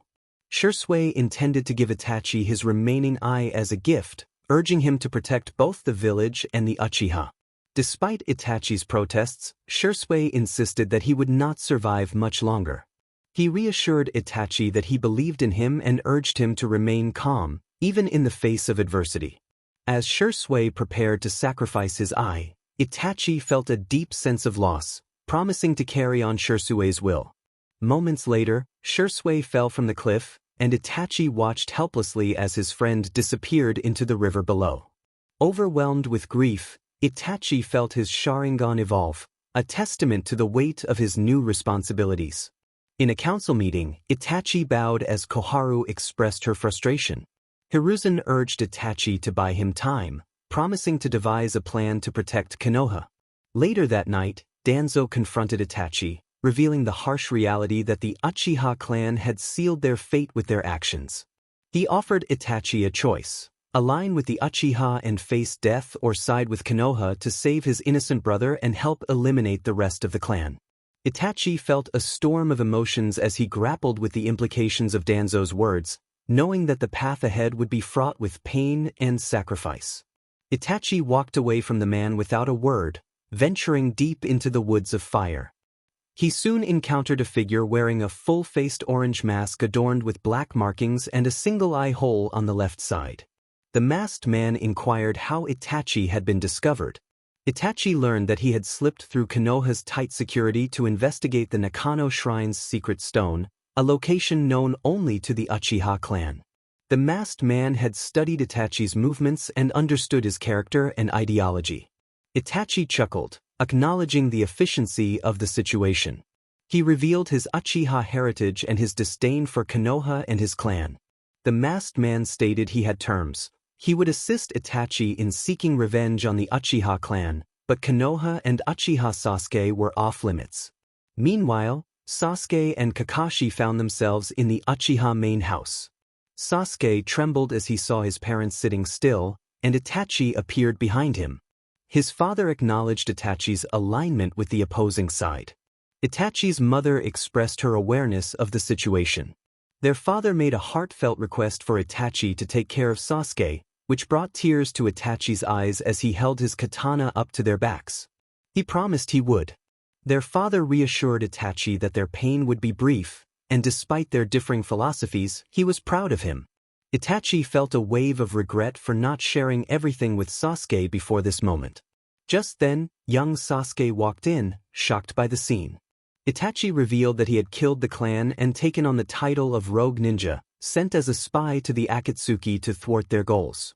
He admitted to lying to Sasuke his entire life but declared that it would no longer be the case. Sasuke, panting and trembling, struggled to comprehend the revelation. The world around them began to shake and fade. As Sasuke leaned forward, he felt overwhelmed. He questioned Itachi, who explained that his actions were for Sasuke's sake and urged him to fight. Sasuke, confused, felt the weight of his despair. Itachi insisted he must overcome his limitations, pushing Sasuke to draw on his chakra. Sasuke faltered, feeling the pressure of the situation. Itachi, frustrated, urged him to rise. He grabbed Sasuke by his shirt and flung him over, causing him to stumble and scrape against the rocks. Sasuke's Sharingan activated as he struggled to understand the purpose of this ordeal. Itachi reassured him that if Orochimaru got hold of him, it would truly be the end. He commanded Sasuke to HRSS his chakra. As Sasuke fought against the pain, Kakashi watched helplessly, wanting to intervene but lacking the strength. Itachi maintained that it had to be done, observing Sasuke's struggle as the curse mark began to activate. Itachi's chakra formed a figure around him, and a sword appeared, glowing with the same energy. Sasuke screamed in agony as the flames enveloped him, and the marks on his skin shifted. He fell to the ground, convulsing as the mark pulled away. Itachi approached, and as the mark retracted, he brought the sword down. Kakashi gasped as the air filled with tension, and Sasuke's body lay still. The mark vanished, absorbed into the sword. Itachi sighed, rubbing his eyes before kneeling beside Sasuke, who looked at him with exhaustion. Itachi gently tapped Sasuke's head, and the boy let out a grunt before losing consciousness. Itachi stood and addressed Kakashi, thanking him for caring for his brother and instructing him to keep Sasuke safe. Kakashi nodded, acknowledging that Sasuke would be weak for a while but would recover, now free from Orochimaru's influence. With that, Itachi vanished into a flock of crows, and the barrier around them dissipated. Kakashi felt the weight lift from his body and approached Sasuke, lifting him into his arms with a sigh, pondering what would come next. Orochimaru sat on his bed, smirking as he discussed plans with Kabuto. He intended to proceed with their scheme during the upcoming sand attack, planning to take Sasuke away amidst the chaos and break his will, making him succumb to the curse mark. Kabuto expressed concern about Kakashi's close watch over Sasuke, but Orochimaru dismissed it, confident that Kakashi was no match for him, having instilled fear in him since their first encounter. He wouldn't be a problem, he thought with a chuckle. Kabuto mentioned that he would meet Baki at midnight to finalize the details of their plan, and Orochimaru nodded in agreement. Suddenly, Orochimaru grunted in pain, gripping his head as an agonizing scream escaped his lips. Kabuto rushed to his side, concern etched on his face, but hesitated to touch him. Orochimaru continued to scream, his teeth clenched in distress. Kabuto inched closer, asking what was wrong, but Orochimaru's cries only intensified. Eventually, the screams subsided, and Orochimaru slumped slightly, gasping for air as sweat dripped down his face. He cursed under his breath, tightening his grip on his head. Kabuto, still worried, asked what had happened. Orochimaru revealed that the mark he had placed on Sasuke was gone. Kabuto was taken aback, stammering in disbelief. Orochimaru explained that Itachi had removed the mark, leaving him without control over Sasuke. Kabuto whispered in shock, and Orochimaru sighed, acknowledging the situation. Kabuto hesitated, trying to process the implications, but Orochimaru's sharp command to leave sent him scrambling out of the room, fear evident in his demeanor. Alone, Orochimaru closed his eyes, focusing intently. He realized that Itachi had indeed taken the mark, and a dark plan began to form in his mind. He stood and exited his room, finding Kabuto waiting nearby.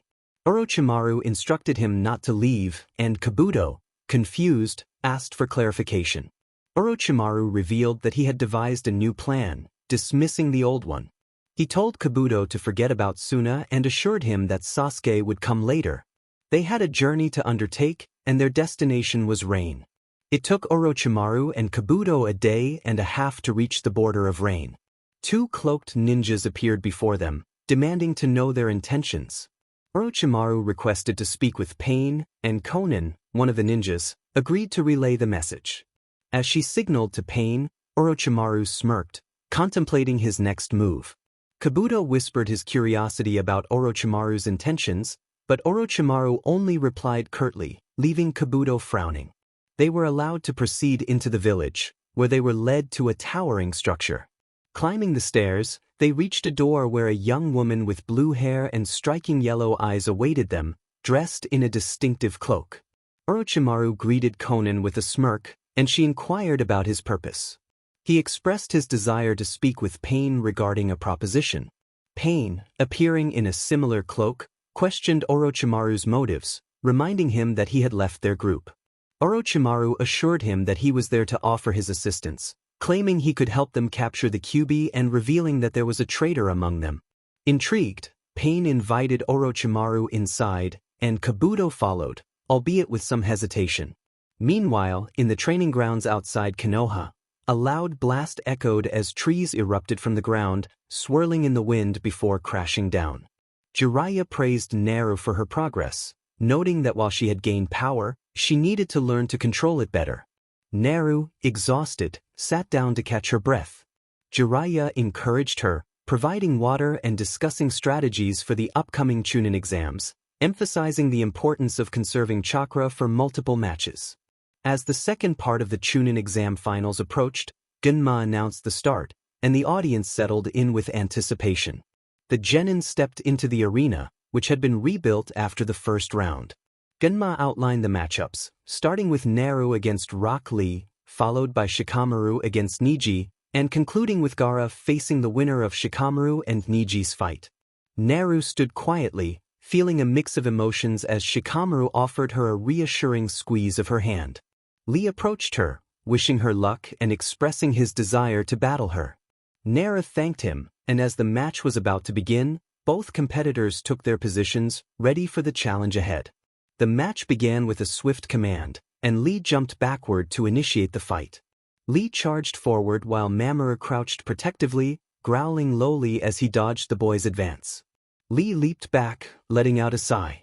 Naru pulled her fan from her back and swung it upward, creating a swirling funnel of wind and dirt around them. The force of the wind lifted Lee off his feet, sending him crashing to the ground. As the wind settled, Mamoru shifted his shoulders, ready to act. Naru tightened her grip on his vest and took a deep breath. Lee, determined, charged again, leaping into the air to evade Mamoru's claws and aimed a kick at Naru. She quickly raised her fan to block the blow, but the impact knocked her off Mamoru's back. Naru thought about Lee's strength as she stood up, feeling the chakra points around her begin to tremble. She blocked a punch aimed at her head and then leaped into the air, wrapping her legs around Lee's chest and bringing him down with her. He grunted as he twisted his hand to grab her arm, causing her to wince as she felt her arm go numb. Realizing he was pinching her nerve, she released him, and he sprang back to his feet. With a smirk, Naru quickly formed hand signs, taking a deep breath before exhaling forcefully. A small burst of wind struck Lee in the chest and arm, causing him to gasp for air. Naru felt a surge of satisfaction as Lee hit the ground. From the stands, Ino cheered for her, encouraging her to keep going. Tenten joined in, urging Lee to rise. Mamoru approached cautiously, keeping a watchful eye on Lee. Naru expressed her determination to win, and Lee echoed her resolve. Suddenly, Lee moved with incredible speed, delivering a powerful kick to Naru's stomach that sent her crashing to the ground. He quickly followed up with a series of kicks, sending her soaring into the air. Naru coughed as she struggled to regain her balance, feeling Lee's presence behind her as he followed her movements. As Naru groaned, Lee declared that it was time to end the match. He executed a flip, bringing his leg down with force. Naru coughed as she hit the ground, creating a small crater. Lee rolled slightly upon landing and quickly scanned the area, realizing it was empty. He wondered how Mamoru had vanished so quickly. A flash of light caught Lee off guard, and he was struck, swinging at nothing but air. Mamoru reappeared, ramming into him before disappearing again. Lee marveled at their incredible speed. In the stands, Guy encouraged him to unleash his full potential. Lee nodded and removed his orange leg warmers, revealing training weights on his legs. He discarded the weights, shocking everyone as they toppled a small tree due to their weight. Ino gasped in disbelief, while Guy chuckled, praising Lee's perseverance. The match was far from over. It was just beginning, with taijutsu against wind style. The audience leaned forward in anticipation. Lee scanned the arena carefully until he spotted movement. He shot forward, almost disappearing, and Naru was sent flying from the trees, hitting the ground hard. Struggling to her feet, she was soon overwhelmed by a flurry of strikes from all directions. Closing her eyes, she focused on the chakra in the ground, barely sensing Lee's movements even at close range. With a smirk, she released 4 smoke bombs, filling the arena with a thick cloud. Determined to level the playing field, Mamoru dashed from behind, carrying Naru on his back as he sprinted deeper into the smoke. Naru steadied herself as Mamoru maneuvered quickly, throwing kunai and shuriken in all directions. Lee halted, coughing as he tried to disperse the smoke that obscured his vision. Confusion spread among the spectators as they struggled to see the action. Finally, the smoke cleared, revealing scattered weapons on the ground. Naru and Mamoru skidded to a stop across from Lee, who was ready for the next round. Naru, panting, challenged Lee to bring it on. The exertion of using chakra was beginning to take its toll. Lee took a deep breath and charged forward. Naru smiled as she jerked her hand, causing wires to shoot up and ensnare Lee, effectively trapping him. Mamoru growled and charged, with Naru launching off his back, preparing to deliver a powerful blow. In that moment, Lee closed his eyes and focused, unleashing a burst of chakra that sent Naru flying away from him. She cried out as she became entangled in the wires. As Lee surged forward, Naru screamed, pulling out her fan to glide back down. Exhausted, she fell to her knees, feeling her stomach churn. The spectators watched in concern, noting that she was struggling to keep up. Lee charged again, and Naru whimpered in fear, shutting her eyes tight. Gathering her strength, she unleashed a powerful wind technique, sending Lee skidding backward. But he quickly regained his momentum, running in a circle around her. Naru grunted as he landed blows, and Mamoru roared, channeling chakra to send both genin crashing to the ground. He then grabbed Naru's shirt and dashed into the cover of the trees. Naru gasped for breath, realizing she could barely keep up with the intensity of the fight. There was no way she could do it, Naru thought, panting and trembling.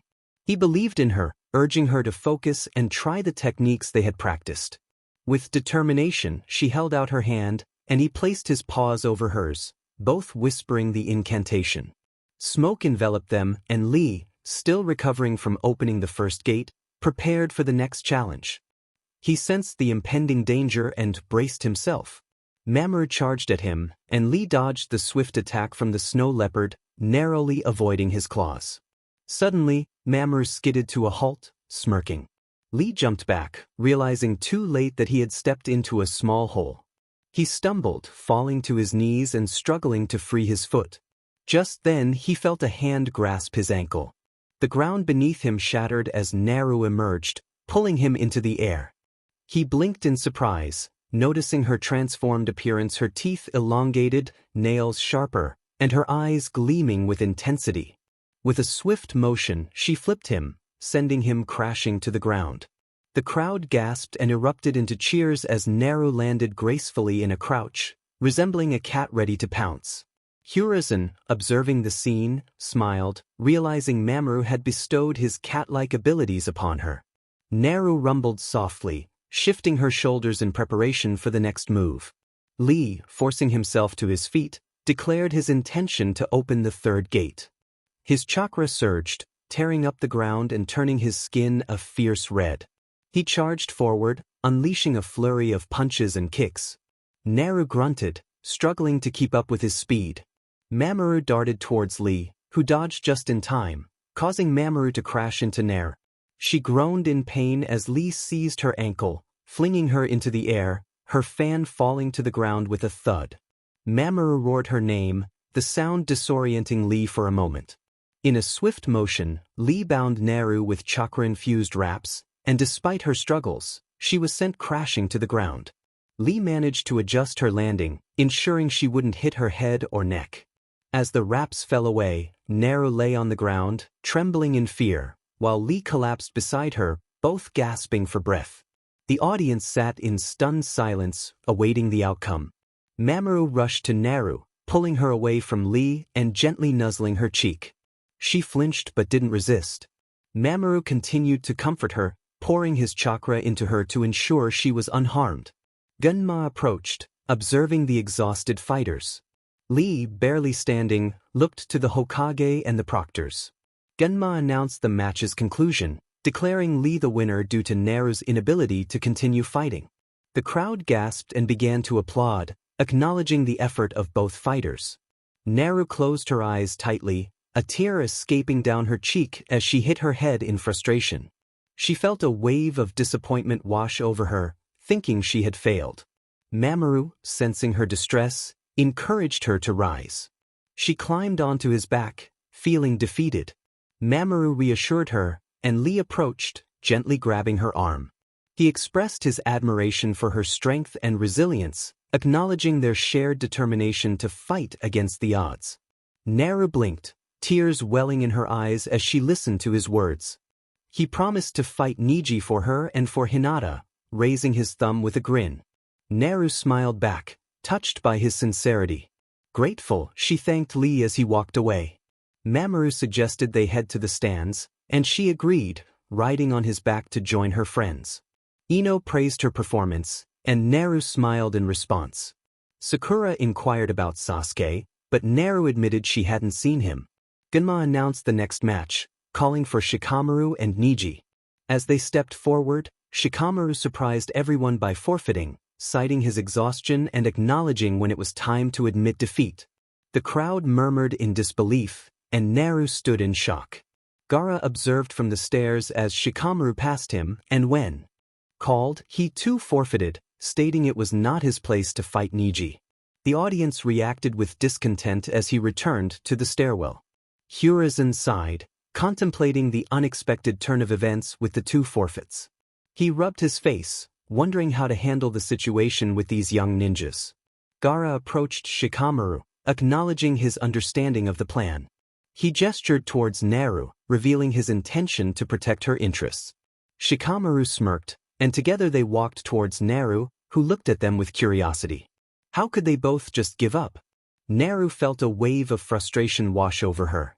It was better, Shikamaru explained, that they didn't intervene. They both had the strength to defeat him, but it would gain nothing. Gaara added that since Naru was eliminated, only one person could reach him now. Naru's heart sank as she thought of Lee. As the crowd began to disperse for a brief intermission, Naru made her way to the infirmary. She sat beside Hinata's bed, her heart heavy. She felt a deep sense of regret. She whispered that she was sorry, that she couldn't fight for Hinata. Tears welled in her eyes as she admitted her perceived weakness. Hinata, barely able to speak, reached out and touched Naru's hand gently, reassuring her that she hadn't failed. But Naru shook her head, overwhelmed by her feelings of inadequacy. She felt like a failure, unable to confront Niji. Hinata coughed, and Naru sighed, urging her to rest before stepping out, ignoring Hinata's soft call for her. In the bathroom, Naru splashed water on her face, frustration boiling within her. The announcement for the final round echoed through the arena, prompting her to return to the stands. Climbing onto Mamoru's back, she felt a mix of emotions as she approached her friends. They praised her performance, and she smiled shyly, her cheeks flushed. She took a seat next to Shikamaru, who held her hand, and she squeezed it back, unaware of the platinum blonde smirking behind them. The final match was announced, Rock Lee vs Hyuga Niji. Niji taunted Lee, but Lee responded with determination, vowing to prove that hard work could overcome natural talent. He promised to fight not just for himself, but for Hinata and Naru, earning a surprised smile from Naru. As the match began, Niji charged forward, but Lee was quick to dodge, using his earlier strategy to wrap his legs around Niji and bring him down. Niji activated his Byakugan, his eyes bulging with focus as he prepared to end Lee's dream.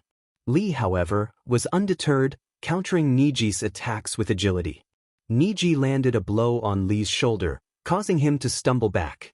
Niji smirked, confident in his knowledge of Lee's weaknesses.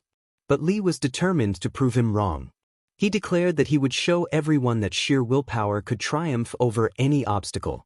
Niji dismissed Lee's resolve, but Lee stood tall, ready to fight back. He launched into a flurry of movements, dodging Niji's strikes and countering with his own. Lee pulled out kunai, launching them at Niji, who deflected them effortlessly. But Lee had a plan. He had set paper bombs around the arena.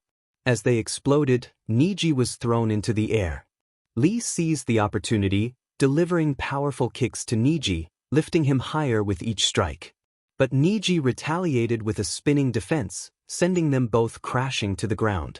The crowd gasped as Niji emerged, panting and injured, while Lee crawled out, determined to keep fighting despite his own injuries. Lee reached for his nunchucks, spinning them expertly as he charged at Niji. Niji blocked the strikes, but Lee's tenacity was evident. Niji landed a blow to Lee's chin, causing him to stagger back. Niji, confident in his abilities, prepared to unleash a powerful technique. In that moment, Lee recalled Guy's words about a special fighting tool. He rummaged through his pouch, finding the small round ball Guy had given him. He hesitated but then popped it into his mouth, feeling a surge of energy as he charged at Niji once more, determined to turn the tide of the battle. Guy smirked with his arms crossed over his chest, thinking to himself that it was time for action. Ino observed the match and noted how Lee's movements had become erratic, making it difficult for Niji to keep up. She chuckled, confident that Lee had the upper hand. Niji struggled to comprehend Lee's sudden burst of energy as he grunted from the impact of Lee's uppercut, which knocked him back. Lee quickly recovered and struck the ground, causing it to tremble beneath Niji's feet, disrupting his balance. In a swift motion, Lee vanished and landed a kick on Niji's injured shoulder, eliciting a cry of pain as Niji fell to his knees, panting and bewildered. Lee, with a determined look, grabbed Niji and flung him into the air, holding onto his shirt tightly. He spun Niji around before sending him crashing back down to the ground. The crowd erupted in cheers for Lee as the dust settled, revealing Niji on the ground, shaking from the pain. Lee approached slowly, blinking rapidly and swallowing hard as he assessed Niji's condition.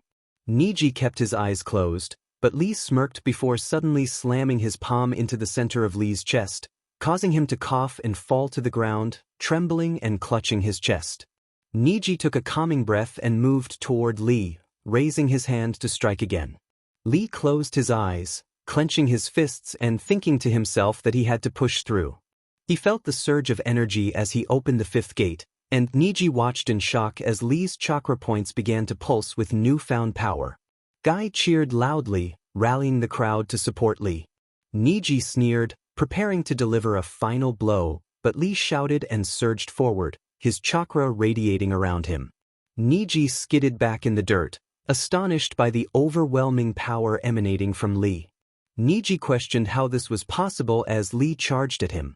Niji quickly focused and executed his technique, spinning around and unleashing a powerful strike.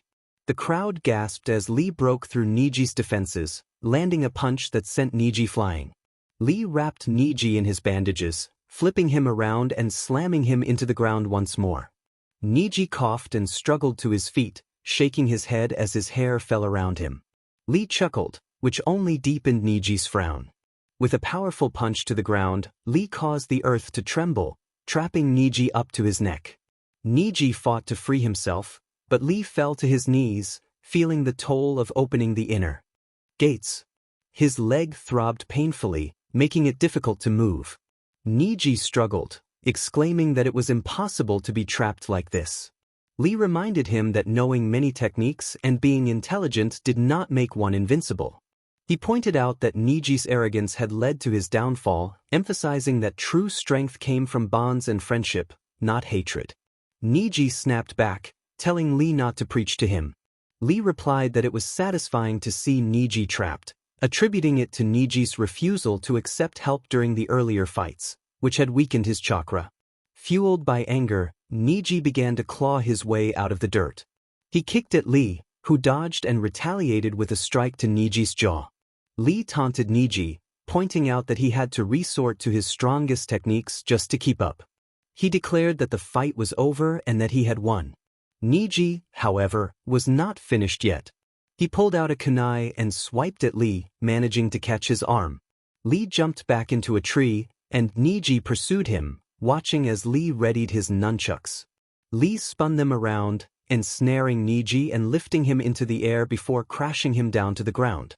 Genma approached Niji, checking his pulse before standing up and announcing that Niji was unable to continue, declaring Lee the victor. The crowd erupted in cheers, celebrating Lee's hard-fought victory. Panting and smiling, Lee waved to the audience, catching Naru's eye as she clapped for him. Genma declared the conclusion of the Chunin exams and invited the Hokage to address the crowd. Hiruzen stepped forward, praising the remarkable abilities and improvements shown by the genin, expressing pride in their efforts. He informed them that results would be discussed and promotions would be announced in a week, encouraging everyone to go home and rest. As the crowd cheered and left the stadium, Naru rode on Mamoru's back, smiling at Shikamaru as he approached her. He reassured her that she had made a point and they should not let the outcome discourage them. Naru thanked him and squeezed his hand, smiling back. They decided to grab dinner together, while Ino watched them with a grin before rushing back into the stadium to find Sakura. 2 days later, Hiruzen entered the council room filled with members, Jounin-sensei, and judges to discuss the Chunin exams and promotions.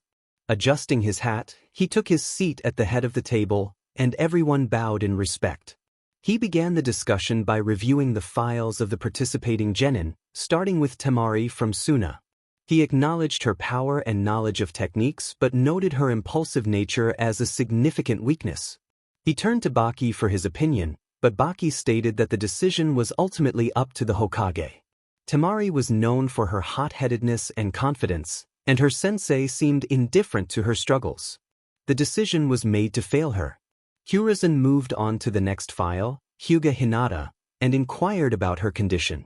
Hayashi reported that Hinata was recovering but needed time to regain her strength and chakra control. He requested that she not be passed, which shocked the others in the room. Kurenai expressed her frustration, arguing that Hinata had potential if only her family believed in her.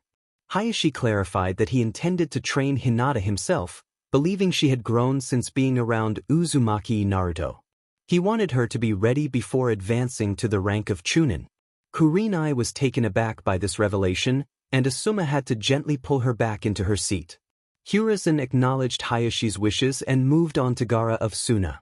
One judge opposed his promotion, citing Gaara's ruthless nature, though he noted Gaara's surrender against Niji was for a deeper reason. The judge emphasized the need for Gaara to learn about companionship to avoid leaving his team behind in battle. When asked for his opinion, Baki dismissed the matter, stating that he had known his team was unprepared for the exams but had no choice in the matter. Hiruzen signaled for an umbu to investigate Baki while continuing the meeting. Next was Aburame Shino. Kurenai noted that while Shino's match was intriguing, he needed to learn to trust his teammates in addition to relying on his bugs.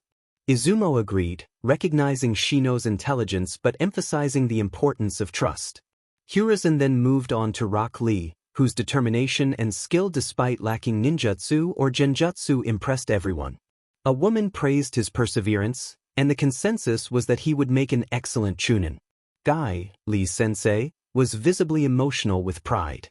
Hiruzen then turned to Hyuga Niji, but the judges were divided.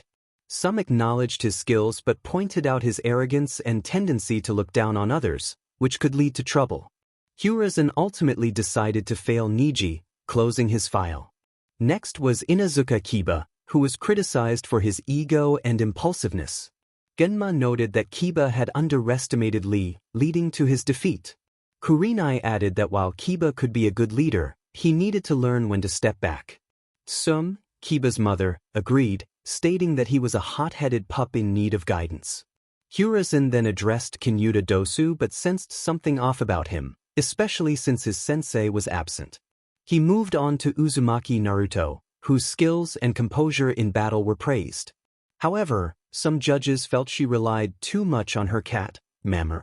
Hiruzen highlighted Naruto's determination and growth, noting her positive influence on others like Hinata and Shikamaru. Despite her strengths, the judges decided to keep Naruto as a genin for now. Finally, they discussed Nara Shikamaru, who was recognized as a genius despite his lazy demeanor.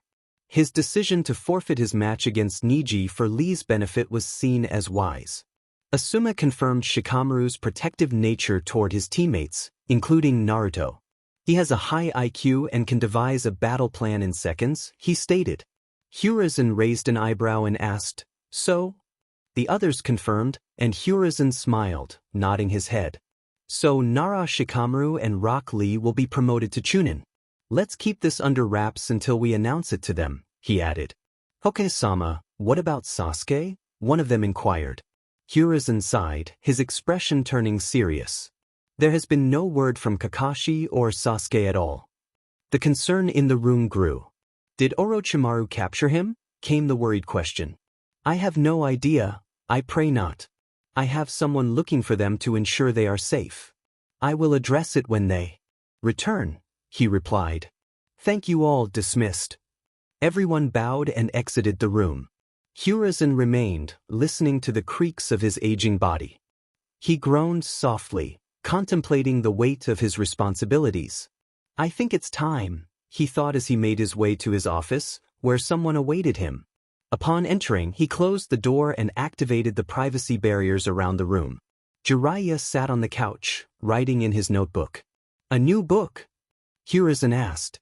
Yeah, Jeriah replied.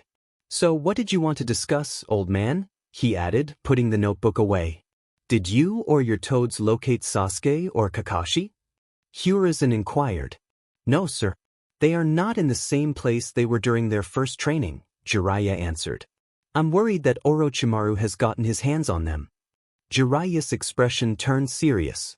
Actually, my sources tell me he was seen in the Land of Rain a few days ago and hasn't left yet. Still, with how many allies he has and how cunning he is. Hiruzen trailed off. Kakashi is a skilled jounin and is very protective of Sasuke. I doubt he would let him be taken easily, Jeriah reassured him with a chuckle. Hiruzen nodded, lighting his pipe and exhaling a cloud of smoke. The reason I called you here is that I have a mission for you, he said. Jeriah raised an eyebrow, intrigued. It's something that has been on my mind for a while. I want you to track down Tsunade and bring her back, Hiruzen continued. You know she'll refuse the Hokage seat, Jeriah smirked. Right now, I'm thinking of something else. Naru, Hiruzen said, catching Jeriah off guard. I wasn't able to find her when that accident happened, and I feel like she could help. I want her to come and try it, he explained. Although Naru has grown much since losing her sight, she is still sensitive about it. If there is a chance for her to see again, I want to pursue it. Jeriah smirked and nodded. You got it, full man. I'll do my best, he promised. Thank you, Jeriah, Hiruzen replied as Jeriah left to search for Naru. Jeriah walked through the forest path toward Crater City, where he hoped to find Tsunade. Within 2 hours he arrived in a bustling city filled with vendors and laughter. Children chased each other, their joy echoing through the streets. He approached a well-known bar, confident that Tsunade would be there. Inside, a young girl in a kimono greeted him, her appearance striking. Despite the distraction, he focused on his mission.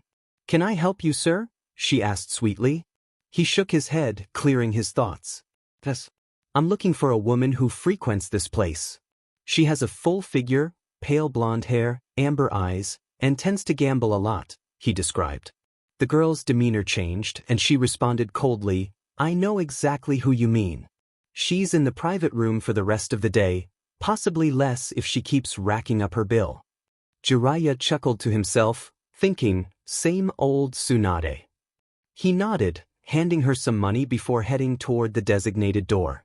Listening intently, he heard a heated exchange inside before knocking and entering. He found Tsunade at a table with 3 burly men, stacks of money surrounding them. Tsunade wore a frown, while a younger woman with short black hair attempted to reason with her. All right, pay up, lady, one man growled. You owe me 500. Tsunade snorted defiantly. Once more. Double or nothing, she declared, downing a shot of sake and slamming the cup on the table, a crooked grin spreading across her face. Double or nothing? You haven't won a single game. You want to keep going? The man challenged. I said so, didn't I? She retorted fiercely. Fine. Odds or evens? The man asked, shaking a cup filled with dice. Even, she replied, and he hummed as he shook the cup for a few moments before tossing the dice onto the table. They rolled and landed on 3 and 2. Tsunade gasped, her eye twitching in disbelief. Told you. You need to learn when to walk away, he said, extending his hand. 1,000, fork it over. About the money. Tsunade began, but the man glared at her. I have it, Jeriah interjected, pulling out his wallet and tossing the bills to the man, who quickly counted them. Now, if you don't mind, I need to speak with the loser alone. Tsunade scowled deeply as the others left and shut the door. Jeriah-sama, the younger woman exclaimed. Nice to see you again, Shizun, Jeriah said, turning his attention to Tsunade. What are you doing here, Jeriah? She asked, pouring herself more sake. We need to talk. No, she replied firmly. You don't even know what it's about, he insisted. Not interested, she said, crossing her arms. Fine, we'll play a game, he suggested, grabbing the cup and checking the dice. If I win, you sit and listen to me. And if I win, she challenged, arms still crossed. I'll pay off your debts, which I know you have. Being you, he smirked. Tsunade eyed him, sighed, and finally nodded. Sit, she commanded. Jeriah took a seat and pulled the bottle away from her, causing her to frown. I want you fully sober and attentive when I tell you this. I need the medic Tsunade, he said, and she huffed. I need you to come back to Konoha. No, I told you I wouldn't come back, she stated. I need you to, he pressed. There is someone there who needs you. She doesn't know I'm here, but Hiruzen and I both thought about it. He needed you years ago but couldn't find you. A young girl's life and future are on the line. Tsunade frowned at him, curiosity piqued. Who? One you haven't seen in years, Uzumaki Naru, he replied. Tsunade blinked, recalling the name. Minato and Kushina's daughter? She questioned, and Jeriah nodded. What do you need me for? She asked. Her healing and health should be fine, like Kushina's, thanks to Kyubi. An incident happened a few years ago that changed her life completely, he explained. She's blind. Tsunade's expression shifted to shock, and Shizun gasped. What? Shizun asked, astonished. She was attacked on her 9th birthday. Some people took her from her apartment, brought her to an abandoned building, and harmed her, Jeriah said. Tsunade's disgust was evident as she listened. When they stopped, she sat up and saw the last one. He struck her face over her eyes with chakra-enhanced force. They left her there to die? Tsunade asked incredulously. Come on, Tsunade. You know how others are, especially towards a Jinchuriki, he said quietly. Anyway, Hiruzen searched for her for days and eventually found her, bringing her home. He kept her eyes bandaged and tried to find you to help, but you didn't respond. Tsunade flinched at the accusation. He had to travel to Sunagakure for a treaty and brought Naru with him. They met a renowned eye doctor who managed to heal a little, but they discovered she couldn't see anything, and there was nothing he could do. What happened to her? Shizun asked, concerned. Hiruzen took her in and got her an Uzumaki summon, Mamur, Jeriah said with a smile. They began training Naru in ninja ways. She's now a full-fledged genin who participated in the Chunin exams and passed until the tournament. She's amazing and growing stronger every day. How does she? Shizun began. She taught herself to feel and read vibrations in the ground. She also uses her chakra like sonar. When it enters her area of chakra, she can perceive it, he explained. It sounds like her eyes were damaged, Tsunade noted. But, Jeriah added, when she taps into his chakra, she can partially see. Tsunade frowned. She encountered Orochimaru during the Chunin exams, and he sealed Kyubi, cutting her connection to him. I unlocked it and she could see briefly. So maybe it wasn't severed, just blocked? Shizun suggested. I don't know, Tsunade admitted. If anything, I remember his chakra has a healing ability, but it won't heal normally. The only way to understand what's happening is through a full examination. That's why I'm here. I want you to come back, Jeriah urged. No, Tsunade replied, leaving him and Shizun in shock. Tsunade? Jeriah exclaimed. Konoha may have been where I was born and raised, and it will always be my hometown, but it will not be my home, she declared. I won't return. Sorry, Jeriah. She stood up and walked out of the room, leaving the two behind in stunned silence.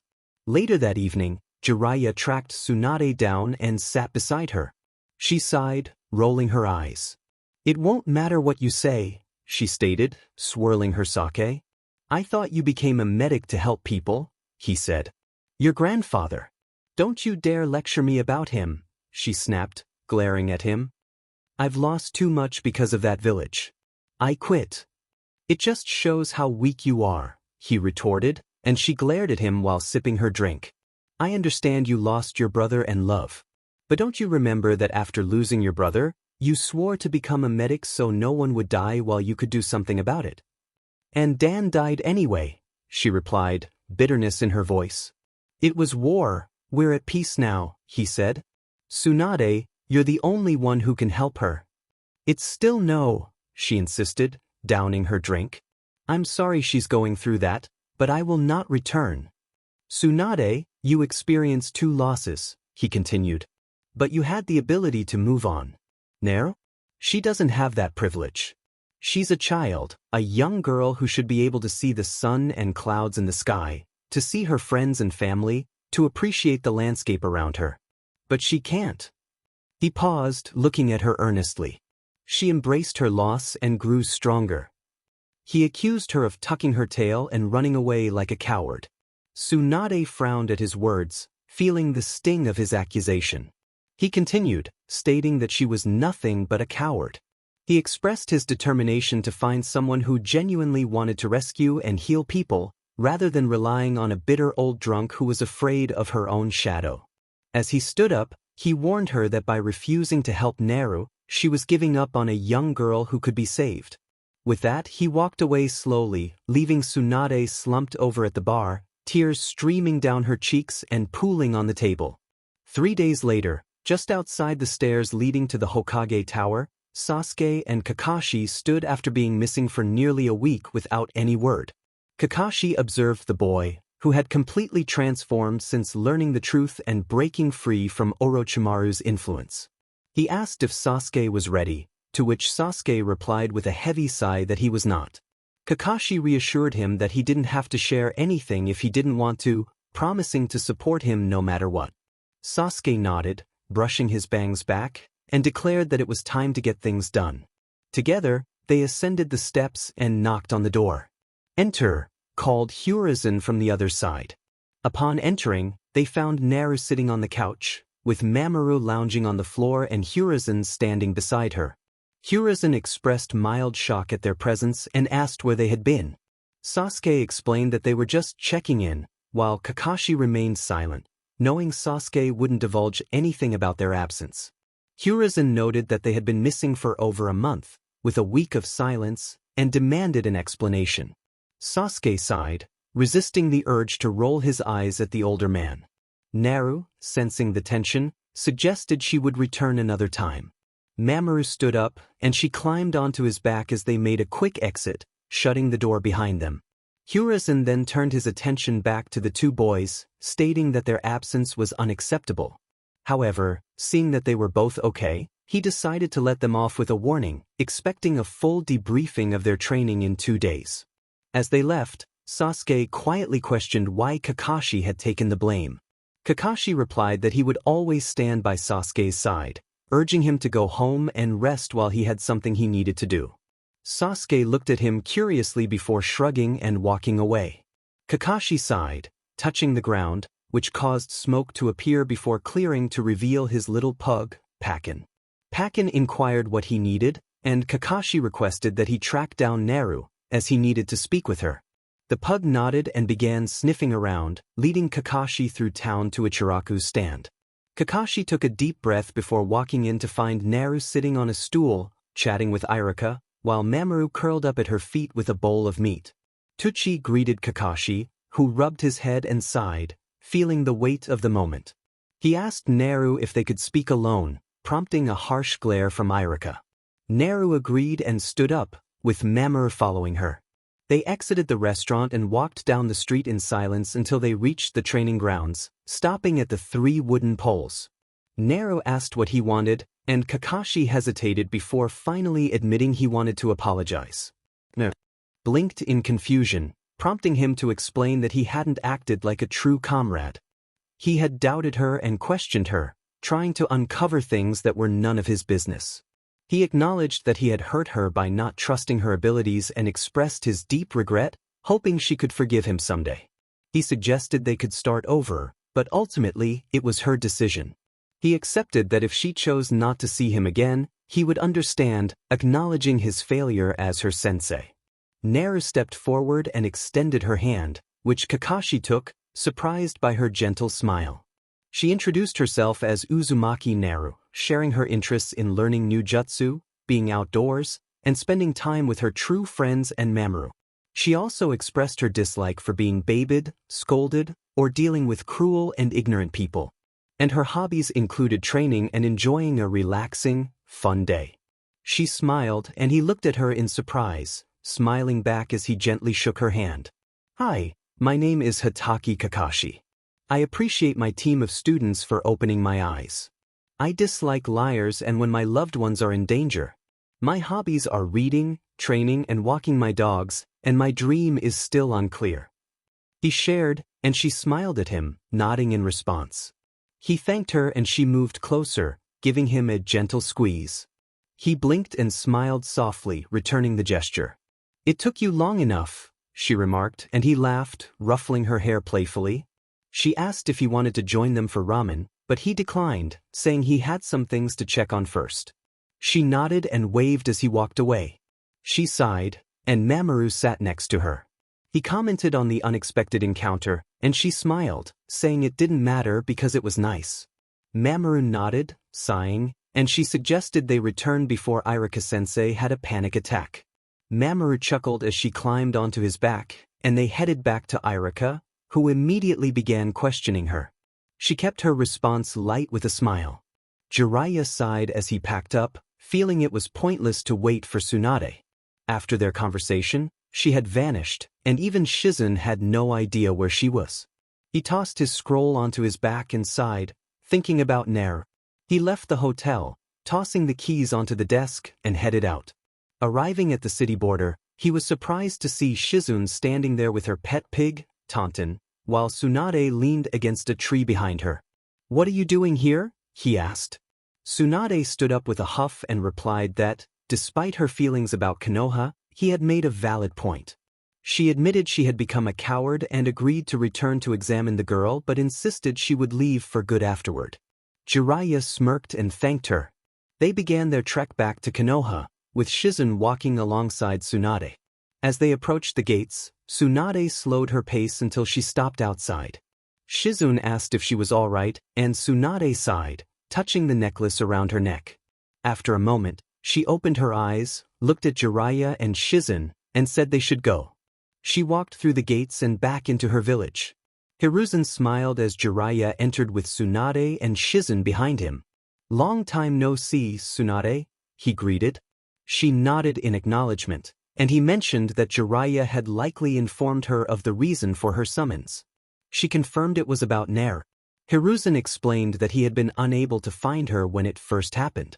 He noted that she had grown stronger and improved her ninja skills since the incident, but he still wanted to give her a chance to see again. Tsunade asked if Naru was aware of this plan, and Hiruzen replied that they hadn't wanted to raise her hopes if she refused to return. Tsunade sighed and nodded, inquiring about what the doctor had said.